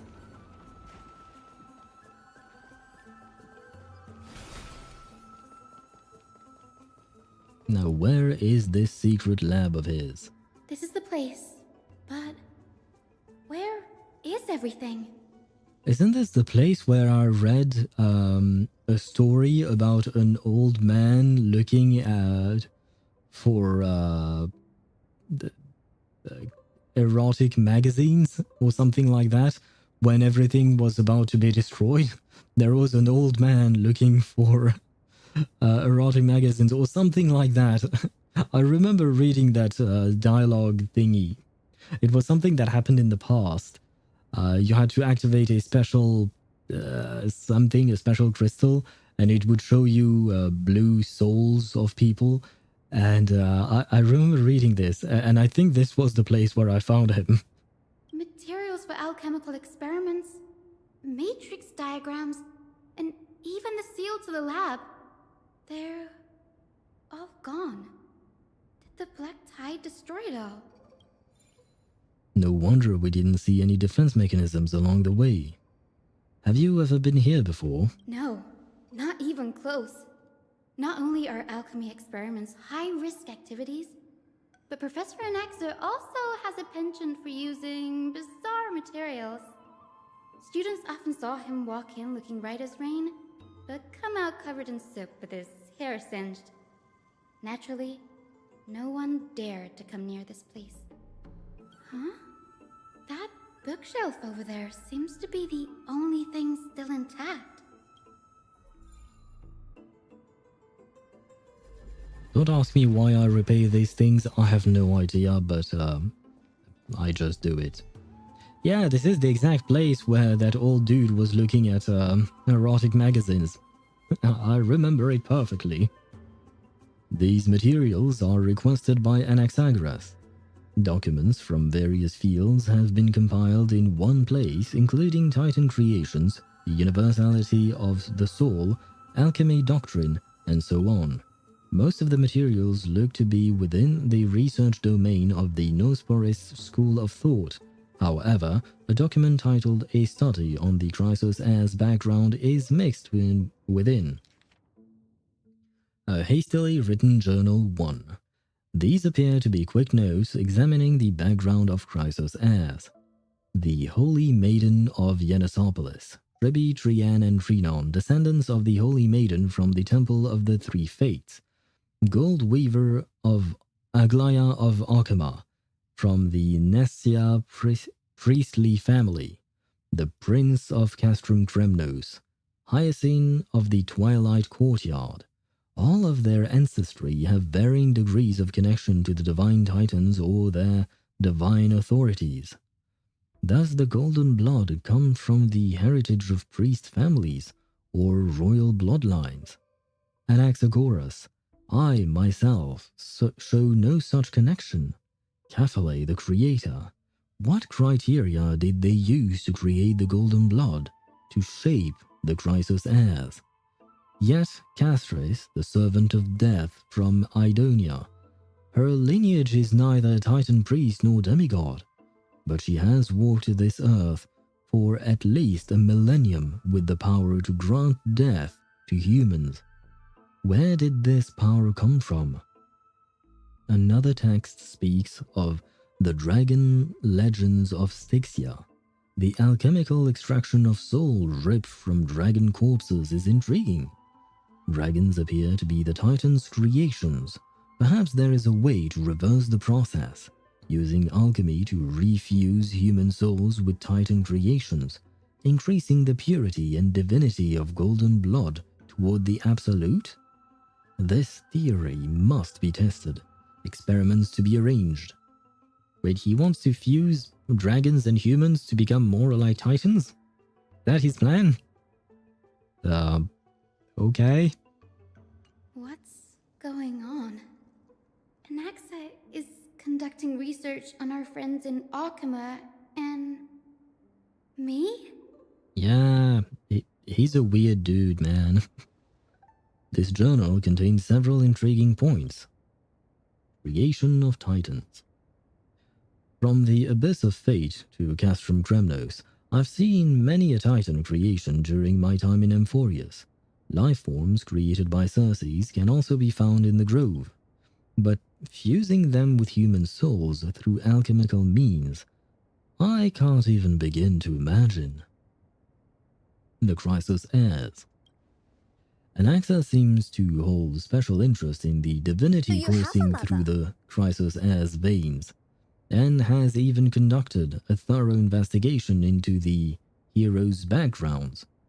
Yes, I still have a mother, and apparently Anaxa is very interested in the mothers of all the Chrysos heirs.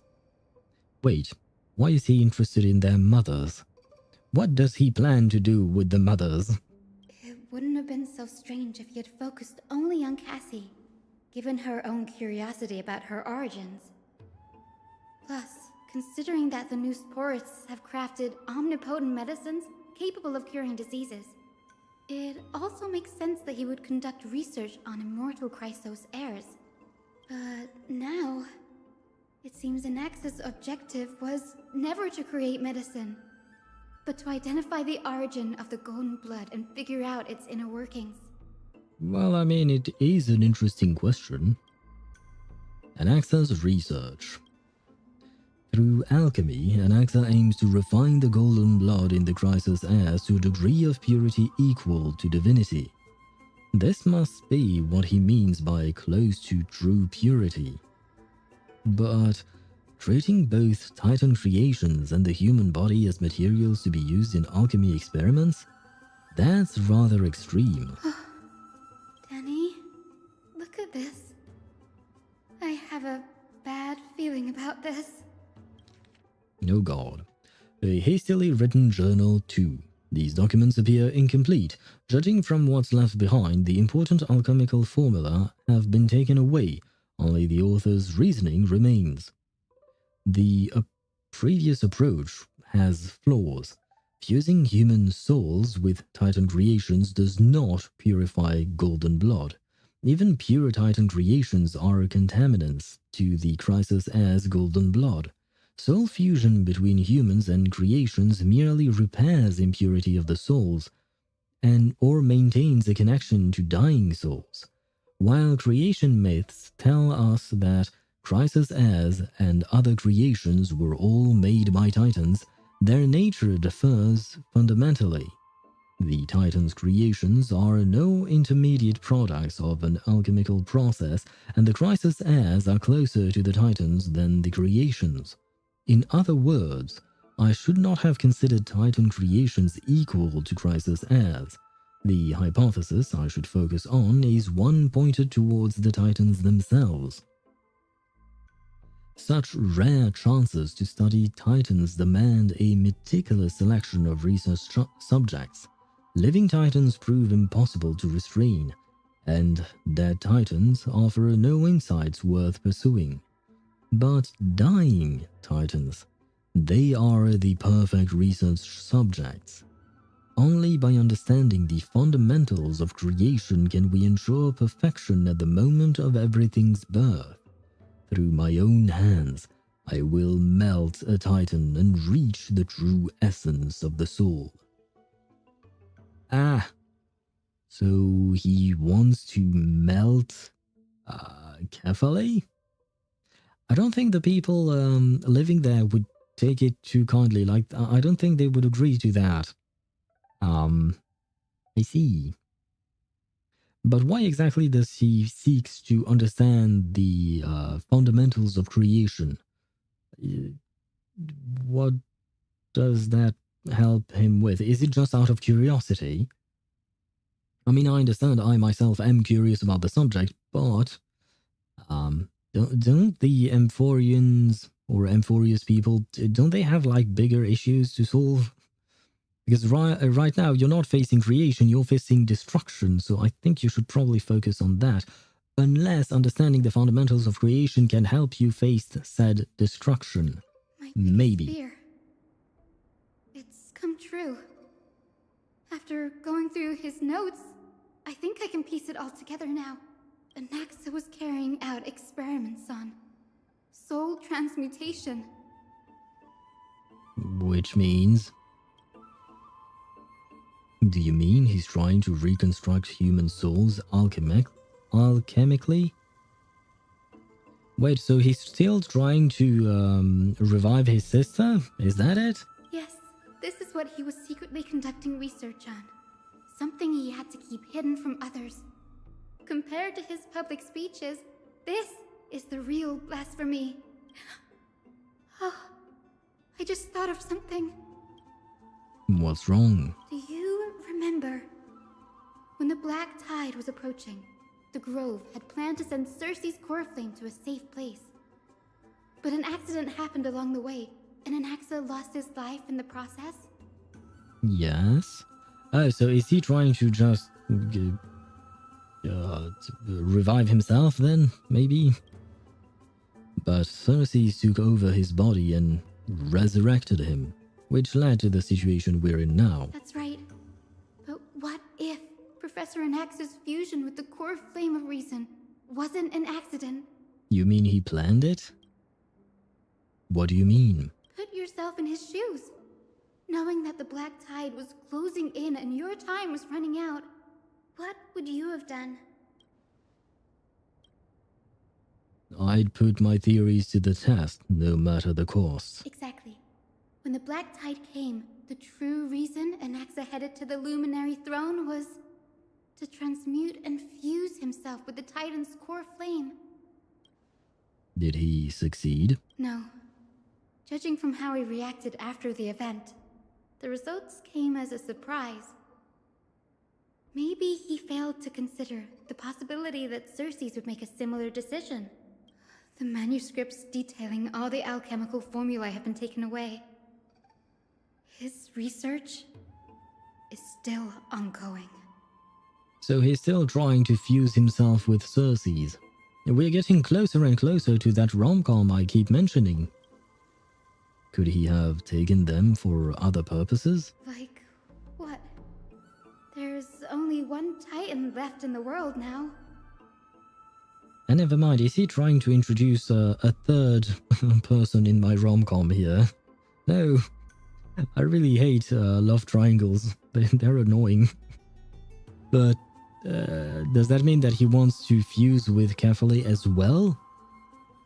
I mean, I guess he didn't fuse with Circe's, technically speaking, because apparently it failed. What the hell is he trying to do, man? No. No way. To convince an entity of perfection, one must first understand the principles of creation.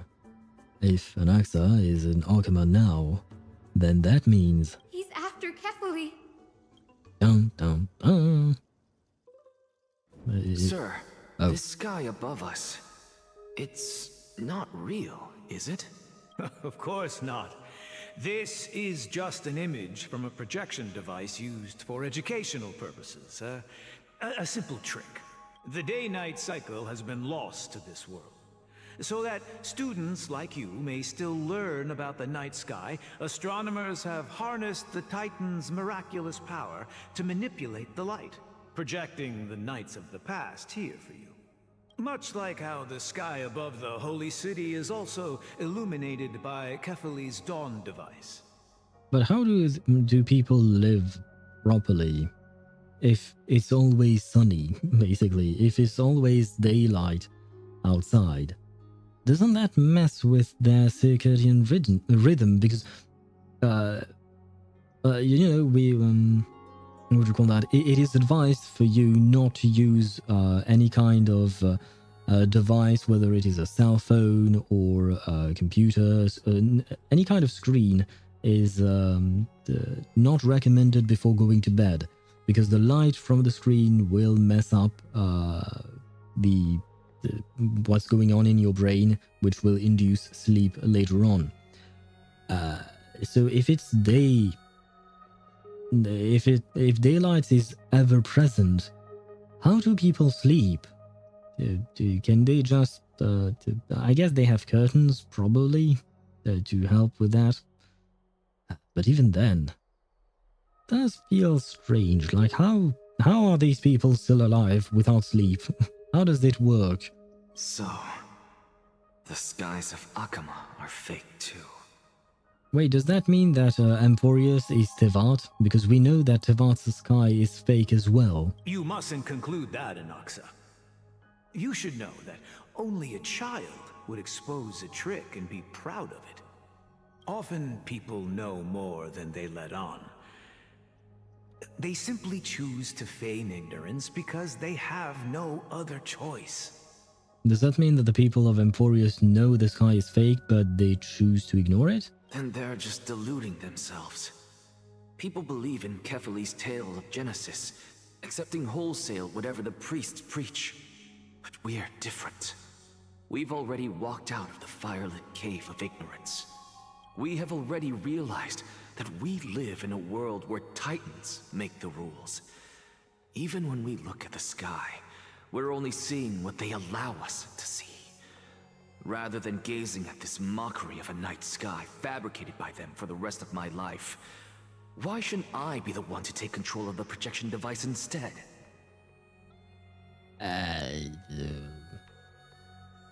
Well, I guess there isn't specifically a reason why not, so he does have a point, but once again, it does feel very arrogant of him to think that he should be the one to take control of the projection device, and thus impose his will onto the rest of the planet.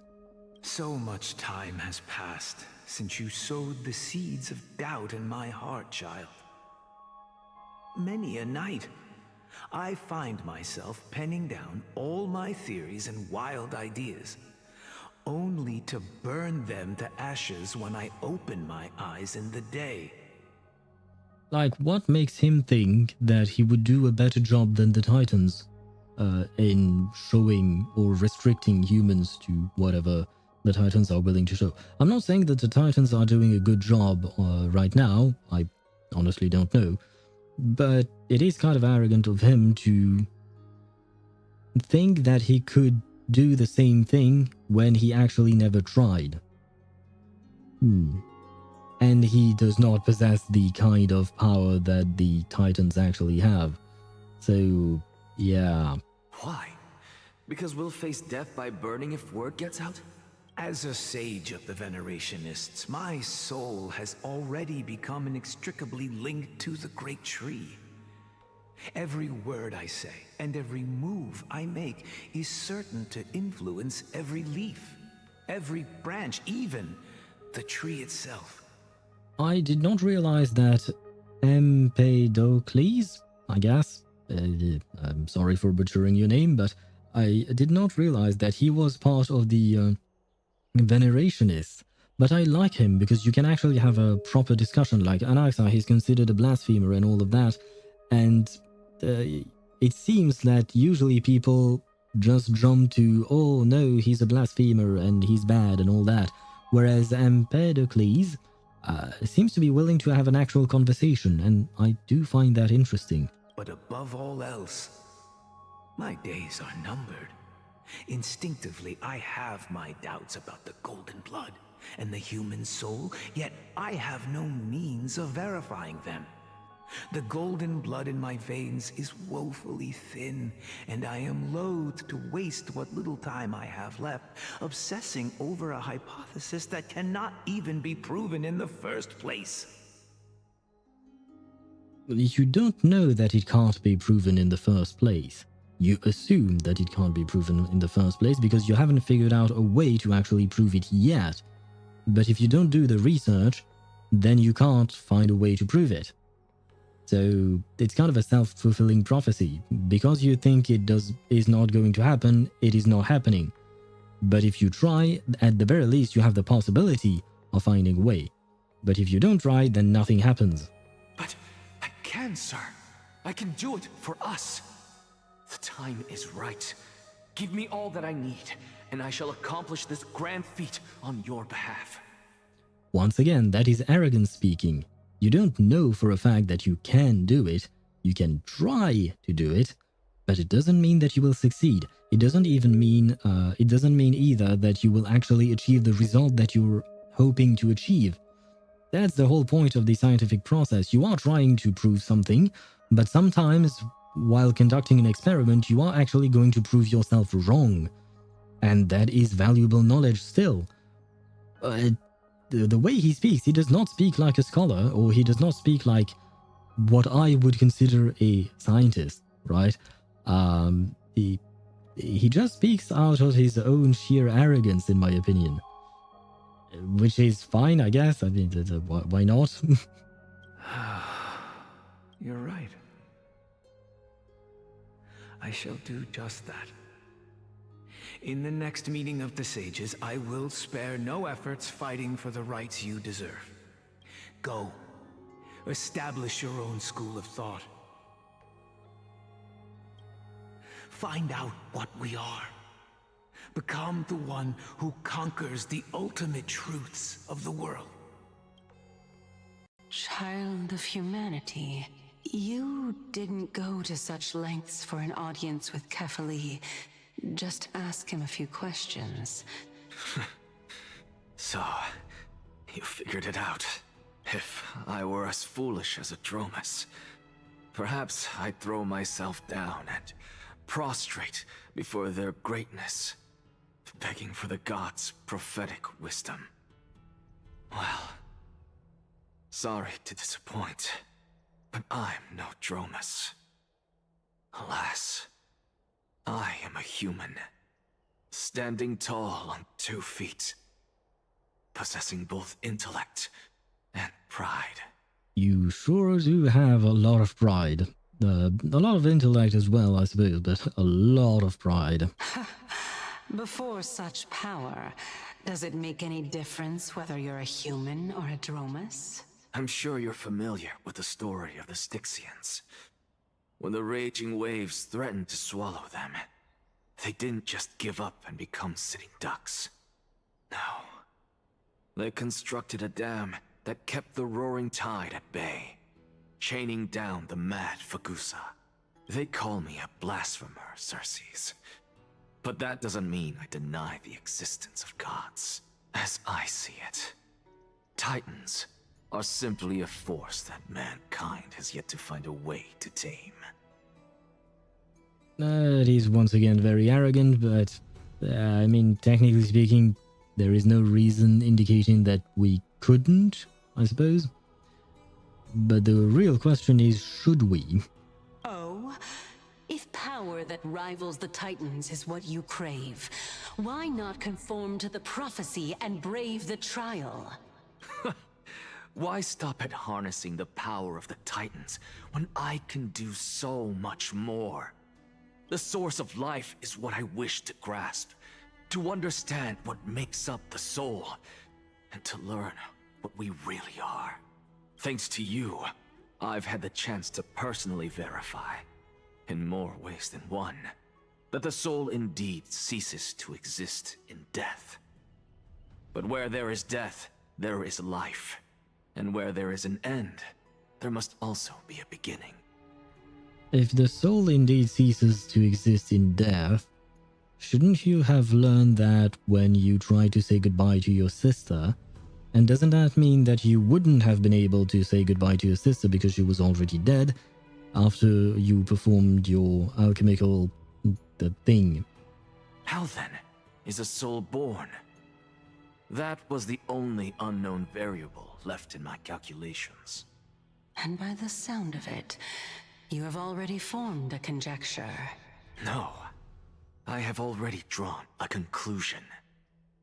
In my journey unto death just now, I finally saw the answer with my own eyes. Professor Anaxa, I'm here. No. His life hangs by a thread. I must ask you to refrain from taking any unnecessary steps. Of course. I'll bring this to a conclusive end, and give you the answer you so desire. However, in accordance with the principle of equivalent exchange, I must also demand from you what I need. As you wish. Don't you care to know what the price might be? It's a matter of uncovering the truth about the Death Titan and his survival. This may be the only time I can ever save someone's life. There is no need for me to think twice. Well, yes, there is, because imagine he asks you to kill 1 million people. Like, I mean, it's kind of bad, you know? You should ask the price first before agreeing to pay. I see. In that case, let the show begin. Indulge me. Am I correct to say that you intend to prove Thanatos' whereabouts and prove the nature of our existence now? Before I begin, I must confess I had been stuck in a cognitive trap all this time. As unrelated as these two propositions may seem at first glance, they are in fact logical equivalents. They are merely two different ways of telling us about what the soul is at its core. The reason I say this is, as I've mentioned earlier, the answer was hidden in my journey unto death. Anaxa, you were in the Netherrealm? Yes, I am but a living dead man now, but that's not important. What truly matters is, I overheard a conversation between heroes. That's not all. Remember how I said you were a part of that conversation too, Circe?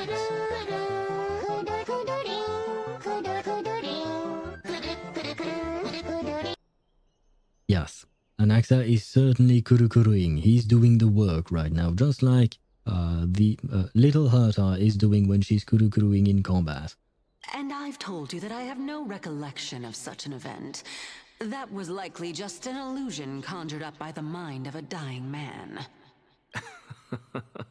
Of course you wouldn't remember, because that wasn't you. That was Calypso, one of the 7 sages of the Grove. Please help me, I started doing quests. I hate those. Then why do you play games where there are quests? I need the jades. Well, there aren't that many ways to get jades. Either do quests, do events, or do endgame content.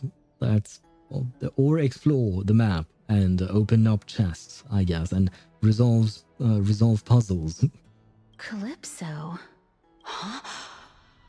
Oh, that's the name I made up on a whim when speaking to this girl. How do you know of it? And surely you jest. Don't you think I, of all people, would know if that were the name of one of the 7 sages under the shade of my tree? Don't you claim to know the Grove's past like the back of your hand? It seems you've lost even the memories seared into your soul. Use your head, Circe. Since all of this took place in the realm of the dead, it stands to reason their likenesses are of souls from the past. The living cannot step foot into that world. So who could they be? Think about Calypso. Why does she share your likeness? Yet you have no idea who she is. I guess because they are one and the same, but at the same time, it's kind of like just Circe's is a rebirth version of Calypso. Like Calypso, her soul was recycled, basically, into making Circe's, or something like that. Is that it? The answer is evident, is it not? Those fallen heroes are the mortal incarnations of the Titans before their ascensions to godhood. The gods aren't master creators born out of thin air, and they are no different from humans, because they all evolved from one. Ah, so that's what I've been saying from the start. Well, perhaps not from the start, but, you know, I have theorized that option as well. So I guess I was right on the money. Interesting. So is this actually a loop? In the sense that, you know, like I mentioned before, humans become titans, and then other humans take the place of said titan to become said titan, and then another human comes along to take the place of the 2nd generation titan, and so on. I assume it is the case. But I have to do the main story at some point anyways. Yeah, you probably should in order to unlock some areas and stuff like that. I mean, you do have early access options in order to farm things, I think. Except for certain bosses. I do believe that there were no early access for the Fei Xiao boss. She was kind of kept secret. So yeah, you do need to do the main story at some point. Does this answer disappoint you? Yes, because you've answered nothing. If I truly was once human, as you claim, then where do the children of humanity come from? Even on the off chance that you speak the truth, this brings us no closer to grasping Thanatos' whereabouts. How are we to find them? I knew you would say that, but it matters not. I know what I'm doing. Actually, why don't we have this supreme being standing before us tell us everything? You can revive a Titan? Humans cannot return from the dead. Neither can gods. But all we need to do is look at this from a different perspective, and the problem will resolve itself. The solution is simple. Just like what you did to me. If I'm reborn as Kefali, I can rebuild the world and all within it as they once did. Simple, is it not? Well, simple is a matter of perspective.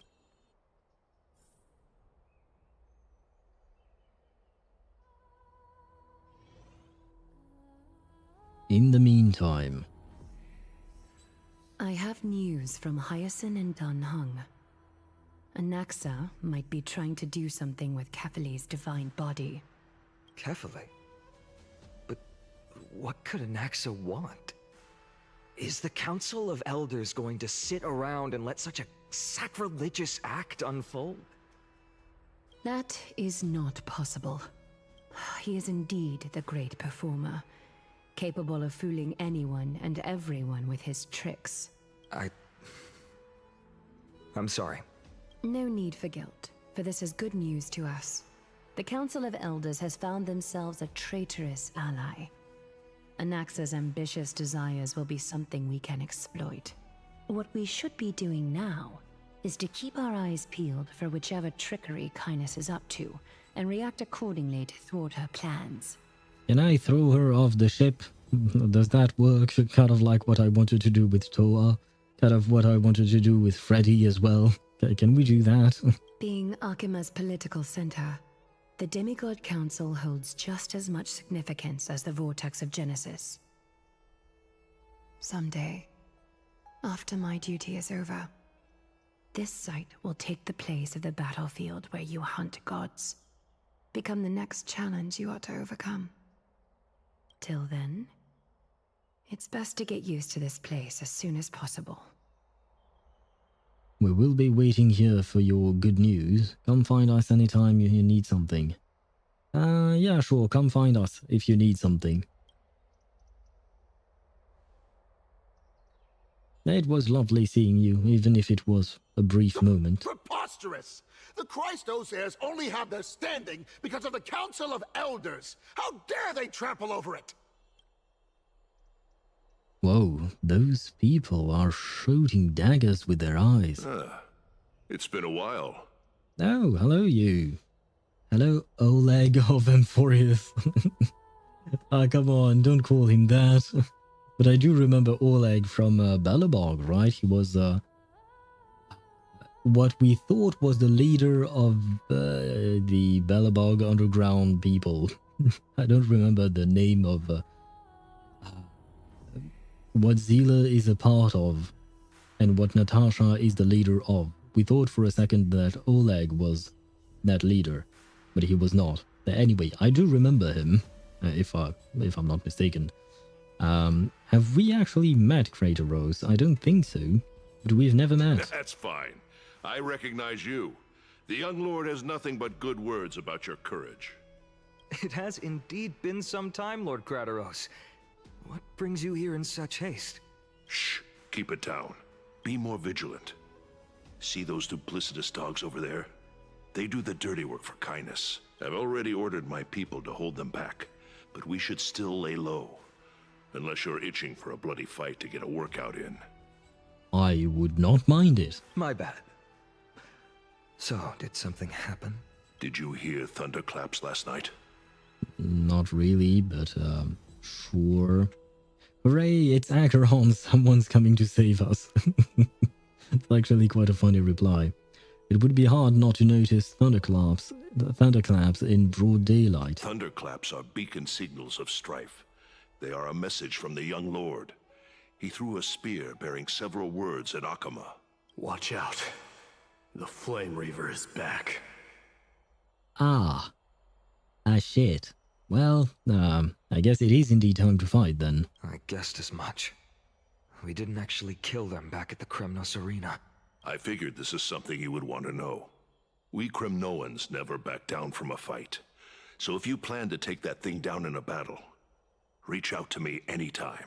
Thank you very much. You have my gratitude. I will let Aglaya know about this right away.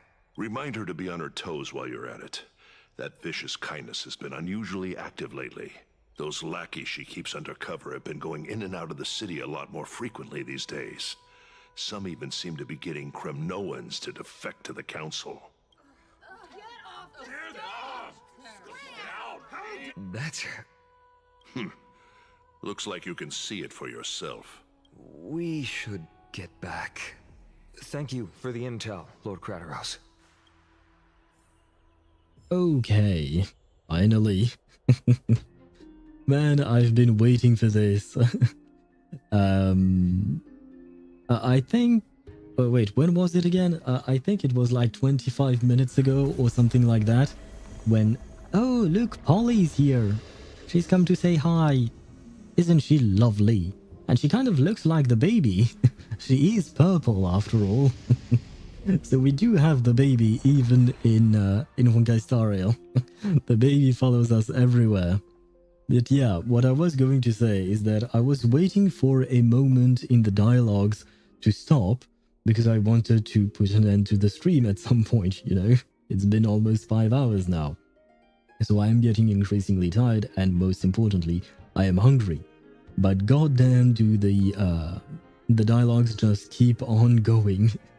Which is one of my main complaints about the Amphoreus stories in general, is that sometimes, you know, you just finish one dialogue scene with a couple of characters, and then the game jumps straight into another dialogue scene without any kind of interruption, without any kind of input that the gamer or the player can input. Like, you can't do anything, you just jump straight from one dialogue scene to the next. And that, in my opinion, is really not great, because that means that I can't stop playing when I want to. I just have to keep on going whenever the game finally allows me and frees me. So, you know, that is something I don't particularly like, though it's fine. I still really very much enjoy the story. Really, I do enjoy the story of Amphoreus, but it is a bit long and it does not help its case by forcing you to keep playing, basically is what I'm saying. And I have no idea what you wrote, Ktosh. Well, I mean, I do, but at the same time, I don't. Anyway, some ads are going to run in 3 minutes and 52 seconds, so I am going to end the stream right here, right now, emerge, so that you don't have to suffer through these ads. And now I am very tired. My brain is not braining anymore. So, thank you so much for watching. I will continue the story tomorrow at 6 PM Central European Standard Time. No pulling tomorrow, just the story. So hopefully we can, what do you call that? Progress a tiny bit more. On that note, once again, thank you very much for watching. Thank you for sharing this moment with me. It was lovely as usual. And I shall see you tomorrow. Bye-bye.